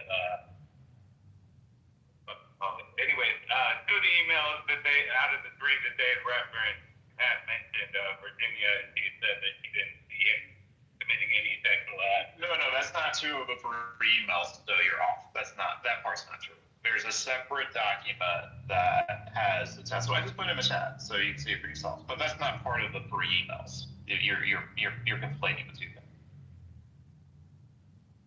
Okay, yeah, I might be. I just briefly scanned over it, so.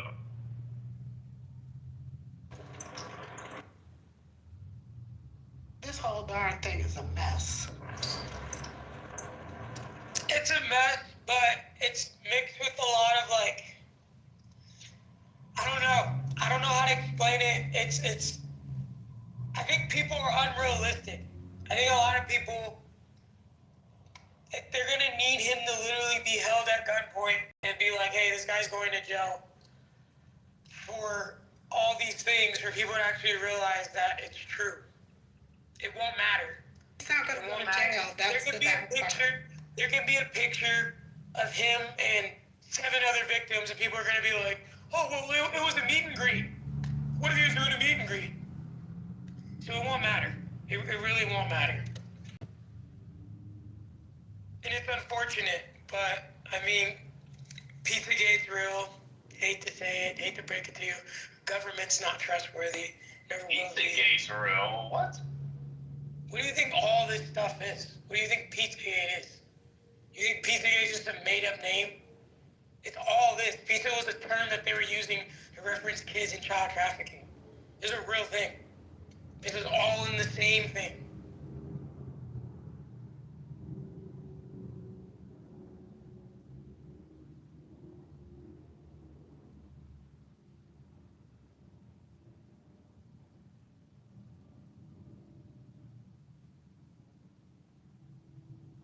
I hate Clubhouse.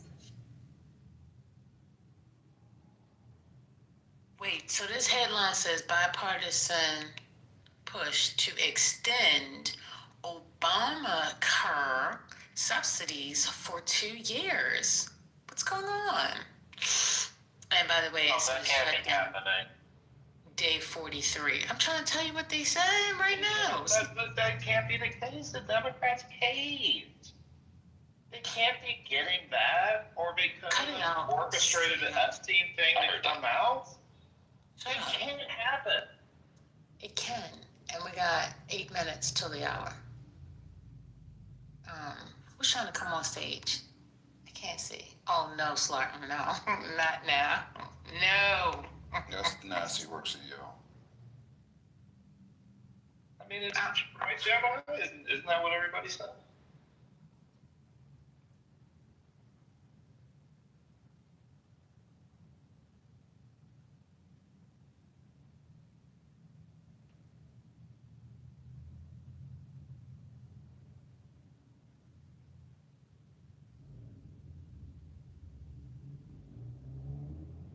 All right. No, not everybody. Hey, y'all. Good evening. Hey, Deb. So, Yes, Deb is a Jedi. what to say? Okay, on agreeing to resolution, Republicans 208, Democrats 209. So 208 for yay, Republicans, and then no vote 11. Democrats 209 nay, 5 no vote, independent nothing.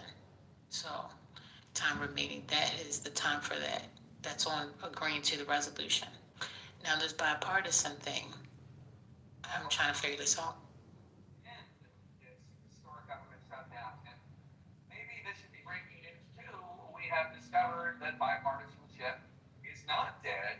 It is alive and well. Let's talk about that with Democratic Representative Sam Picardo. Y'all want to hear this?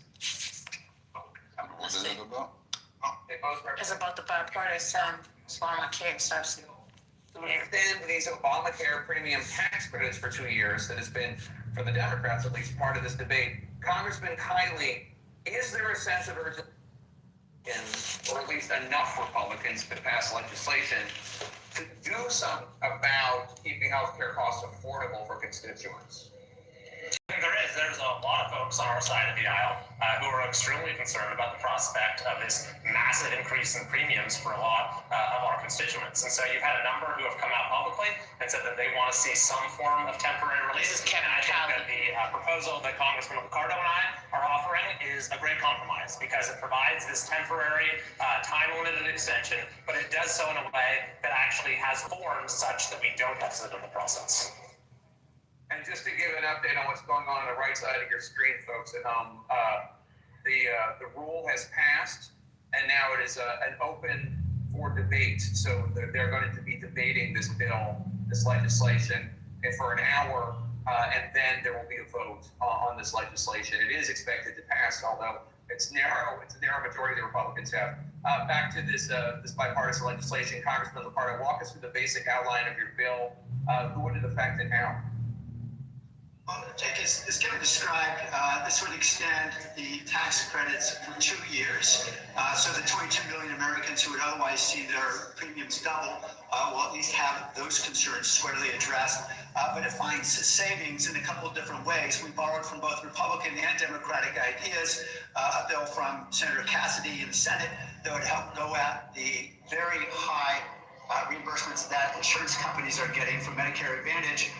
We think a lot of upcoding that insurance companies are really gilding the lily from the taxpayers on upcoding. And so getting at those abuses is critical and can save a lot of money. The Congressional Budget Office said about $124 billion over 10 years. And then we're going to go after broker fraud as well. The proposal came from a Democratic colleague, Deborah Ross. Congressman Kiley, unlike other proposals, you include a plan to pay for this extension by reforming Medicare Advantage by eliminating something called upcoding, which your colleague just referred to. Can you explain more about what that would work and what upcoding is? Yeah, and importantly, this reform is actually supported by the AARP, and it's estimated that this could save $120+ billion over the course of 10 years. The basic idea is that with that Medicare Advantage, the sickness of the patient is what determines the amount that the insurance company gets paid, and there's been a lot of abuse or inaccuracies in this process, such that the patient is initially classified in a way that doesn't reflect their actual diagnosis, and so that means excessive money goes from the public treasury to the insurance companies. So this is also a good answer for those who say they don't like the extension of the premiums because the tax credits go directly to the insurers. This sort of balances that out as well. In addition to, as we've been talking about, our other reforms in addition to this make this fully paid for over the course of the 2-year extension. Congressman Ricardo, one of the talking points we often hear is that insurance premiums are going up y'all done? Because of undocumented immigrants. And what is the reality behind that claim? Wait. So the guy was saying that they found the fix that would allow the premiums to go down, First Lady, and both sides might agree with. Is that what he said? Mm-hmm. It's an incredible thing. Boy, I'm back. After the election, I don't want to hear about the 2024 election. This nigga back. Nigga here now. I'm back. Guess who's back? Welcome back. Welcome back. Obviously, there was going to be a fix. Me and CEO tried to tell you. Look at CEO's PTR. True nigga for real. That's my nigga for real. CEO. Yeah, we've been trying to tell y'all they got a fix, but all the subsidies, the Democrats caved. It's over. We're going to listen to Leonard. We're going to listen to the white progressives online. Oh, yeah, Bobby, you're right. Quinn said it as well. With a little shout out to Quinn. He said it too. You know, when that, I don't know why y'all don't listen. Y'all gotta listen to it. I don't know why y'all don't listen to us. It just makes no sense. It makes no sense. I said it too. I don't know why Quinn said it. No, only men. There was no women. It was no diggity. It was me, CEO, and Quinn. When I tell you it was no... Hold on. Deborah, don't leave me. Step up, please. Deborah, don't leave me. Don't leave me. I'm bringing you joy. Before I let you go. No diggity. You better stick up for me. Shit, let me tell you something. Hey, before I let y'all go, we got a new room starting in 1 minute. Before I let you go, no diggity. Me and Quinn got it right. So don't say good. Say good night. Hell no. I'm doing Quinn's part. Quinn, I got a mixtape of Quinn. I got a mixtape of Quinn. And this was Quinn's big solo. Nights like this, I wish raindrops would fall. That's Quinn. Yeah, we had it right the whole time.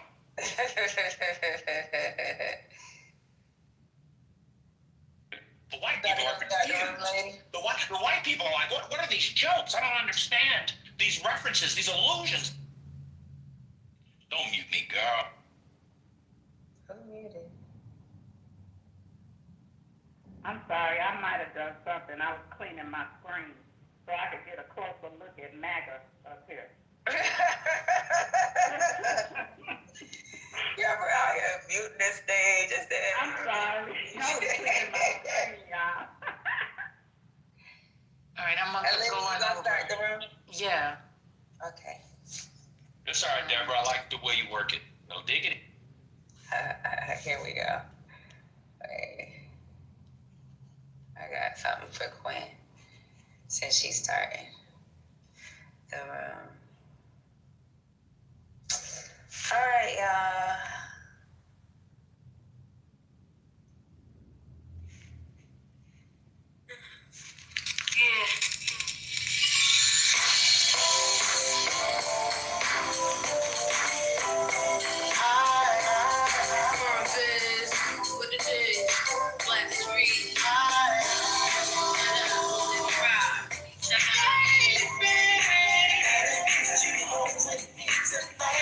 Go to the room, y'all. At the top.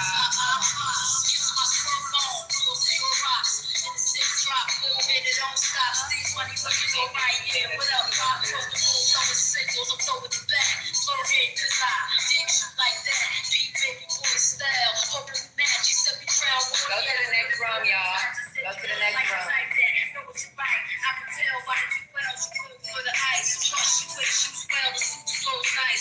I'm just listening to the song. Let's laugh down. Let's laugh right here like boom, let's laugh down. When the song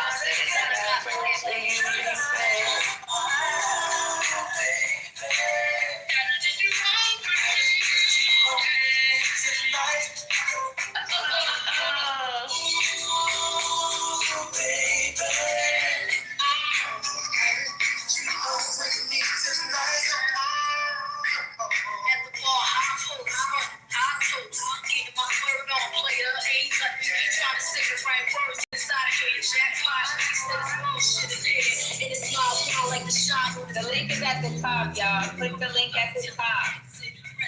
It's at the top of the room. I'm about to boom this room when the song's over. Move, go to the next room. It's at the top. I'm taking it all from stash to the keys. So let me see. Who about to dip my hands for you? When it's all said and done, I got plans for you. I need you in my life.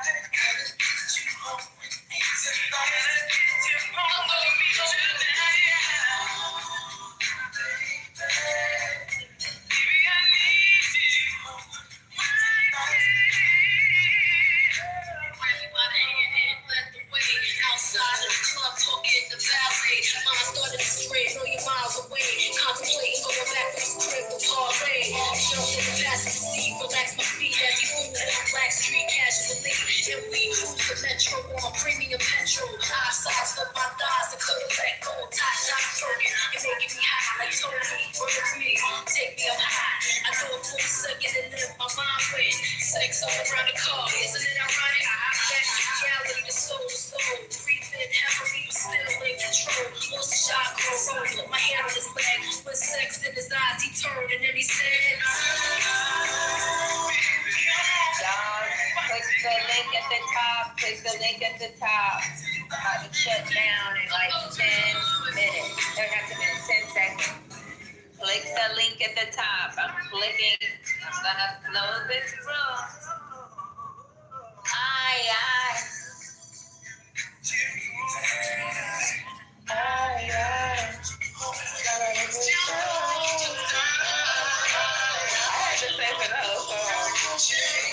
I love this song too, girl.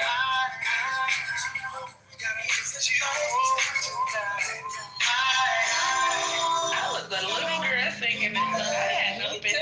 You didn't know what the fuck you were. I knew all the words, so I should be ashamed. But I see y'all in the next room. Y'all go to the next room. I'm about to break it. Adios. Goodbye.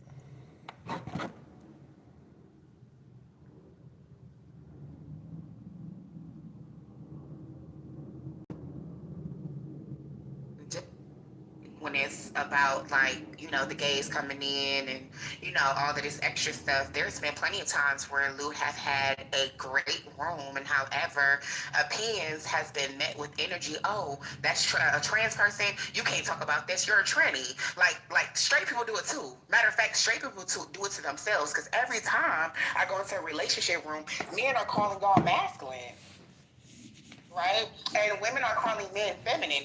Queer people don't have to be in the room for that to happen. Y'all do it to yourselves.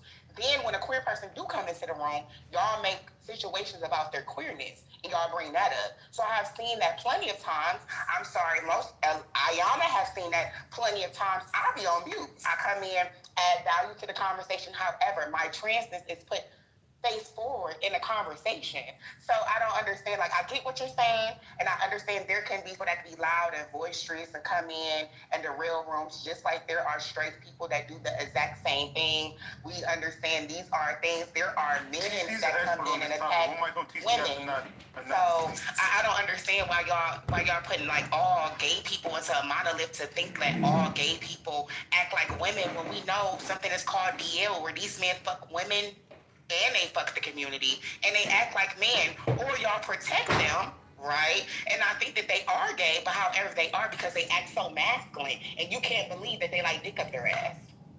TC, what's your thoughts on this topic? You're an expert in this. No comment, bro. No comment, bro. And that was real nice, Lou. You've been perfect all day. What is going on? Hey guys, can we like move on? What happened with the Epstein files? My brother Lou Fax, can I say something, man? Yes, do you think Theo? Theo got so anybody cut Theo off? Dr. Nirvana's gonna shoot you. Yeah. Thank you. I just want to talk to the sister Lux, right? Because I remember when I first encountered Lux on this app, man. We used to just always get into it, man. We used to crash out, man.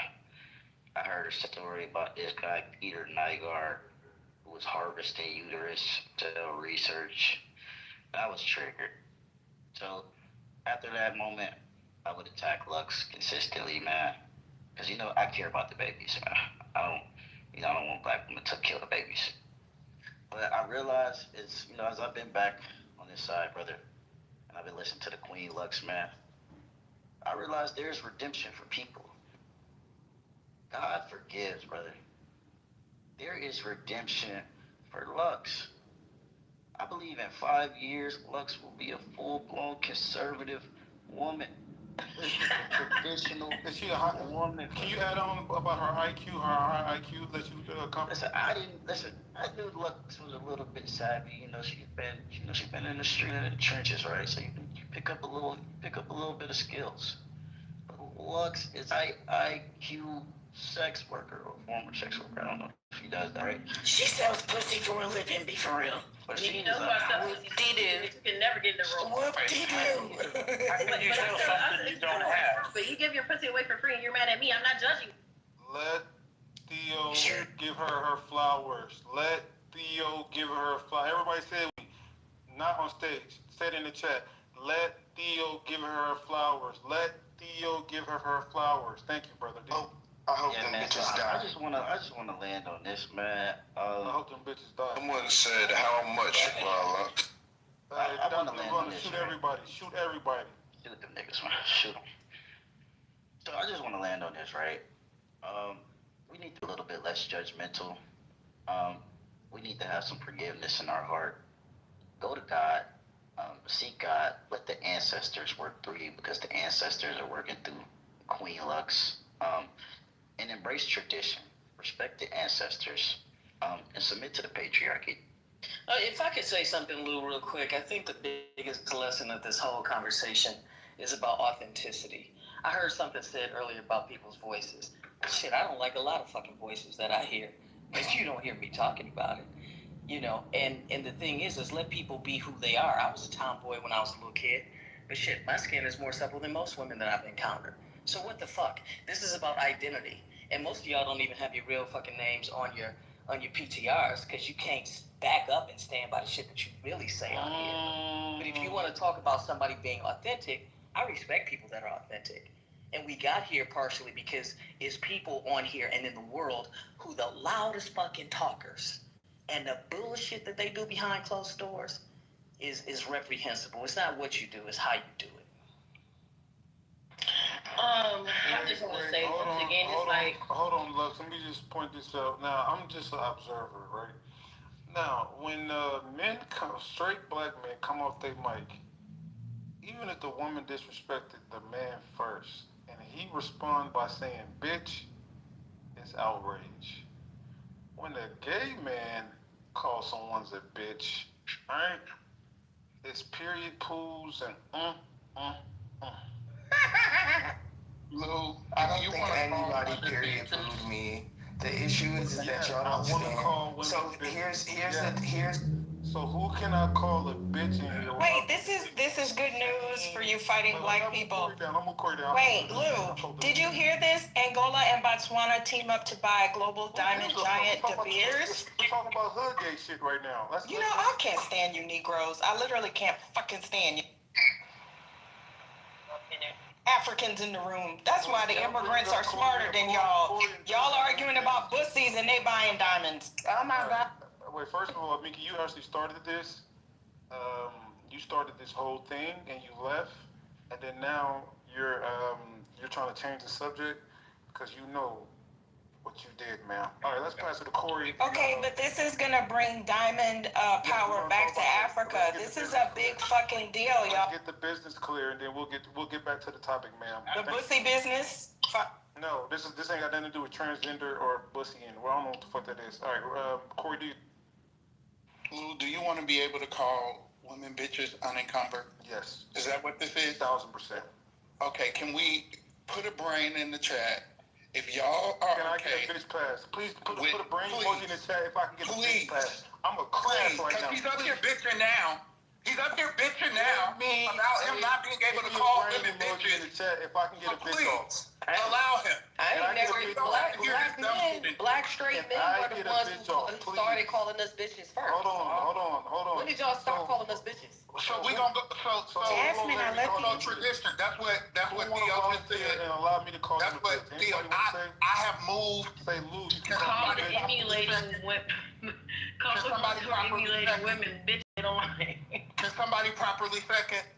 Can anybody? All right. We got a second. Can anybody come in? Is there any objection? No objection heard. Lou, please feel free to call whoever you want a bitch. Is this Robert's Rules of Orders? If the price is high, I'm sure you will. Hold on, bro. It's time. Yo, I'm tired of you dumbass bitches.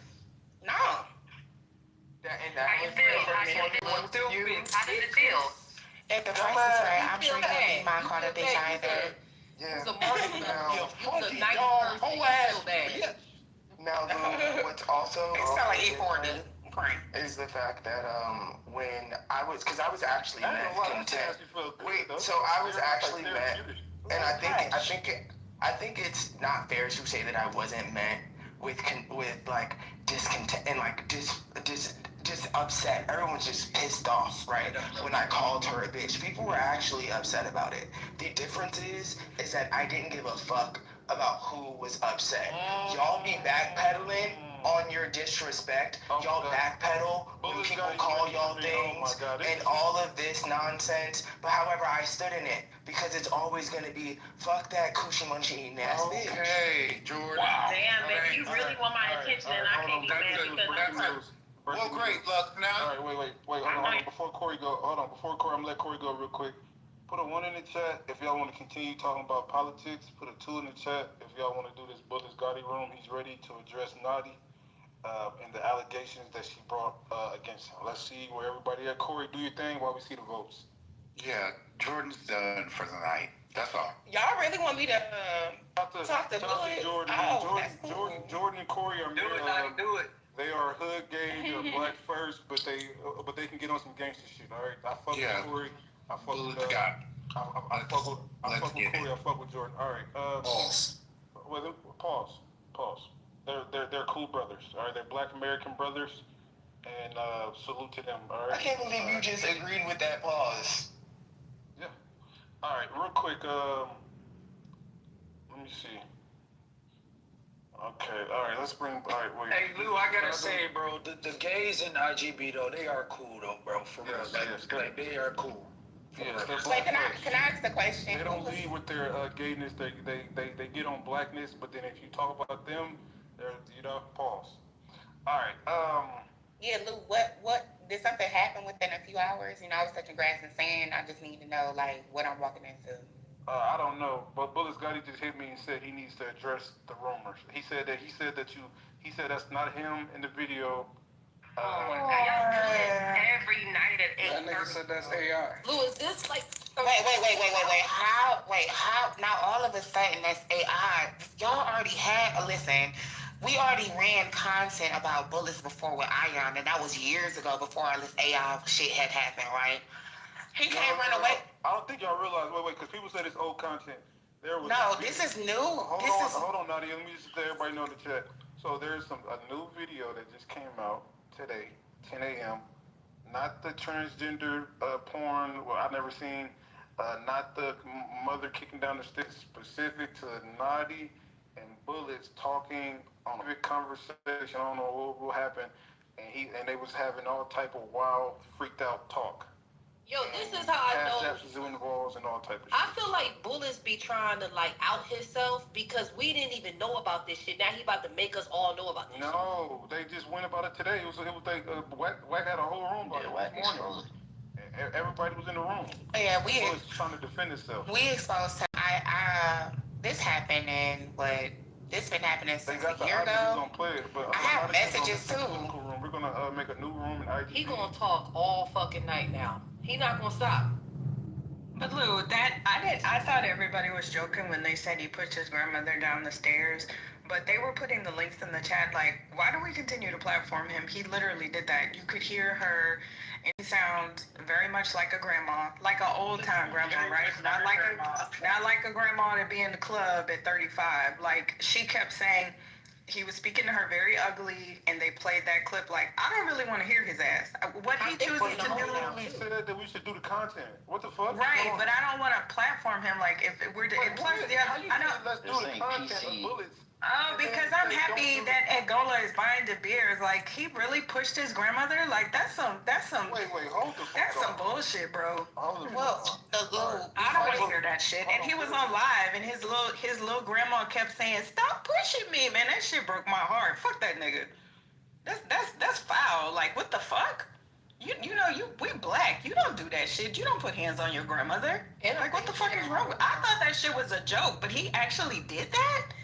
Man, forget that shit. That's fucked up, Lou. He like to put his hands on dick too. Lou, I got stuff I have to do. I don't. If y'all want to run a content, because I didn't know this is what you want to do, I have to. No, that's not what I want to do, but people. No, I'm not saying just you. I'm just saying if he wants a platform to speak. I mean, it's audio. Now they're gonna rave and act like this didn't happen. I have messages like to add in. Matter of fact, I'll be right back. I'm gonna open up the new room. Hold on. Yeah, matter of fact, it's messages with this, it's audio with this, like it's video with this. I'm not about to go through it. This is the same man that want to sit here and bash women and trans women and gay people and all of this extra stuff, but again, want his prostate tickled.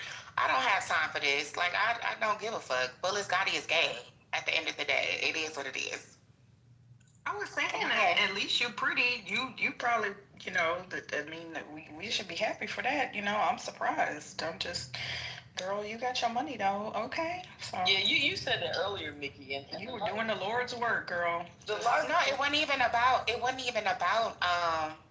wasn't about no prostitution or nothing. First of all, he came from me when I came onto the Wanda side, season 1, and attacked me. You can even hear me say this to him. So why did you attack me? Why did you do all of this stuff, and why did you do all of this stuff? And then he said some shit like, oh yeah, because I really liked you and all of this. Like, these niggas be doing that. It's weird. Girl, I said I would pay $10,000 for your back channels. I didn't say prostitution. That is not what I'm talking about, sweetheart. I'm saying, you know what I'm saying? It ain't tricking if you got it. So no, I appreciate you for calling it out because he always on some black women bullshit, blah, blah, blah, blah, blah.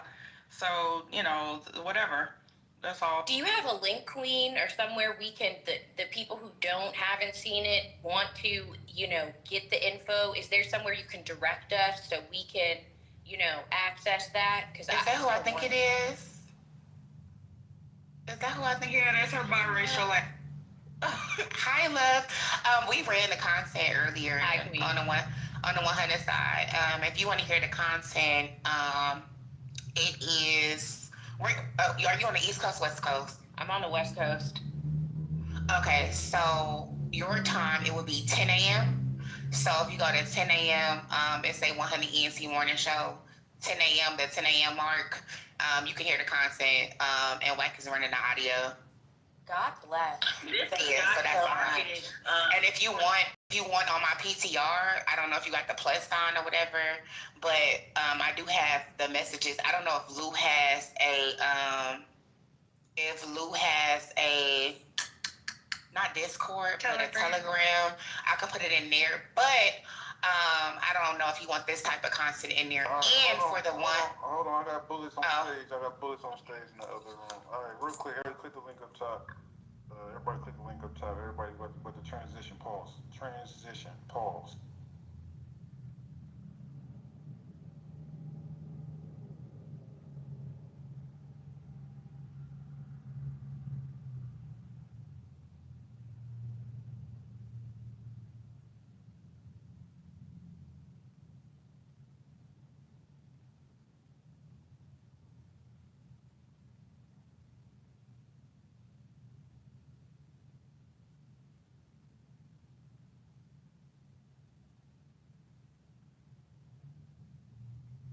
Yeah.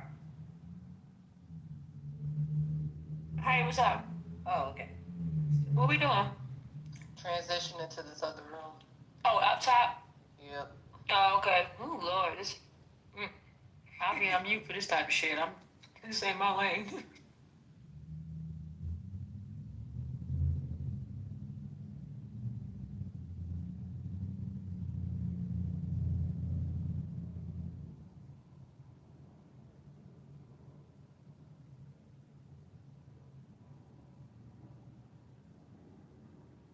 Yeah. Where she at?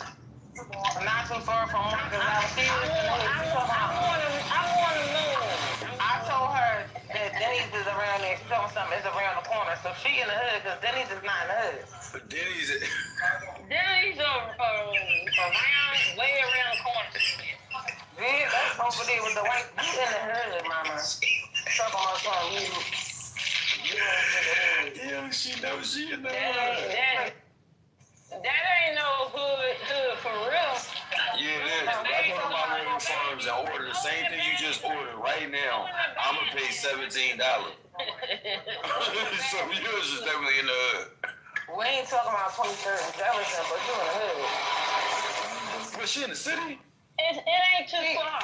It ain't too far. It's not too far from us. I'm telling this woman where she at. She keep telling me. She confirmed that she's not confirmed. I'm not doing this shit. If you know where it is, Denny's, you in the hood. Because Denny's right there by the port. That's Denny's.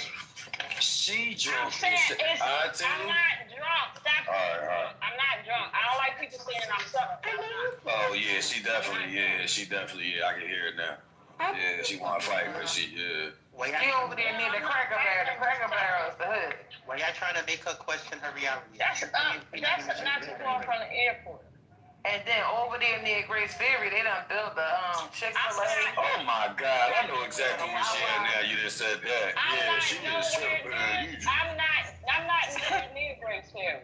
That's what I'm saying. You're not near Grace Ferry. I'm not too far from the casino. You not lying? You in the hood, Mom? Why she acting like she? Whatever y'all want to call it. Oh, Auntie in the hood. We know where you at, Auntie. Yeah. I don't live here. I live here. I work here. I'm from Philly though, but I live in Rockford. Oh, you live in Jersey? No. I live over an hour away, honey. What's that hour away? Delaware. Hour away. I'm right down from Dover, Delaware, honey. Yeah, I just like we telling you where you at. You sitting there acting like you. What the fuck? Yo, she trying to lie. You know what? We don't care. It's just funny. Like, okay. Now you just try to, you know what, Auntie, then turn up then. Turn it the fuck up then, Auntie. Go ahead, go wild. I'm listening. I'm good. I'm good ready to get off of here because She's talking about something Dover. that's way further than Newcastle, honey. That's way further. Delaware, man. It's way further. That's a whole different. But is it Delaware? We're talking about the beach area. Delaware. I live South Delaware. She talking beach area. I live over an hour away. Over an hour. Over an hour, like an hour long. An hour ain't long. We travel how long in the city? Over an hour. I live over away. Yeah, you smoking too much weed. Auntie, you by the beach. We know where you at. I'm getting off of here. Have a good night, y'all. Don't be imagining you flying in the sky. Don't drink it dry. Yeah, whatever. Don't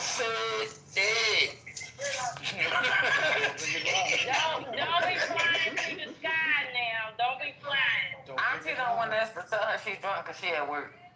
No, so she telling herself she not, so she don't get too fucked up. You can't drink on my job. You can't drink on my job. You can go out and get a sip. Yeah, and I bet you get fired too. I know a lot of stuff. Yeah, why she keep saying that? Listen, hon. I make too much money to be trying to do my job. Okay, I'm not gonna put my job in jeopardy over goddamn. Here we go with the too much money. What's the phone number to your job right now? I want to call it. I'm gonna call your job right now. I'm gonna call that shit right now. You call my job. Yeah, I'm call my job on what's the number? They're gonna laugh at your ass. I'm calling. They laugh at your ass. I'm gonna call them like people. They're gonna say she.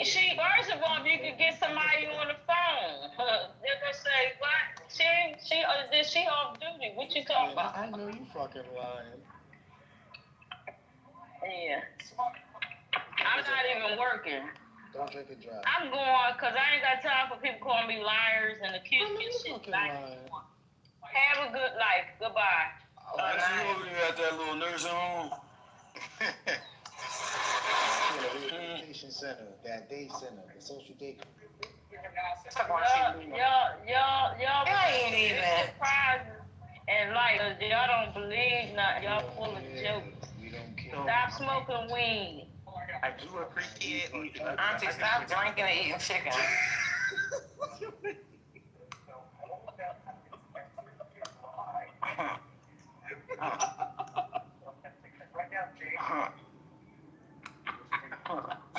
Man, you foul. So we start smoking weed, hell no. Hell no, we not smoking. She better stop drinking. We not smoking. We not stopping smoking weed. I ain't stopping smoking. This sound crazy. Look, crackhead smoke next to loud. She on that shit. Why would she say when to start smoking? That was disrespectful. But Malibu is supposed to be like a sweet drink. That's not even supposed to be that strong like that. But she said 2 sips of Malibu and I think a beer. And then margarita. Oh, she is such a weak wig. She's a wig. She can stay at Nah, home. but the margarita, but she said that's just what she got at her house. But from what she said, the first she said she only had 2 sips. Then she said 2 sips in a beer. And she only supposed to have 2 sips in a beer. Wait, so she get lit off beer? Oh, no. I'm sorry, I gotta dismiss this. Hey, Blue, how are you? I'm done. But she was eating though. Like what could happen though? Like say she had 2 sips in a beer and then she just eating now. It's probably hitting her harder. Well, let Blue check in real quick. I just asked her. Well, she made me want some damn chicken. Shit, some chicken. Cause like if she was drinking on empty stuff, those 2 sips is gonna be like 4 tips. Look, her BAC is gonna be 0. Don't eat the tip of the chicken wing? No.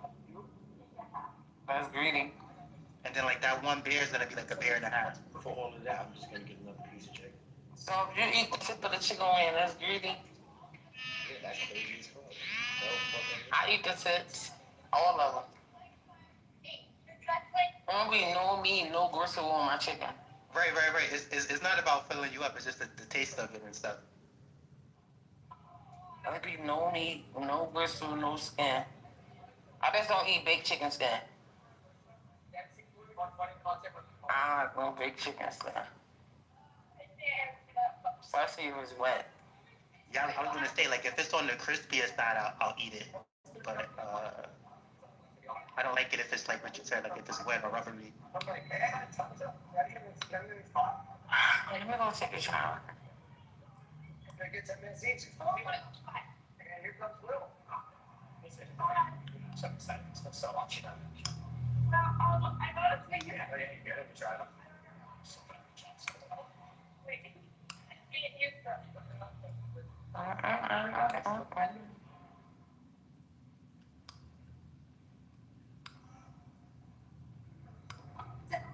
Two questions. I guess she wants to know what your type is. Really just passionate about anything. It doesn't really matter what it is. They just have to be like passionate about something. Yeah. Have you ever lied about what you're passionate Like, you had turkey wings before? Do you like the skin of turkey wings?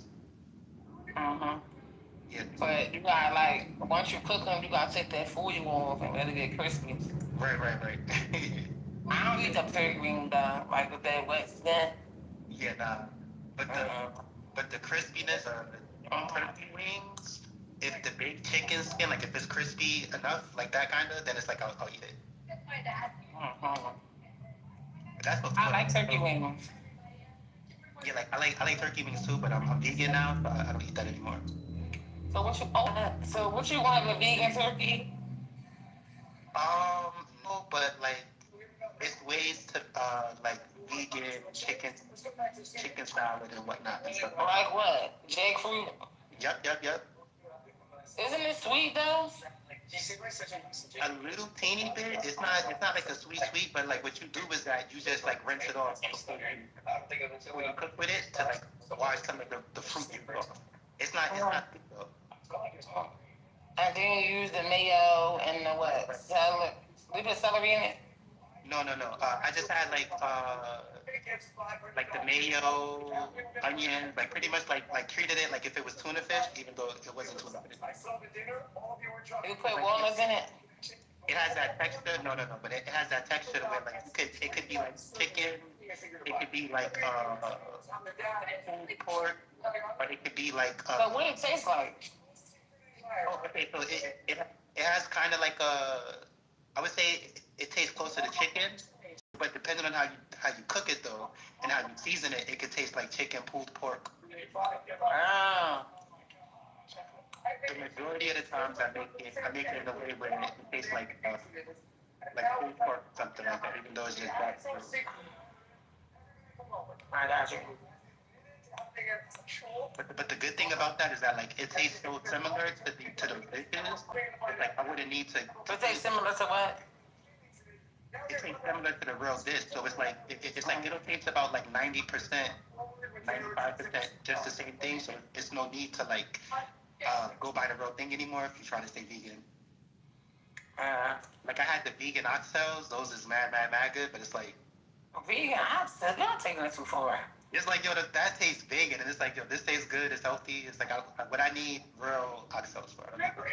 So you put like lima beans in it? It could be, yeah, but it could be any kind of beans. Like often they use, I think what are those beans called? But I guess it could be any kind of beans, and then you put other vegetables in it or whatever. But you prepare it in a way where like you get the same taste out of it. The only thing that you're not really getting out of it is the fat, because the fat isn't there. But then there's ways some people go extra and they like make a vegan version of fat to put in there. So it's like the exact same thing. But I don't be doing all of that. I like the one time we went to a vegan restaurant and they had vegan fried chicken. So it was vegan, not vegan. It was vegan hot wings. Yeah, the vegan hot wings. Listen, they made it with the lobster mushrooms. Oh yeah, that's fire. It was so good, so good. But after a while, I had to stop eating it because it started pissing me off. But it was really good. It was really good, and it had like the little blue cheese, but it wasn't really blue cheese. It was something they made it. Right. The plant-based blue cheese, I guess. Yeah. It was good though. Yeah, so the only other difference I would say is that like you have to eat a little bit more because it's not the same as like real hot wings. Like if you're gonna get full. Uh-huh. Oh yeah, that's what I was gonna ask you. How do you get full? Because I know you be hungry again. Oh no. So just like okay, say like if I would have had 3 hot wings, right?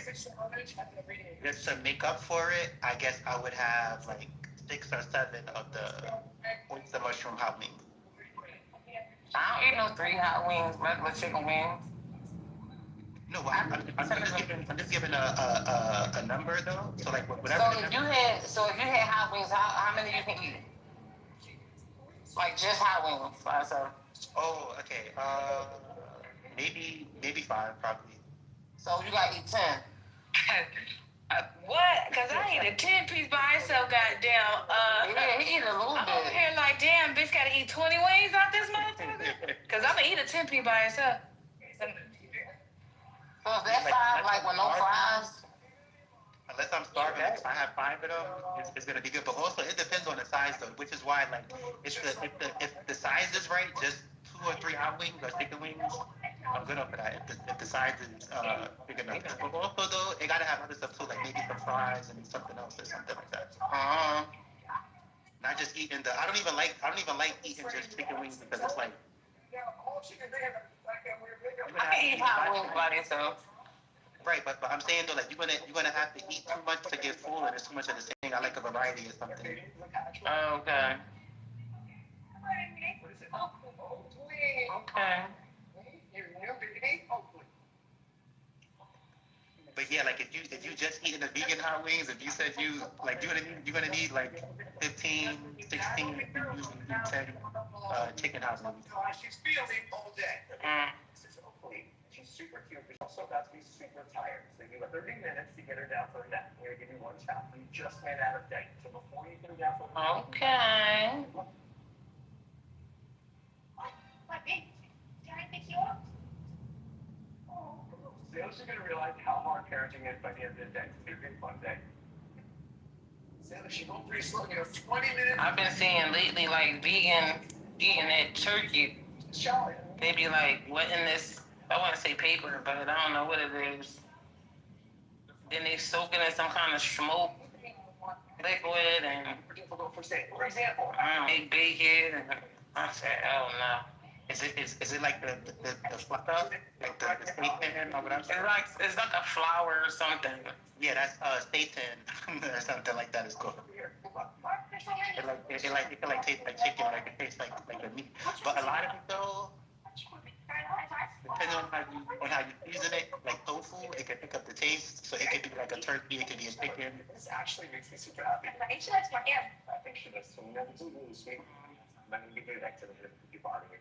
Yeah, tickle. Now my cousin, she eat a lot of vegetables. Like she'll eat like. First was the easy part. I guess it's a flatbread, right? And then she'll take these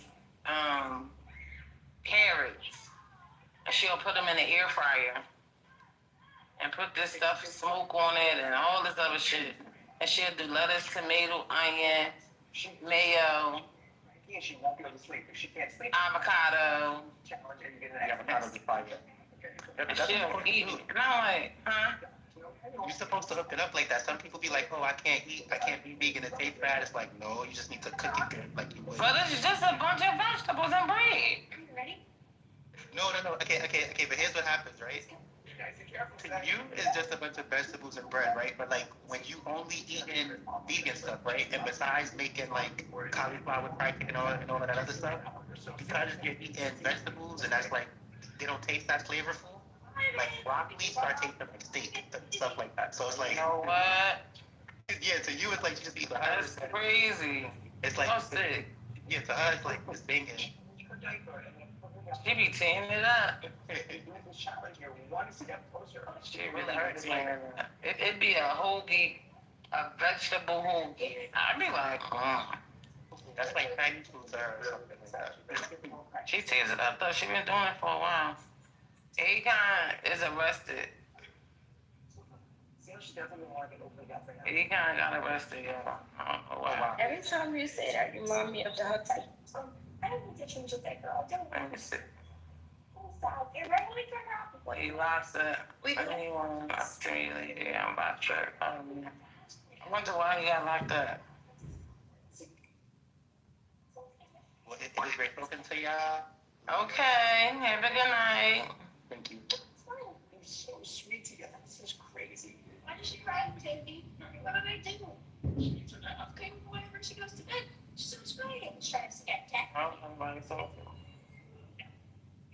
Yeah, that's fucked up. She's being so sweet. Oh, what you say? Heard me. I said we call it heroes. A hero? What is that? What you calling a hokey? You remind me of Bill Cosby every time you say it. That's not good. The fuck? A hero? We call it heroes, yeah. What is that? How do you make a hero? With Italian bread, lettuce, tomatoes. But y'all call them the hokey, we call it a hero. Where you from? We don't make our hoagies with no Italian bread. New York. I'm from New York too. We don't say heroes and all that shit. Just make it I'm in the 5 boroughs. So if you're in the store, right? You walk in the store, you say, yo, make me a hero. Lettuce, tomatoes, whatever meat. And he's not New York City. Now, where you from in New York? One of the boroughs. I'm from Brooklyn. You ain't saying nothing. Where you from? You're not from Brooklyn, though. You wouldn't know we call it heroes. But I'm not gonna argue. Niggas know that I have my own sentiment. Okay, I'm not gonna do it. Okay. Niggas know, bro. All right, so listen. When you walk in the store, right? You say, make me a hero. Huh? Right. I eat turkey, honey maple turkey. Honey maple turkey. Ooh. This girl. I'm trying to pick you down. I gotta hear this. Tastes like tuna. Like that. Wait a minute. Let me turn my TV down. Maple turkey, not know none of that. Wait, what the remote is? You're not from the town. You got the remote, little girl? Yeah. Come in. Oh, Tulip is not. Where's Rico at? Okay, listen. When you walk inside the store, right, and you tell the man to make you a hoagie, you say, yo, make me a hero. I'm telling him this, let me get a bacon, egg, and cheese on the road, you heard? He don't know nothing. He's from upstate, but you say make me Rochester. What meat? And you're gonna say Bitch, you're from Rochester. Stop it. We're not jacking.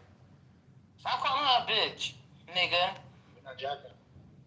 Alright, don't call her no bitch. Fuck he's wrong a with you? bitch ass nigga. That's why he's saying it.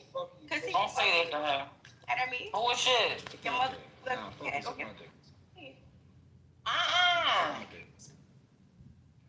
Alright, don't talk to her like that. Stop that. No, that's the New York in me. She wanna get me right. Alright, no, she said you're not from New York because you don't say hero. That's it.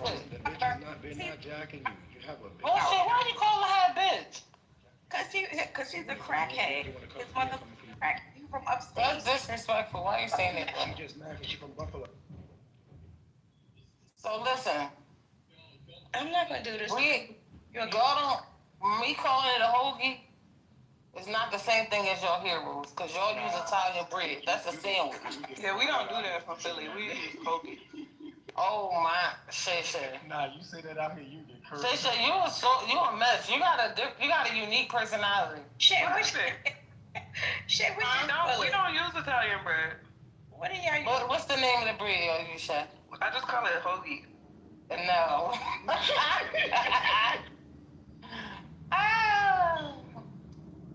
Damn, that's what I thought it was called. It is called a hoagie, but when you start saying Italian bread, no. I thought that was that Subway's. Oh, no. That's not a hoagie. That's a sandwich. Like when you in the Ox stores and whatever in New York and whatnot, and they ask you what type of sandwich you want, once you tell them, they're gonna say roll a hero. No, you gotta say a Philly roll. Y'all not from Philly. Y'all don't know nothing. Oh, hell no. Don't you dare say no goddamn Philly roll. Oh, you want me to say the name? Omarosa? Omarosa? Omarosa? No, you don't say that at all. You just say I want a hoagie. Say. That's what I said. Go in the store. No. I said I want a hoagie. Ew. Said hoagie. Don't say it like that. You go inside the store. The best way to walk in. You don't never say ill Malik talk, but you want to say ill. Yes, I do. He just keep talking. Yo, shit. Man, what time is it? Oh yeah, I got a. Oh yeah, He be trying to be tough, and he starts screaming and stuff. I got a bone. I done that thick wet mouth bitch. Hold on, I got a bone to pick with you. I'm divorcing you because you ain't sing happy birthday to me, you punk ass. Oh, when was your birthday? You wasn't in here. I was looking for you. Last Monday? No, you wasn't. I was looking for you last Monday. Last Monday, I was in the groups half the day, and you did not sing to me. I did not see you. Don't worry, I'm gonna remember November 27th. You gonna sing happy birthday to me? Even though you didn't do it for me, I'll still do it for you. I sing happy birthday to you right now. Nah, not too late. It was just Monday. Today's only what? Nah, you late. My birthday It was Monday, right? Today is only Wednesday. No. My birthday was last Monday. Happy birthday to Bullshit. Happy birthday. Why didn't remind me? See what I'm saying? No, but listen. I'm tired of y'all talking about y'all heroes as our hoagies. It's not. Okay? Green a bean.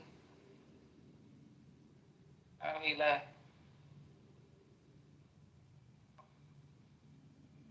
Happy birthday. Rice paper, yeah, that's what it is, I think. No, it'd be a little thicker, though, than rice paper. They be dipping it in water and... Yeah, it'd be thick, like a little blanket, like a little sheet or something. Amoroso roll. Papa, you just go in the store and be like, yo, Pop, give me a hoagie. Everything going in, no hot sauce, sweet peppers, extra mayonnaise. Turkey hoagie. Yeah. Gourmet turkey. Yo, how the fuck do y'all eat mayonnaise? Extra mayonnaise. I want the mayonnaise coming out with my hands. Oh, hell no. I can't deal with a woman that eat mayonnaise. If she do, she got to take Hell yeah. That should be so good. You don't deal with women at all. Yo, who's talking to you, bro? Like, nobody's paying attention to you, like, at all. Like, I've dead ass respected May and everybody else in here by not saying nothing else to you, because I can really treat you out right now. So I'm just gonna go on mute. I need to buy me a new pot set. Who he beefing with? Salam alaikum, everyone. Qu'est-ce qu'on demande? Hey, Monica. Hey, I have this side hustle, guys. So if y'all don't see me here in the evening, y'all just gotta know I'm working.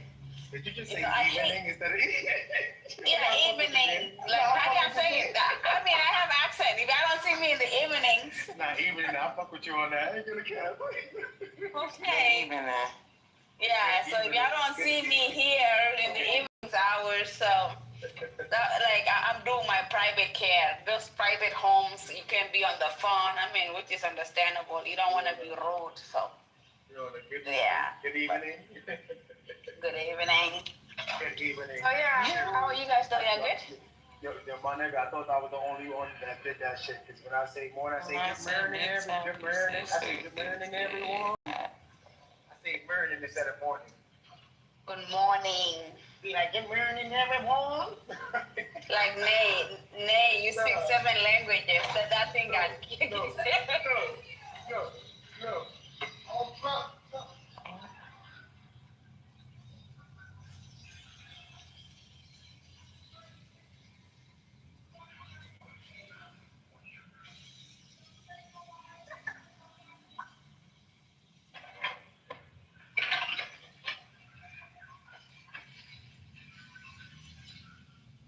Shay, what'd you cook for dinner? Because you always cooking.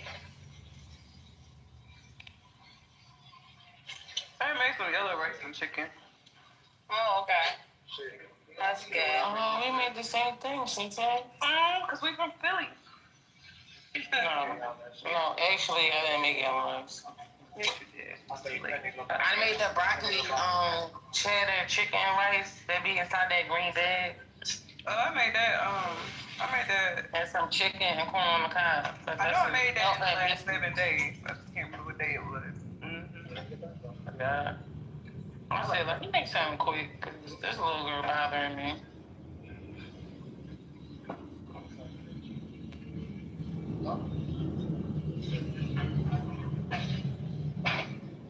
Oh my God, Shay Shay. Look at this, Shay Shay.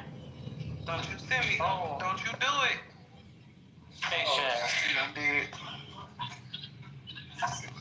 What the hell? You can't block. That's it. No. Okay.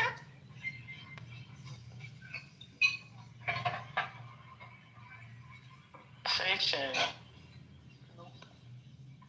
Now you gotta delete it because I can't go back and read none of your messages until that's gone.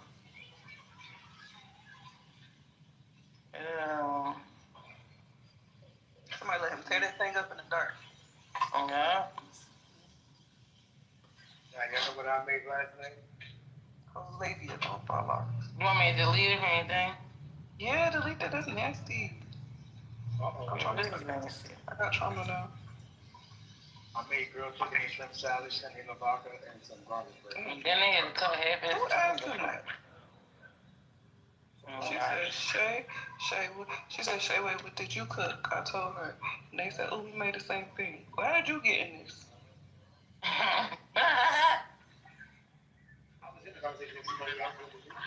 They say, I wish you was close to me. Bullshit. I ain't saying that. Y'all don't smack the shit out of me. You see, you don't like bullying. I know who I like to bully. What's up, Papa? Okay, you got it. No, I might bully you. I'm thinking about it. How you feeling?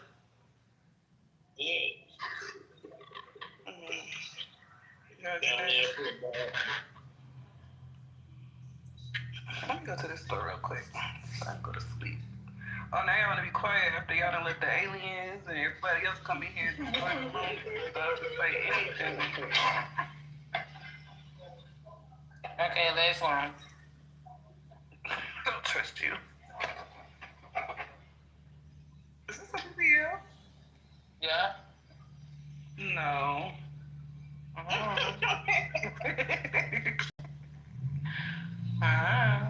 She thinks she holy, her butt cheeks hanging out. Why is it like that?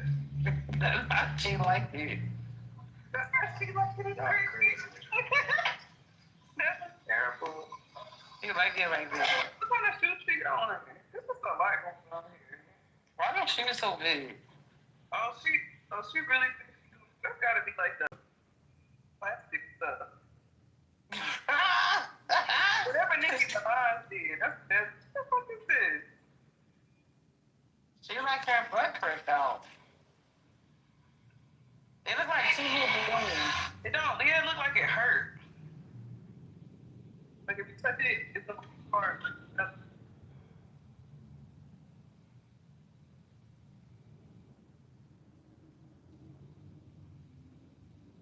Somebody's tearing this thing up.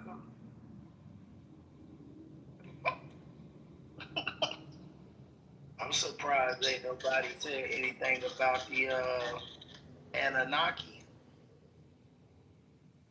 Is we getting food from tonight? Because my sister will be coming off from stairs. You said we doing what? Is we getting food from tonight? Because my sister thinks she's slick. I need to know when they come back on. You should be able to check. You should be able to check the date because they made a ruling on Friday that they have to put whatever monies and shit there because people in New York got them. Because my sister thinks she's slick.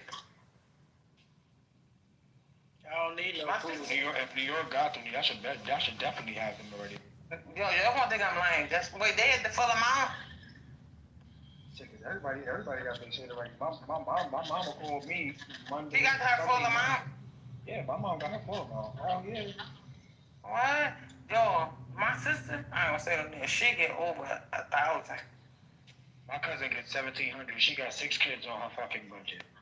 Yeah, that's how my sister is. But they said they said if she get a job, they're not gonna give all of them no money. Well, she got an under the table joint, but she don't write no tax stuff. So, but she get a lot of food stamps. A lot. Nah, that's good. That's good right there. Shit. I'm right. Listen, you ever heard of this? She get food stamps, right? But she used to get food stamps the 1st and the 13th. Y'all get them twice out there? Well, I don't know how she did. Listen, I don't know. She did it. She used to, but she don't get that. She don't do it no more for her. No, I need that baby's number. No, I need that. I'm telling you the truth. Yeah. She get a lot of stamps. She said she did it like Mama, I made it. Hmm? Nothing. Yep, she got them. It says house passes. Okay. Who that? Funding bill. What you said? And government shutdown after 43 days. Also, the government shutdown over with. I don't know. Temporarily until January. They have to. They have to still. They just didn't. Until next year's budget. All right, so Thanksgiving gonna be popular. Thanksgiving's good. Yeah, so my understanding was the last time I read it was they pulling out, think about it like a reservoir of money, right? That they have, saved up. So they kind of like just pulled out from there until they actually do their own what's going to happen. At least the last time I checked. It could have been updated since then, though. You know, my baby daddy sent $1 for my son's birthday. Oh. I thought that was crazy. Wait, what? Wait, $1? Wait, $1? Crazy, $1. I was like, nigga, what? Yeah. I was like, man, I wonder why he thought to want to bother me today. I was like, that. Yeah, I thought that was it. Yeah, I thought that was it. What's wrong with that? $1? Don't be ignorant. I would have sent that back. How old the child? Now, how old the child? You should have sent it back and told him that. It don't matter. Did it That's more his than child. the baby got more money than that. Don't be fucking ignorant. He's laughing. That's crazy. Isn't that crazy? Why are you laughing at that? That's not even funny. I want to kick that nigga ass because that's crazy. $1? I said maybe he just wanted to test it real quick to see if the other money went through. Man, that man said $1.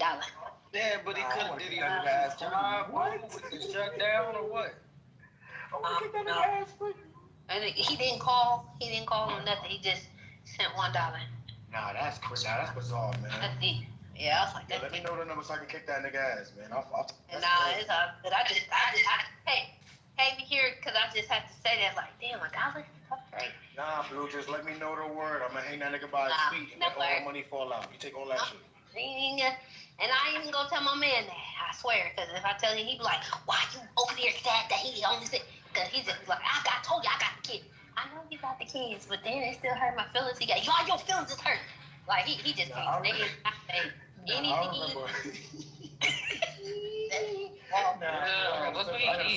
You should send it back and put it in it seemed like he needed more than the baby. That's a fact. Their bank account. Send it back. Put a little. Pay your tithes. Look, it's either that or you just have somebody run down. No. $1? No, I'm sorry. I'm sorry. Let me run down. People next. Nah, I'm running down $1. That's an epitome. That's an embarrassment. That's disrespectful.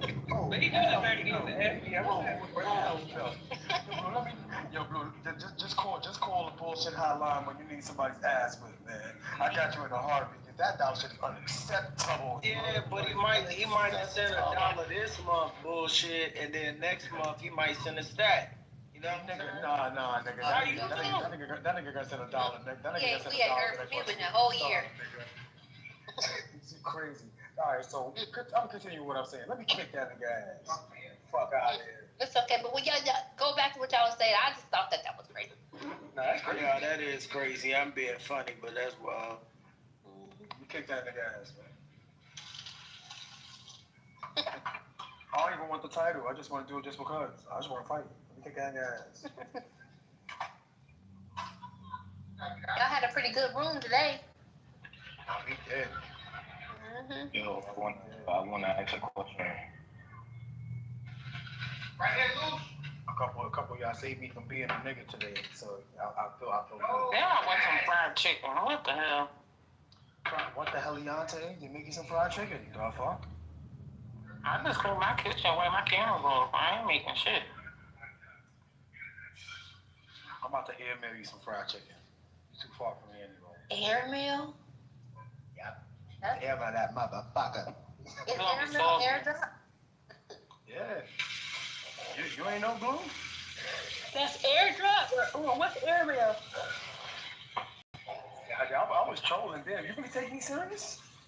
I know what airdrop means, but I don't know what airdrop. Why is Nate acting like she know how to cook fried chicken though? That's I know you got that air fryer. Why is Nate what?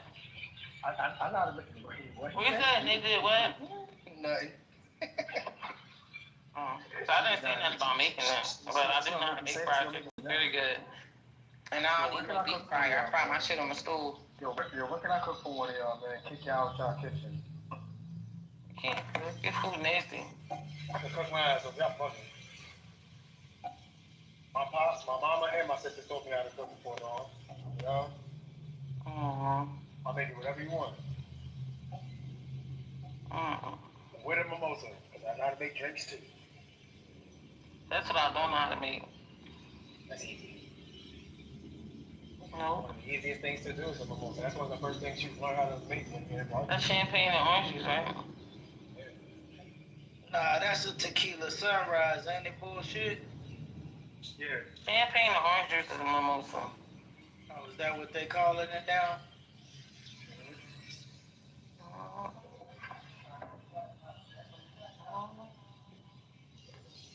So what's the difference between a mimosa and a bottomless mimosa? I'm not a drinker like this. It's never ending. The bottomless mimosas don't stop. That's why they bottomless. Oh, is that what they? Oh, okay, I got you. Yeah. They're never ending. Hey, babe. Hey, Nene. Like it's blue right now because I'm cleaning. It's cold. No, it's not that cold. Let me stop. It's been very cool in Philly, like on some dumb shit. Oh, for real? It Like, ain't too bad. Let me stop complaining. Yesterday it was 20 degrees. Oh, that's not. Yeah. It's too cold today. That's not what. Cause remember, I'm in the mountains, so here like regular winter is like a negative or like a below zero. So 20 isn't bad to us, but it's cold. 20. No, yeah. Right now it's 46. Oh yeah, it's 49 out. I got on a t-shirt. Yeah, t-shirt. You brave as fuck for that. It's you gotta acclimatize to the weather, because if you Girl, I don't have a coat on. You'd be like, Nate, what the hell? Yeah, but if you put on that winter jacket too early, by the time it really starts to get cold, you're just gonna be freezing. So I try to like ease my way into like cold weather gear. I'm already in cold weather gear. I got the face of Montclair already. Don't face the Montclair is out already. I ain't hearing that. I be so cold. Put a hoodie on and go outside and try to get your body a little cold. Oh no. You were late at me. Yo, Christmas, I'm gonna be in Cali for Christmas this year. It's lit. Oh, that's nice. Hell yeah. What's their winter look like? 75? Okay,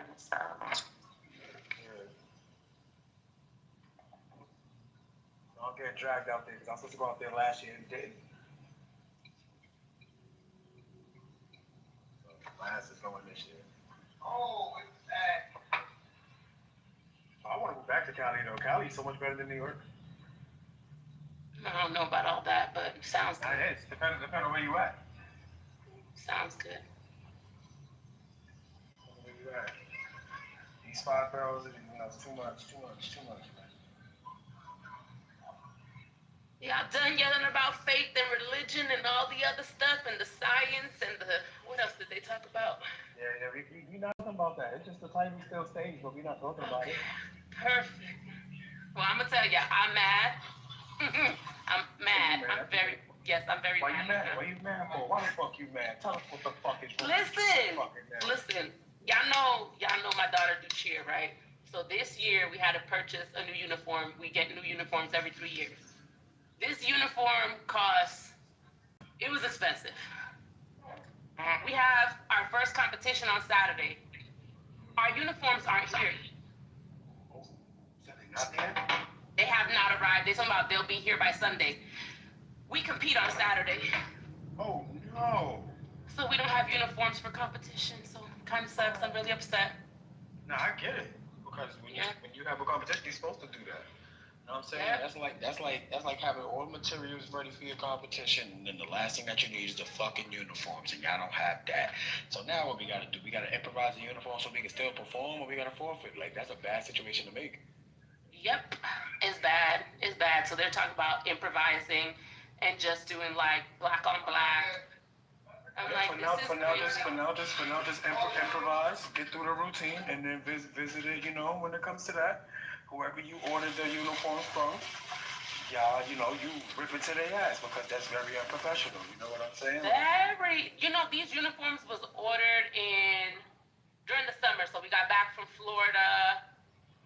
When was that? April? June. We ordered uniforms. It is November. We don't have uniforms. That's wicked. I know. Like I said, the person you got them from needs to come in motherfucking days. Fuck is they doing that? Do y'all got last year's uniforms? Do we have what? Do y'all have last year's uniforms? Yes, we do have last year's uniforms. Okay. The only problem is that we had a big shift of like our minis. So my daughter's in Elite 1, and our mini and our prep, a lot of those girls moved up, and their uniform was different than ours. So we have a full team, like maybe 5 girls that have last year's uniform, and then all the other girls, we're 22 girls. Maybe 5 have the last year uniform of the same, and then the other girls have a different because all teams don't have the same uniform. Right. So we couldn't even wear last year's because they still wouldn't match. So, but I'm on my way. I'm coming. I'm on my way to the gym now.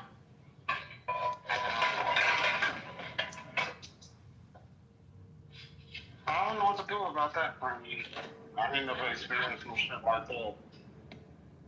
We always had them uniforms well in advance because we gotta do alterations. Yes. So we had a fitting. So. The girls got fitted and everything, and they told us it'd be in time, but it is. We gonna make it work. The girls gonna get up there and perform, regardless of what they got on, and fingers crossed. Yeah, it'll be alright.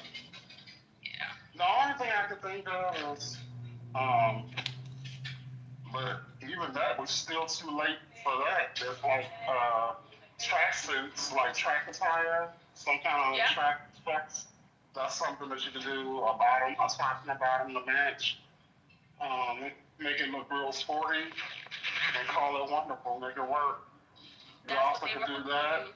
You can do that, and then the 5 girls that got uniforms from last year, you could do a little spin-off.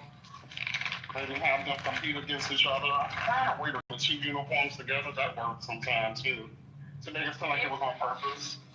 They were hoping to do like a top and a bottom. They're gonna try to go find sizes for all the girls, because that's hard. Yes, we got to Saturday. You know what I'm saying? Like you gotta find sizes for all 22 girls. Or you can always Amazon. You can do Amazon, and I'm just thinking of something that has a lot of sizes and availability.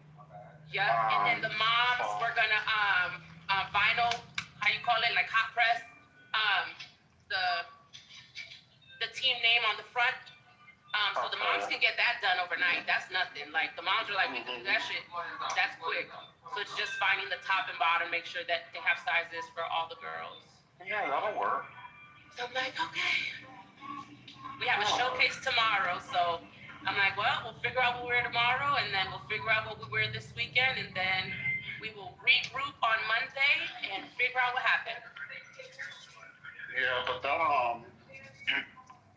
I'm sure they had a contract and they broke. That's a breach of contract. That's a lot of money. That's a lot of You know, they agreed to a delivery. Like an. Of course. Oh, I just got a text. Look at that. I just got a text from the owner. She said, hey, I know it's a big ask, but can I borrow? She puts my daughter's name, Nay's old uniform. I'm buying tops for the kids, got skirts, so they will all be covered. There you go. That was the owner just texted me.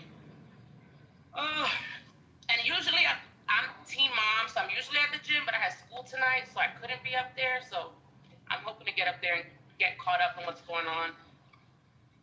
But I had a whole bunch of moms texting me, so.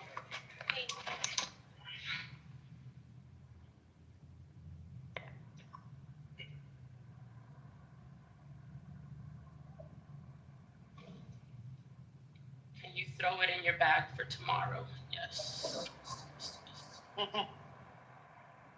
Yeah, I'll bring it to showcase tomorrow. Now I just gotta figure out where my daughter has all the pieces. And she's a teeny thing, so I don't know who they're gonna let her use her thing, because she's tiny.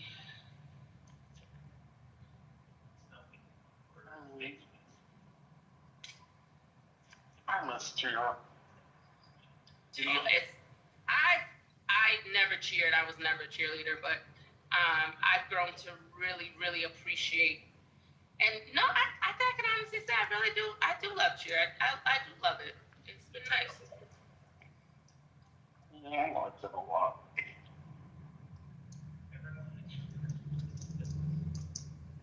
Well, nice cheerleaders. We weren't mean. That's good. I don't like the mean girls. I will say no, that I have the dance team was mean. Them bitches were evil.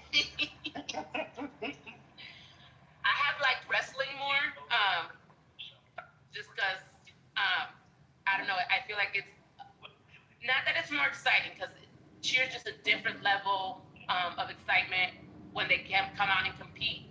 I think what I like about the wrestling is that it's more matches, right? So like, you know, they get their routine, it's like under 3 minutes, they go out, they get their 3 minutes on stage, and then it's over. That's it. But with wrestling, it's like longer, it's more, it's like, I don't know. That's what I've liked about more wrestling. Okay. Yeah. It's just more matches back to back. So like my daughter went to a tournament last weekend, and she ended up with 10 matches, and that was just in one day. Oh, wow. Because she competed in 2 divisions. She competed in the co-ed and the girls only. So it's like back-to-back round. They just cycle through the rounds, and they're eliminated as they go. So. I think what I liked about cheer is that you do it and it's over. You do your little do, you do your little do, you do your little hurrah, woo, woo, woo, and then it's over. And and we were nerds, and so we sit on the sidelines during the games. And you had the people online who was online, and if you wasn't online, waiting until halftime, we were all doing our homework. So our whole school squad had our heads down in our books because we were always doing our homework while the boys were playing. And I thought that was the funniest shit. That is a huge thing. Are you kidding me? Huge thing. So they have showcase tomorrow. So tomorrow it's like a statewide showcase. All the competitive teams in the state will be at this school tomorrow to showcase their skills. It's like the opener for the season, right? And you'll be in the back where the girls are getting ready, and girls are like in full gear and full uniform, full face of makeup, like they look gorgeous, and they're in there doing homework. Like they're in their books. Yeah. It's beautiful. I have seen that in cheer, that they are in their books. Those girls are really smart. Yes, we were. Our team was very smart. We have the highest GPAs, and we kept it that way for a reason. I loved our squad. Our squad was amazing. How long did you do sideline for, Tom? I didn't know you did sideline cheer. Oh yeah, I did cheer. I did cheer up until my freshman year of college. And then when I realized that college was a different level, like you cannot have any extracurricular activities because you have to go. You have to fly. Like you have to like be gone. Mm-hmm. Oh no, I was like, start this shit. So I left. No, you lost. Yeah, no, I didn't know. So and I was a science major, so I couldn't be gone that long. So I had to leave cheer and start the tennis. So I had to leave. Yeah. My daughter started in sideline. She started sideline. She did Pop Warner sideline. And then she really liked it. And then we moved to All-Star cheer. So we've been All-Star for 4 seasons. Mm-hmm. But she did start with sideline. And I always tell her to go back to it. She's like, but she just really likes the competitiveness of All-Star. It's just different. She likes travel. So she likes to travel for competitions. She just likes that part of it. I'm like, whatever. You could cheer at school for free, girl. And she's like, I don't want to do that. Okay. Yeah, I'm trying to remember. We didn't do any competitions.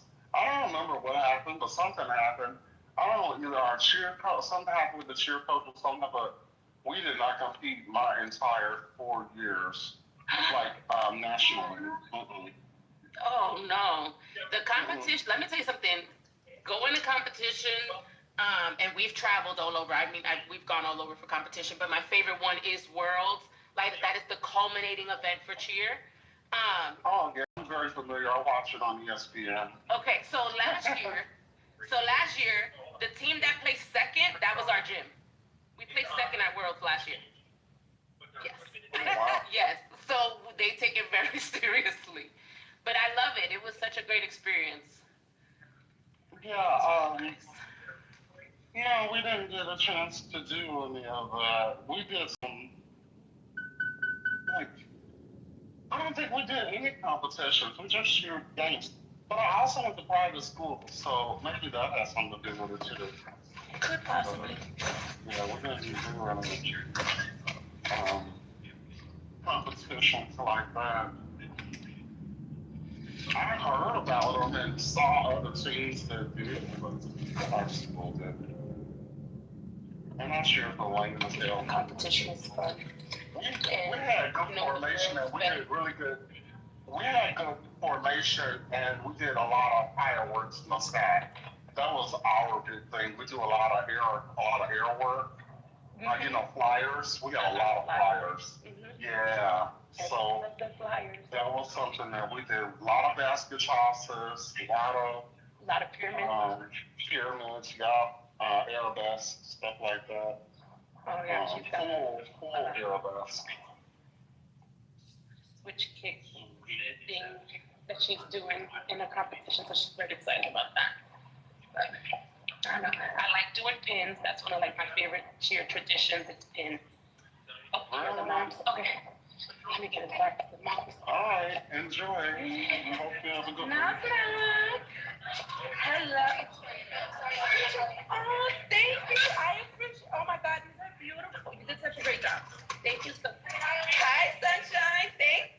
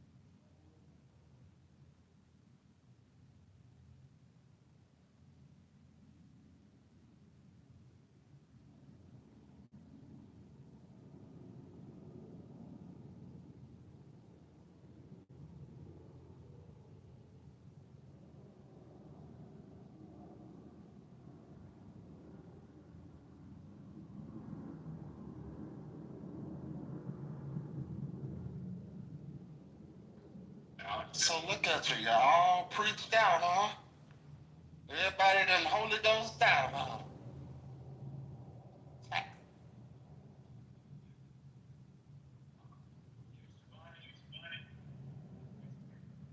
Tongues don't even work no more, huh?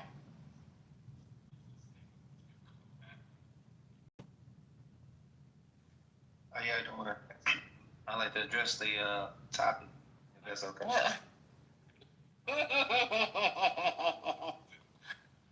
Go right ahead, sir. Knock yourself out. All right. I mean, now if y'all moved on, that's fine. But you know, I came in the room because I saw the title. For me, I think that it's really all three of them pertaining to believing in the Creator. You know what I mean? Like, what is it rooted in? I think you have to have faith, a little faith. You have to also have some form of evidence, and then you have to realize that you do have, you know, a need. Whether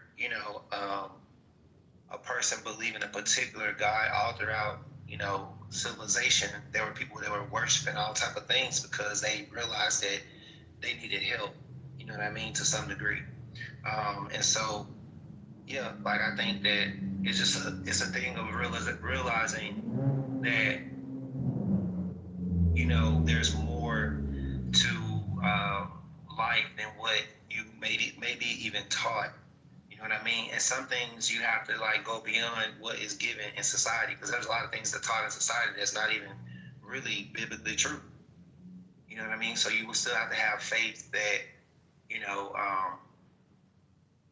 like for example. Like I personally believe in giants, right? And there's a lot of evidence for me that makes sense, as well as what I've read about in the Bible. Now, have I seen an actual giant? No, but there's enough evidence, right? And I don't say it's a need for me to know, but it would definitely help me to be more grounded in my faith. So I don't know if that kind of makes sense, but it's just a combination of all of it. You know what I mean? You can't just say you believe in something without some form of like, you know, research, some form of like lifestyle change, right? If not, you just talking. But that's just my take on that, you know.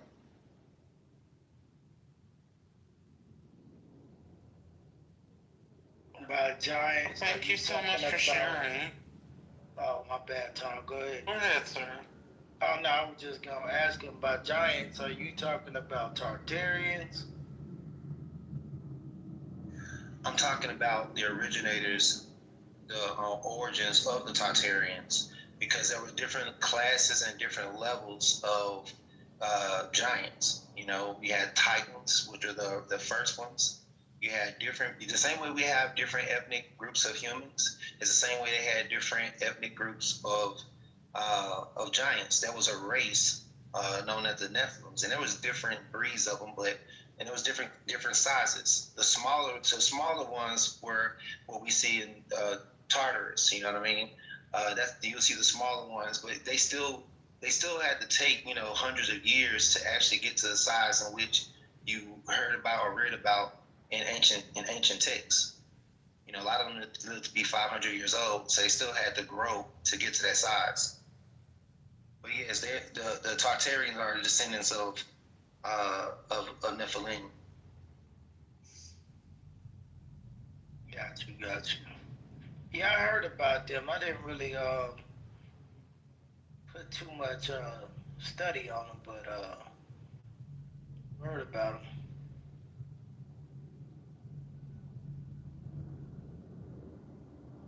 But, you know, if you think about it, it only makes sense to try to erase that type of information or evidence, because that would strengthen the faith of believers as well as people that didn't believe in that type of stuff, right?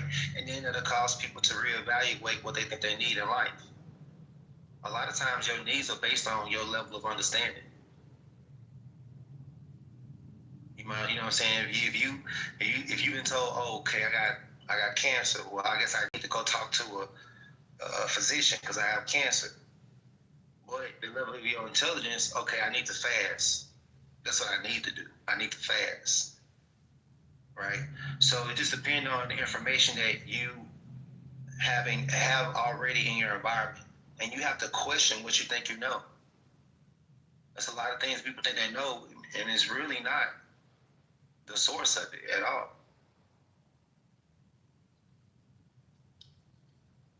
But yeah, like I said, this is me about that. I like researching things that people don't like to look at, because to me, that's where the real truth is. A lot of things that are considered myths are actually true, and the things that are considered true are truly myths, and that's like straight up. Yeah, I can see that. You got to get it from somewhere. Even like even dealing with the Marvel shit. I'm brain fried, bro. What's his name? Dr. B? Oh, God, Lee. Very intelligent brother, but sheesh. So, that's where I'm at.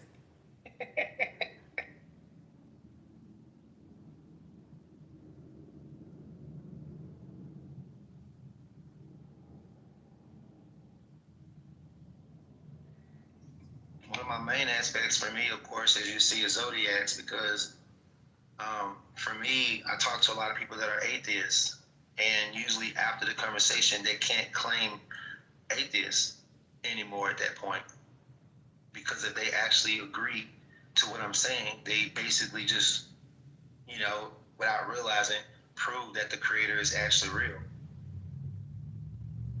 Because you can't deny your zodiacal position. Whatever your zodiac signs are, that's how you're going to conduct yourself, whether you knowledge of it or not. So to me, that's evidence by itself, because you've been living your reality your whole life. So whether you knew anything about zodiacs or not, and a person like myself come along and tell you about the energies in your body and how they make you see and feel, and if you say that, yes, that's how I see and feel, right, then you can't say that you're in control of yourself. You really can't. And honestly, nobody really controls itself until you realize what's inside of you. Until then, you just operating off your emotions, your ego, and your pride.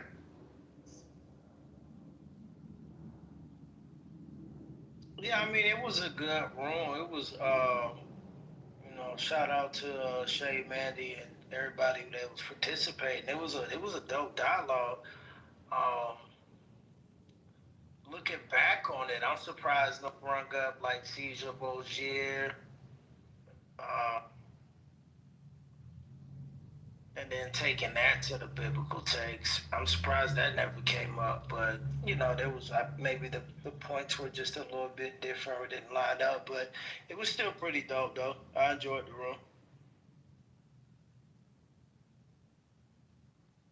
It was a good religious room. I mean, that's gonna happen in religious rooms though, but for the most part, it was alright. I've heard worse.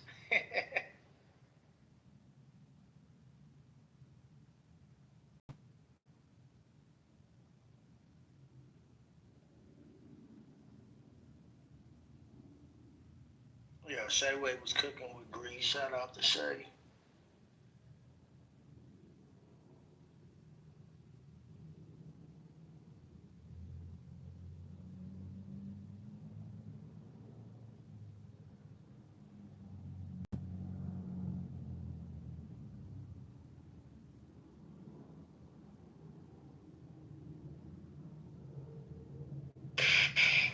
What y'all doing? Sleep now? Y'all tired? Y'all done read too much of the Bible? No, I just got back in here. Nah, I was talking about I was talking about what's his name, Dr. BS. Yo, that dude is off the chain, man. Chiwee on Chiwee. I haven't done it all day. They preach all They day. took the whole day from us. Time. All day. This was church. This was worse than me being a little kid. There was church all day. It was definitely AME Zion. Hey, Tom. Hi.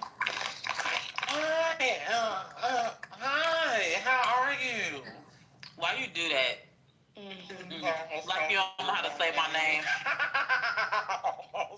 I like the You've heard M-Law 1,000 times and you act like you don't know how to say it. the game that 80s played. I don't know if 80s created it, but I like that whole thought provoking brainstorm. Like it was pretty dope. That was different. Yeah, that was pretty dope. You know what? I can't. You know what bothered me? I don't know. You know what? Nothing. I'm gonna be quiet. No, it was unique. What are you doing over there? No, it was just different. That's all. You eat candy, drink a coffee. What you doing? I'm like just laying here right now. I'm just laying here. Like I don't know how to talk. Like today was so. You got that wet mouth, that wet thick mouth, like my mouth is wet. Like leaks. Need to fluff. Oh yeah, well I'm trying to fuck him. I like the way you talk. Talk I want to talk.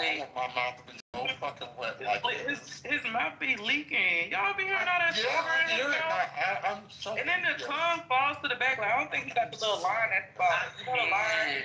I think his tongue falls to the back. You know what? Every time he starts talking, I always look at Nate and Justina, because I already know that they irritated instantly. Instantly. I be irritated too. Like, why is your mouth so thick and wet? The fuck? See, it's not him. It's not him for me. It's Archie. Every time he starts talking. No, Archie just talks too long, but... No, I don't like it. As soon as he says something, I'm pissed.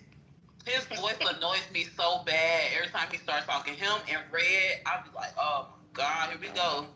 Yeah, nothing Red say makes sense. Boy, Archie be preaching, don't he? Pass the collection. Let me be quiet. Ooh, can we talk about something else? Because I don't want to cuss nobody out. I was so annoyed by today. Today really annoyed the piss out of me. Like, I went to strangers' rooms. I literally went away. And then I'll come back, and it was still going on. Yeah, I heard you. You came off mic. It was like... I've been trying to follow with the conversation forever. Yeah. Listen, it started fucked up, okay? It started fucked up, and as far as I know, it ended fucked up. I don't know.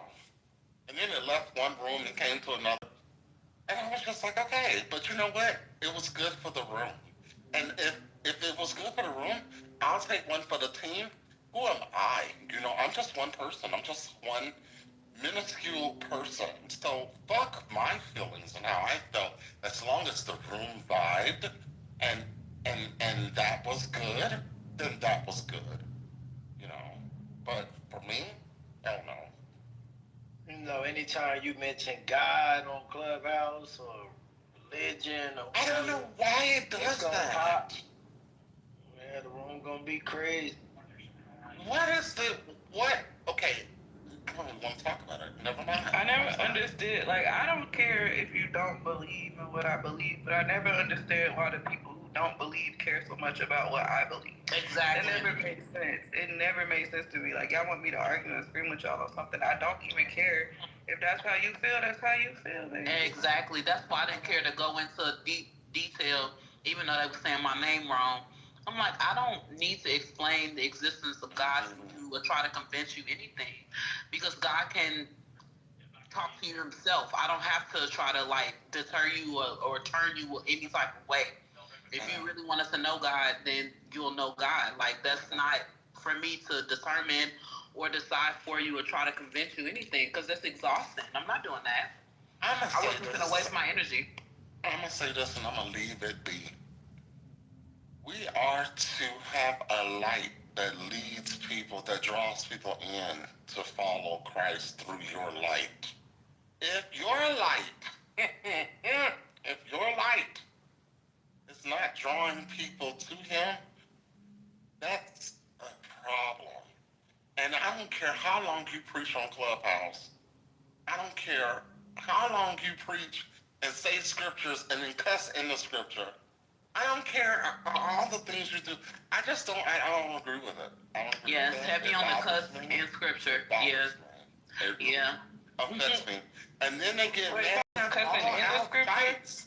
Yeah, like they'll say something about God. I've noticed that 2 times, but they'll be trying to like say stuff about God and all these things, but then in the same breath they're cursed. And I'm like, that defeats the purpose of what you just said. Like, you're not. I'll just be like, okay, whatever. I'm not. And I don't judge people. Listen, I don't judge, but it's like a certain reverence. I just was trained to have, and I know we are all sinners. We are all sinners, and that's the one thing that I truly understand. But it's just certain reverence that we should have when speaking on God, and you don't know who you're ministering to.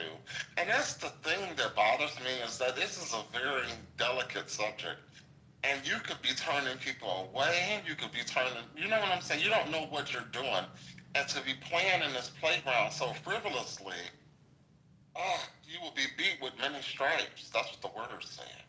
So I don't play with that. I prefer to lead, let my light so shine so differently. So I'd rather be a nice person, and people are like, well, well, what do you do, or who do you serve, and go from there, as opposed to trying to reach different terms of the gospel and who did what and what stick turned into an AI generated.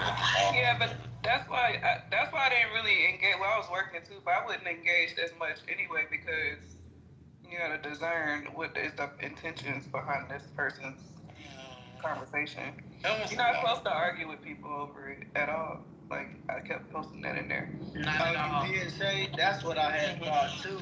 I kept posting multiple scriptures that said how to deal with these type of people. And none of them held. They weren't here for open hearts or open minds. There wasn't any point to do that. But Exactly.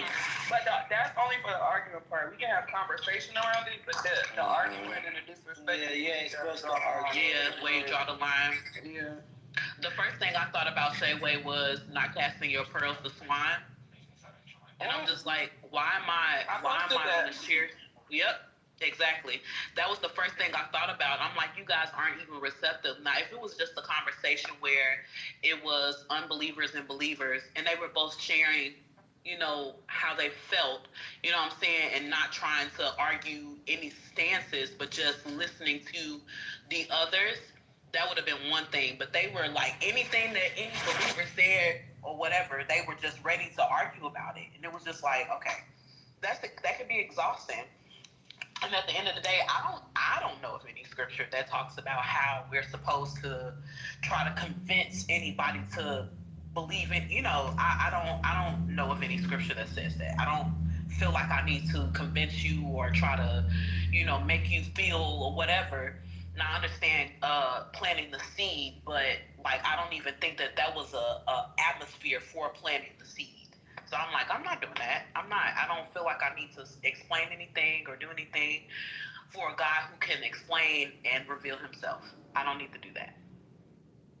Well, let me say something, if we're supposed to be the salt upon the earth, then that means we're going to be in salty situations, and it's not going to be comfortable. Usually people tread upon salt in ancient times. It's not always a great position, but at the same time, it is the very thing that is needed in order for everything to have flavor. And so it talks about how the harvest is great, but yet the laborers are few. Laboring means that you have to exert some type of energy. And you think about what you naturally exert energy into pertaining to the things that you love to do. We never complain about the things that we love to do. We exert all type of energy in the things that we love to do. But when it comes down to actually being selfless, dying to self, that's not easy. Especially for me, learning about people's zodiacal placements. Some people have it harder than others. Fixed signs, Tauruses, Leo, Scorpio, Aquarius, whether sun, moon, or rising, it can make it very challenging to put others first. And so I always challenge people's souls to challenge themselves. If not, are you really being a light? Or are you just being in a way? Like the fig tree. So the thing for me is, me being on Clubhouse is like prominently religious rooms. Seriously, um, this title is belief, right? And then faith. And so when I that's why typically I don't really tap in like that anymore. But however, because I realized the common denominator, and the common denominator is a lot of people, especially when we have big rooms like that, a lot of people will try to come and convert you. They want to test your faith. They want to challenge your belief. They want that's what they want to do. I kid you not. And they'll do anything they'll do anything to get you off your square. You did what I'm saying? Just to see, for shits and giggles. I kid you not. They'll test that book of yours. And Big Dog, that's what I feel like that was the atmosphere of the room earlier, which is feel like a lot of Christians felt like, what's the point of me even saying anything or whatever? Because it was just like, in that, I think his name is Chaz. I wish you were in the room earlier. But I think that that's why a lot of Christians took the stance that they did, because it was just like, I understand allowing your light to shine before men, but in that instance, sometimes God calls you to be quiet. And I think that that was one of those instances, because it was not the atmosphere to even share the gospel or anything like that. I think it was a very, very different atmosphere. It was terrible.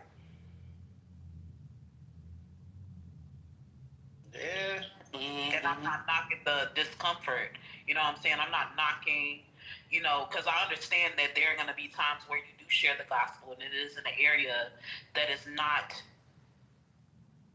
comfortable. You know what I'm saying? It is in a place that's not comfortable, and you may feel like they may or may not receive what you're saying. And that is in the instance of planting that seed that I was talking about earlier. Sometimes you are just the person that plants the seed. But that was not the atmosphere earlier at all. In not even in the slightest form. Yeah, because there's one thing when you just whether it be a multitude of people just trying to, gain information, but it's another thing when it becomes a battle of the books. You did what I'm saying? So that's what I mean by that. It's when it just becomes a whole full out debate. And I already know where that's going. That shit ain't going nowhere. Yeah, it brings people to the room, and shit like that, but it just get messy. And it always have been like that for years, and it ain't never gonna change. Because you didn't have the Muslims, you didn't have the Jews. No, we here. They'll tear some shit up too. Yeah. I'm here.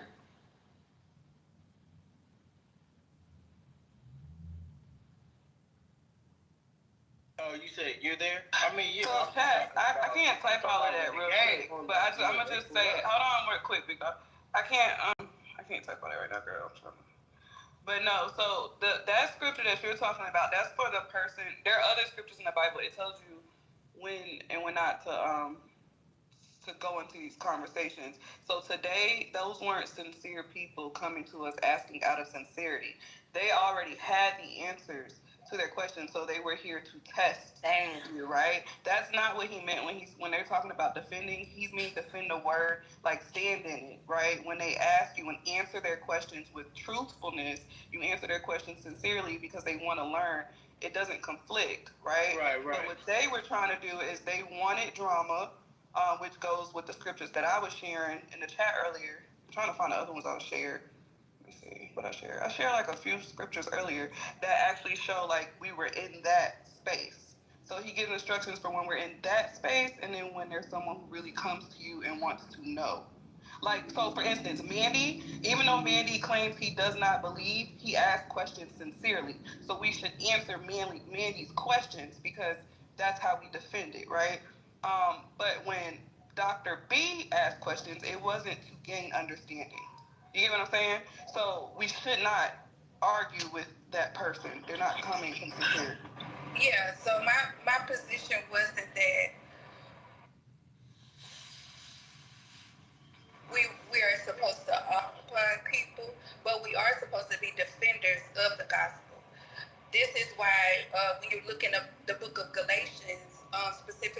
chapter 1 or Galatians chapter 3, all throughout the Galatians and Romans, you see Paul's position was to be a defendant of the gospel of Jesus Christ, because you had people who were the Jews trying to come in and distort the gospel that Paul was preaching, basically trying to get them to conform to the law, back to the law of Moses. So our position is to always defend the gospel, but it's not to force our belief system on people, but we are supposed to defend our faith.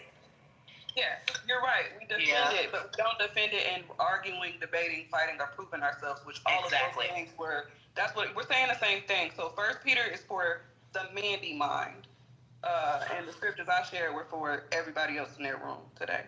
We weren't supposed to engage with those people. Yeah, because there were definitely people there, like me and Shayway and others, that were defending the gospel in a manner that I feel like God would be pleased with, instead of us trying to like argue why they should believe this or why they shouldn't. And I think that the space that it was earlier was not the space of, oh, I need to defend the gospel as it pertains to sharing the gospel like we would do with Mandy.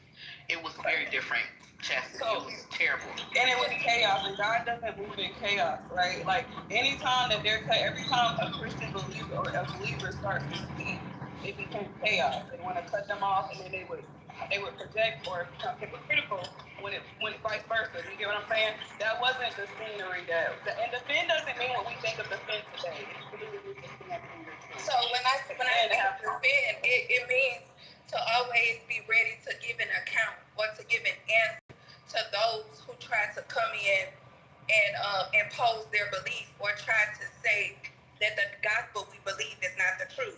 So that's what I mean when I say defend, but not necessarily argue, because then you will find yourself to be a fool if you argue with people.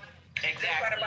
That's what we're saying. The Bible tells us to kick the dust off our feet and keep it moving when you go into these places and try to preach the gospel and they don't want to hear it. And they don't receive. And you have to keep it moving. We're saying the same thing, boo. That's what we were saying. So that was the scripture I shared. You're talking about Proverbs, because that was the answer, not a fool accordingly to his fathers, lest thou also be like unto him. So, and that's what they were trying to do. So you have to protect yourself at the same time. They wanted to make you argue. They wanted to trigger you so that you could cause that to be. That would be a saying. Then they can throw it back at you and then show. Right. You know what I'm saying? So you have to defend but protect at the same time. And that was the atmosphere. The other scripture I had shared another one. The only one I can think of at the time was the not casting your pearls to swine. That was the first thing I thought about when I came into the room and I felt the atmosphere. I was like, oh yeah, I see the business. So, First Timothy, it was but foolish and unlearned questions avoid, knowing that they do gender strife, and the servant of the Lord must not strive, but be gentle unto all men, apt to teach and patient. So that's basically saying just don't get into arguments or pointless debates or back and forth. That's literally what that scripture is saying, and that was really what was happening. Yeah. So like I said, it's a certain way that you're supposed to defend, because we are still supposed to exercise the fruit of the spirit regardless. We're always supposed to be in the spirit. When you have people that come in and try to get us out of character, you're still supposed to exercise love, joy, patience, forbearance, all these things that prove you to be spirit-filled believer. You get what I'm saying? So, but we are to defend the gospel that we preach. That's why you have people who practice apologetics. I don't know if y'all know anything about apologetics, but people who literally, they spend their lives defending the gospel of Jesus Christ. That's something that the apostles in the Bible also did, mainly Paul. So I'm sorry, God. No, but you can defend, but God also gives you instructions on what to do. So Timothy, I get Paul. We also know Peter, who did some things too. But it literally in Timothy it says you should withdraw thyself from these types of conversations. Like that is showing your spirit. That is showing your relationship with God, when knowing when to be silent. We know this. If you don't give the enemy what he's wanting to feed, that is welcome. That's the thing too.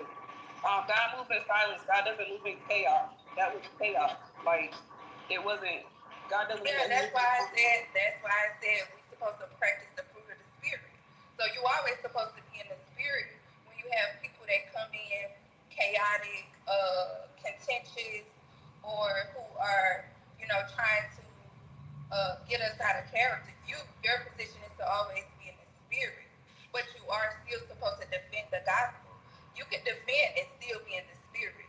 You can defend the gospel and still do it in love, gentleness, patience, kindness, long suffering, forbearance, and that's Galatians 5:22. So, but our position is always to defend what we believe. Well, we did. So we did. So what I did was I spoke on what I had to say. I discerned that he wasn't going to accept it. He wanted to start an argument on it, and I understand the word. So what I did then was follow the word after I did defend the word, and it was to remove myself, because if not, I'm going to be a fool with him. So there are times when you are, once you've done that part, and you can discern that this is not the person you don't want to get, they're trying to put you in sin. You have to remove yourself from that person. Yeah, that's why I said kick the dust off your feet and keep it moving. Yeah, so that's what we did. I think for the most, I know the 5 Christians did it. I think y'all handled it pretty well. I was in and out, so I don't know what else is going on. Like you said, something about aliens and culture. I don't know if what is he, an able? I'm not really sure. So whatever he was talking about, it was a lot going on, but so what I could tell, it was like maybe 1 or 2 dudes I heard that was getting kind of loud, but other than that, and I don't even know if they was Christians, because it was one of them gay boys. I think he was gay. Yeah, but it was definitely Christians on stage that were defending the gospel, but they got, like I said, like when I came in, I felt the atmosphere immediately, but that didn't deter me from, like defending. But after a certain point, it just got to a point where I understood that they wanted an argument, and I wasn't about to do that. And in that case, I had to practice being me and quiet. So that's why I was like, yeah, no, I'm not gonna do that, because it was, and that's why I said that was the first scripture that popped up in my mind was about casting your pearls to swines, because it was just like they already have this mindset and the way of thinking, or they weren't trying to hear anything. They already had it set in their mind about what this or that. But I feel like even in that space, there were people that were listening and watching, you know what I'm saying? And whoever needed to hear or see whatever they needed to see as far as us sharing the gospel in the way that we did, I feel like the people that needed to see it and the seeds that needed to be planted was planted. So yeah, that was just my perception. But to be optimistic is still a lesson that can be learned, especially with the replays on. You did what I'm saying, because it's a great replay. I'll tell you that. It's a lesson to be learned in that whole clip. All right, I just want to add to the conversation. You have to be mindful. You know what I'm saying? That people, there are different levels to. Christ talks about being a fisherman of men, and if you've never actually been fishing before, that'll kind of go over your head. And so when you get into certain spaces, you're going to have turbulence. You're going to have fish not trying to come out of this environment, right? That's going to be a person a lot of times, causing issues, not in a sense going with the flow. Well, if you're going to be a fisherman, you got to have patience. You can have all the right equipment. You can have all the right bait. But if you, the person, you, the fisherman, if you don't have patience with what you're trying to draw out of the abyss, then you're going to break the line of communication every single time. So when you get in these spaces, it doesn't matter how turbulent the water is. You, the soul, have to control your emotions within the conversation. Fire itself, when it's in people and people are on fire and they trying to, be mean or say hurtful things, ask a whole bunch of questions that they're not really asking the questions for enlightenment. They're just trying to be an a-hole. Let them burn out. Because see, fire is a needy element. Fire needs air, which is your response. Fire needs earth. It needs consistency. So if you take those two things away from a person that's trying to be unnecessary, you're putting out their fire. When you understand light, light never runs from darkness. Darkness always runs from light. Now, to me, various scriptures is associated with your level of understanding. If you're not ready to stand in the fire, if you're not ready to be a light on that level, it's okay. Digress. Go another direction. Example, Paul was going to eat temple meat. Now, he wasn't going to eat the temple meat if it was going to be a young believer, because he didn't want to throw the young believer off pertaining to him eating the temple meat. But Paul knew that that wasn't going to affect him. But he didn't want to mess up that young man's spiritual walk. You understand? So there's different levels to fishing.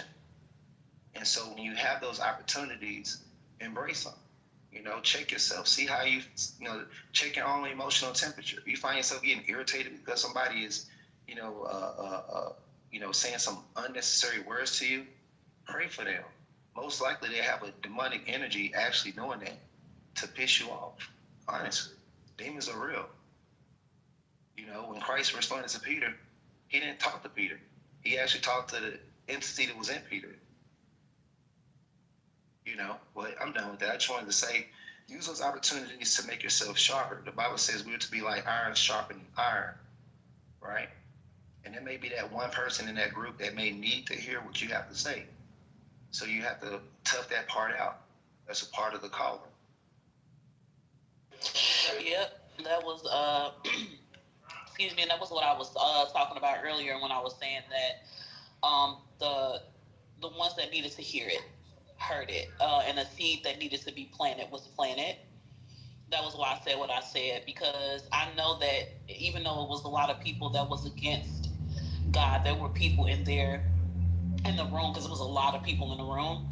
There were people in the room that were probably curious about God, wanting to know more. And I think that there were enough Christians that represented God well in that conversation. And I do agree with the iron sharpens iron type of thing or whatever, because, when you get into situations like that as a believer, it teaches you how to sharpen those skills and how to be able to, like Chastity was saying, defend the faith better.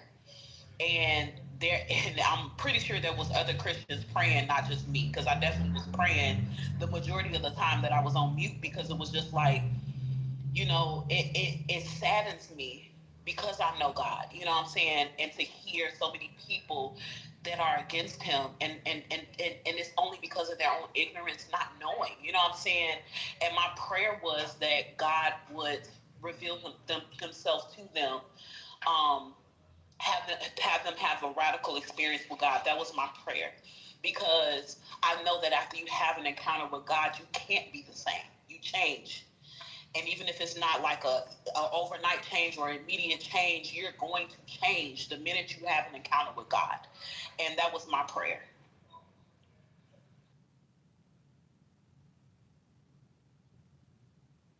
The whole time they were arguing, they don't even realize that they were being prayed for. I think that's why they was being I think that's why them spirits were manifesting like they were though. Yeah, I definitely thought it was. Sorry, what you said, babe? Go ahead, Mom. I'm done. Go ahead. We really are in the last days. We hear that all the time, but if you look at the biblical prophetic events, that a lot of them have already taken place, are happening right now, and they are, and some more are about to happen. And these are things that you can verify. The Euphrates River drying up like it said it would. Snow, winter, being in the desert. He's doing everything he said he was going to do biblically. And so these demons, these fallen giants, these disembodied spirits that are not allowed to go in heaven, nor are they allowed to be in hell right now. They're just allowed to roam the earth, and they cannot go to sleep. But they can possess our bodies when we give them permission because of our ignorance. This is why he says, for the lack of knowledge, my people are what? Destroyed. Because they have rejected knowledge, I will also reject them. So you have to be willing to something that may irritate you a little bit. Things that tickle your ears, a lot of times is not good for you. You need an agitator to get you clean. If a washer don't have an agitator in the middle of it, you're gonna have dirty clothes. You know what I'm saying? So you gotta have people around you that's not gonna agree with you. You need somebody that's gonna, be a little bit firm about something that you're not firm about. And you have to be okay with that because you need that heat. That's why iron sharpens iron. You have to have friction to develop heat. And heat is needed to bring about purification, to bring out things, right? So when you get in those spaces where people want to go back and forth, and if you battle with them, then yeah, that's like two swords clanging against each other in war. It's going to damage each other's sword. But if you allow that person to say everything they got to say, and you sit there and bear it, let them get it all out. Once you hear everything they got to say, now you can come back and actually fill in the gaps where they have, erred because you allowed them to say everything they need to say. But that's not easy. It's not easy to do that. So if you practice doing that, then you turn that war into a learning or a sparring session now. And they realize, like, damn, this person is really cool. And I thought I knew some shit. Excuse my language, but I'm just being honest. You have to allow people to show you their hand. Let them say all the stuff they got to say. And once they done saying everything they got to say, and that's all they little crazy questions, right? Once they know all their questions, and you come back and you just chisel them down with the word. So even Jesus walked away. When the leaders, when they were jealous and threatened by him because he came to Jerusalem to do miracles, they asked the question to him, by what authorities do you do these things? Who gave you the authority? Then he responded, I'll answer you if you answer me one thing first. Then he asked John baptism, was it from heaven or was it from men?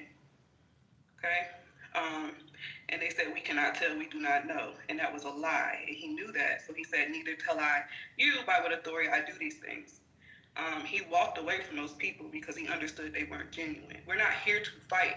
I understand what y'all saying. I agree with that when it's from sincerity. Even if they start, because I've had people who may have seemed a little aggressive. But when I put in the chat, seeking versus winning, right? I think that's the part. Like even Jesus walked away, and I'm going to follow what Jesus did. If we're going to talk about it, he knew when to walk away too, because it's going to cause you to sin. Like that's like opening a little window for the sin to come in. Once you determine it's there for a reason for us Christians to have. He gave us in scriptures for when they want to argue, and he gave us scriptures for when they are seeking. But we have to know when to walk away. He still defended the word. He still defended it, but he understood when sometimes defending is walking away. The light does shine. What Tom was saying before he left, the light does shine bright. Okay? Your light will shine. That didn't stop Jesus from light from shining. But we have to know you have to know when to walk away as well.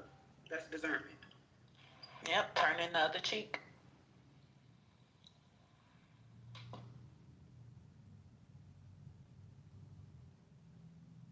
I think turning the other cheek is not necessarily saying walking away. It's giving the person the other cheek so they can actually hit. And that is exactly what was happening in the room. I wish you were here. I really do. I wish you were here earlier. Maybe you can listen to the replays and see. You will feel the atmosphere of the room. But another one of my prayers, I guess I'll share it, but another one of my prayers was because I felt the atmosphere of the room and I felt how it made me feel. My prayer was that it will cause a hunger in me to go deeper so that I'll know when I come across situations like that again, I would know how to respond or what to say or, you know, in that situation, what to do. So, yeah.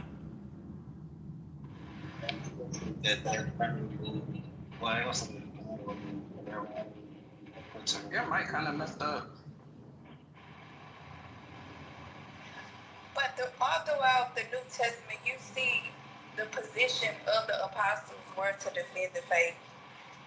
That was a part of their assignment, was to be a defender of the faith. Yes, we're supposed to walk away, but when you have people coming in to distort the gospel and try to impose their belief on others and try to come in and implement false doctrines, quote unquote doctrines of devils, you are supposed to be a defender of the faith. Now, does that mean you're supposed to just argue with fools when they already have their mind made up? The Bible even tells us God will turn them over to a reprobate mind. That means God will wash his hands with them to the point where they have no sense of conviction. He will give them over to their lust and their passions. You know what I'm saying? But our position as believers is to defend the gospel of Jesus Christ. That was the position of the apostles all throughout the Bible, all throughout the New Testament. But I get what y'all saying. Like when you have people that already got their mind made up as far as what they believe, yeah, you're supposed to walk away. But when you got people trying to come in and tell you your belief system is not true and tell you that your God is not your God and try to pervert the gospel, you also defend the gospel, and you're supposed to be ready to give a word. Give a word. It's why we're supposed to be sharp in our word. That's what Isaiah tells us. When we read the word, we're supposed to read line upon line, precept upon precept. That means we're supposed to read a little here, read a little there, but we're supposed to be sharp because you're going to have people like them that's going to come in and try to tell us what we believe is false. So you're supposed to defend what you believe. Period. Understandable, and I believe that is what happened in the group. I also wanted to say that everybody is not called to be an apostle, but I understand the sentiments and why you said what you said. But yeah, I think that everybody. But if as a believer, you're not called to be an apostle, but you're called for sonship, and your position as a son is to defend the faith. Well, as a believer, you believe in Christ. And I gave the example as that Christ actually walked what I'm saying. He literally shows you that he discerned that they were not being truthful, they were being deceitful, and the reason they asked that question, and he decided to walk away. God doesn't want us to be foolish. If Jesus walked away, that was defending his Father. The destination is on your right. Around. The dudes in here today were the Pharisees. They were literally the Pharisees. They know. Dr. B said he has a Christian girlfriend, and they were saying things to let you know they know. They studied the word. They actually know the word. They read the Bible. If you couldn't tell, these people have read the Bible, but they didn't read it the same reason that we read it, right? So you have to walk away sometimes. When they have when what's his name? I literally just said that. I said. But that's what we've been saying all the time. But that's literally what we've been saying all the time. But what I'm saying is, when you have my stance is when you have people that come in and try to pervert the gospel or try to make it seem like what the Pharaohs that's when you defend it. But when you have people whose mind is already made up, that they're just gonna do what they want to do, and they believe what they believe, then you're supposed to get the dust off your feet. But when you got people that come in that try to pervert the gospel, then you walk away. But I mean, that's when you defend the word of God. You don't have to be an apostle to defend your faith. Whenever they're trying to trap you, which I'm using do you know the story I'm talking about in the Bible? Jesus, or we respond, because like I'm using Jesus. I'm speaking about when Jesus went to Jerusalem to perform the miracles in the town, and the religious leaders found out that he was there, and they became jealous, and they threatened, and they plotted against Jesus. They plotted and said they were going to confront him publicly. Jesus, okay? So they walk up to Jesus and they ask him, why, by what, hold on, let me see. By what authority do you do these things, and who gave you this authority? Okay, but they weren't being genuine with that question, right? They were asking that question because again they plotted before they even asked the question, right? They plotted to try to trap him, to embarrass him, to make him say something that they could try to like twist up, to start an argument like the people did today. Like literally everything that we saw today is the example of what Jesus experienced with the religious leaders, right? Jesus did respond. He said, if you answer, hold on, go back to the book.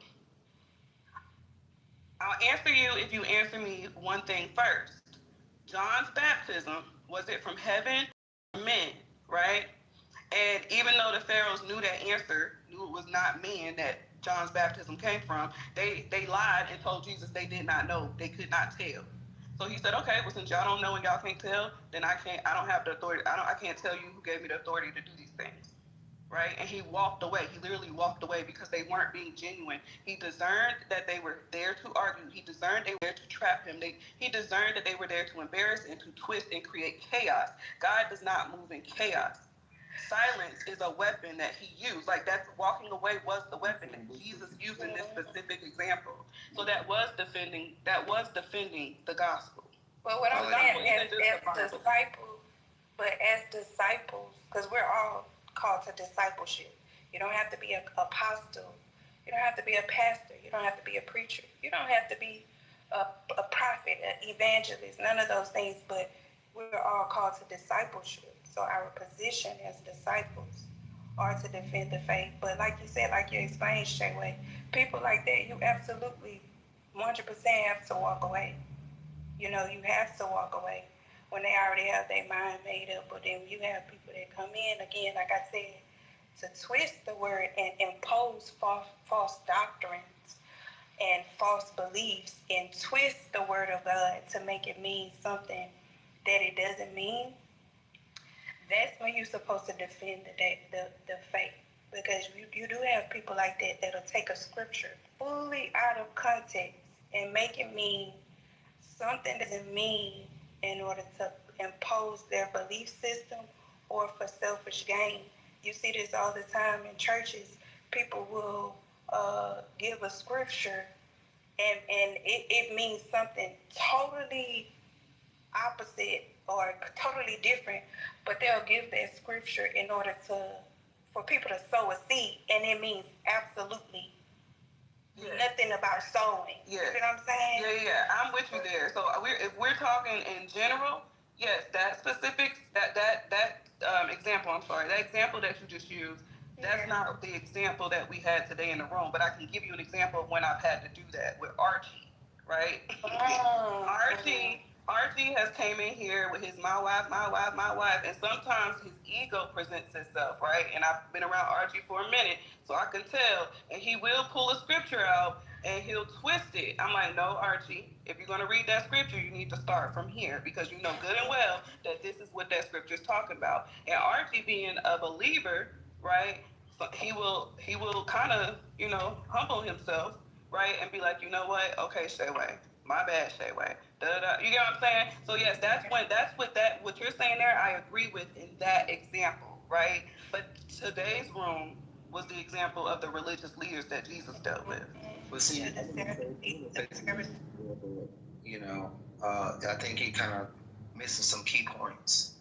First key point is this is Christ. This is the Creator. He has an ability that we actually don't have, in a sense. We have to pray for it. We have to fast for it. But it's something that he already had, which is he can read man's heart. Okay? This is something that his father did in heaven when he came down to Lucifer. He said, I have searched your heart, right? So that already puts him in a whole different league. And then the second part is that this is not a multitude of people in which Christ is speaking to. it was very clear of who the sect of people that he was speaking to, which were the Sadducees, the ones that's supposed to know the actual scriptures, the ones that actually know the word. Now, I understand. I heard earlier. I said that the people in the I wasn't a part of it. I didn't hear it. I'm just going off what your guys had said. But they were coming off as if they are representative of knowing the word, as if they're like Sadducees. And I understand, Shayway, where you're coming from, saying that was their position and how they were coming back with all these questions and whatnot. But still, we as students of the word, right? We have to be able to really see it for what it is. Now, if Christ was speaking to a group of people, I don't think he would have, in a sense, walked away. I think he would have stood there and really, in a sense, went in on them. But in that case, it was just them. He didn't need to say nothing else because he already perceived their heart. But you don't see no other case, even when the devil himself came to Christ in his weakest state. Christ did not flee from the devil.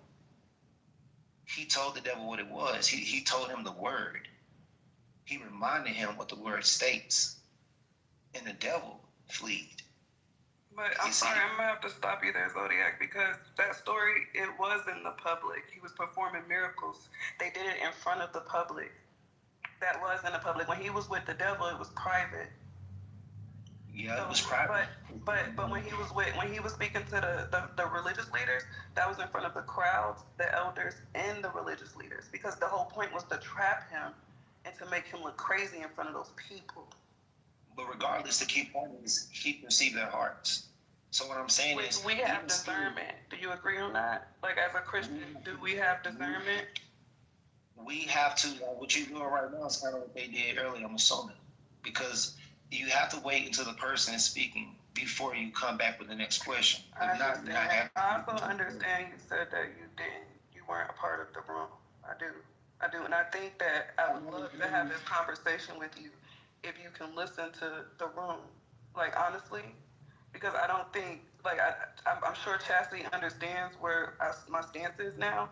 It wasn't really I don't think this conversation was like a topic. I think it was our moment to be genuine with each other, because this room has been big today, right? And we're talking personally, like, these are my sisters. You get what I'm saying? And I'm talking to my sister about what happened in a room that we all experienced. You're talking from what you think happened. We're talking about what we experienced, right? So I just want to make sure, we're good here. That's why I said I felt like you should definitely go back and listen to that room, because you'll immediately understand where Shay and I's stance is, as it pertains to, where we're coming from, explaining or trying to like give an account of what happened during that time, because you definitely can feel it. You know what I'm saying? As a Christian, we do have discernment. And, that's a gift that God gives us. And when you listen to the room, I really hope you do, you'll be able to feel it as a fellow Christian, as a fellow believer. You'll feel it immediately. As soon as you start listening to the room, you'll hear it. So, yeah. Well, y'all make sure y'all keep the replays, because I know it's been a while. Gee, we did a new room. Gee! Where you at? Sleep? It's 10:30. Probably sleep. Yeah. Is this the same room? Yeah, it's the same one. It's the part 2. Change the title. No, we gotta close it or the replay's gonna be on. Oh, yeah. Live you up. One of y'all up. Shayway, you don't got the ability? I got the thing. I'm about to, what I'm making the title. It's just,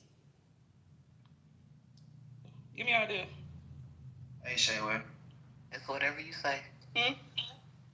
Are you air or fire? What'd you say? Are you air or fire? I'm flesh. What the hell? Hey, just in case y'all, real quick, Zodiac, just in case y'all don't know, right? If you hit the 3 buttons at the top right, scroll all the way to the bottom, you can actually save it on your profile, just in case. I don't know if you can share it, because I've never done it before, but however, just in case, because I know I was here not too late, but not too early, and it's been a while. That motherfucker can kick out any time. But see, Big Dog, you was in here earlier too during that room, wasn't you? Yeah, I was here. Yeah, so yeah, that's what I'm saying. I'm like, that it was crazy. You can literally feel, it. What up, y'all? Hey Trey. What up, Trey?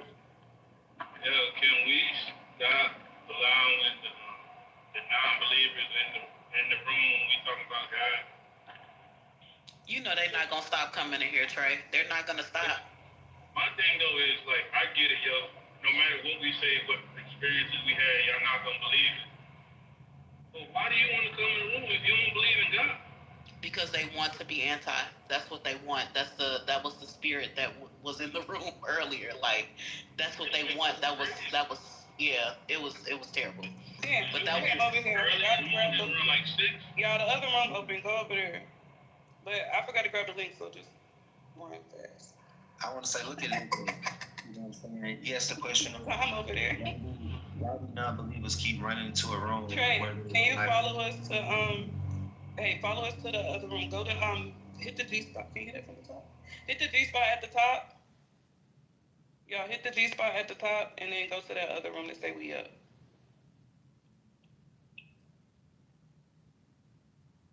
Yeah. Go to the other room at the top, y'all. The G spot at the top and hit the room we up.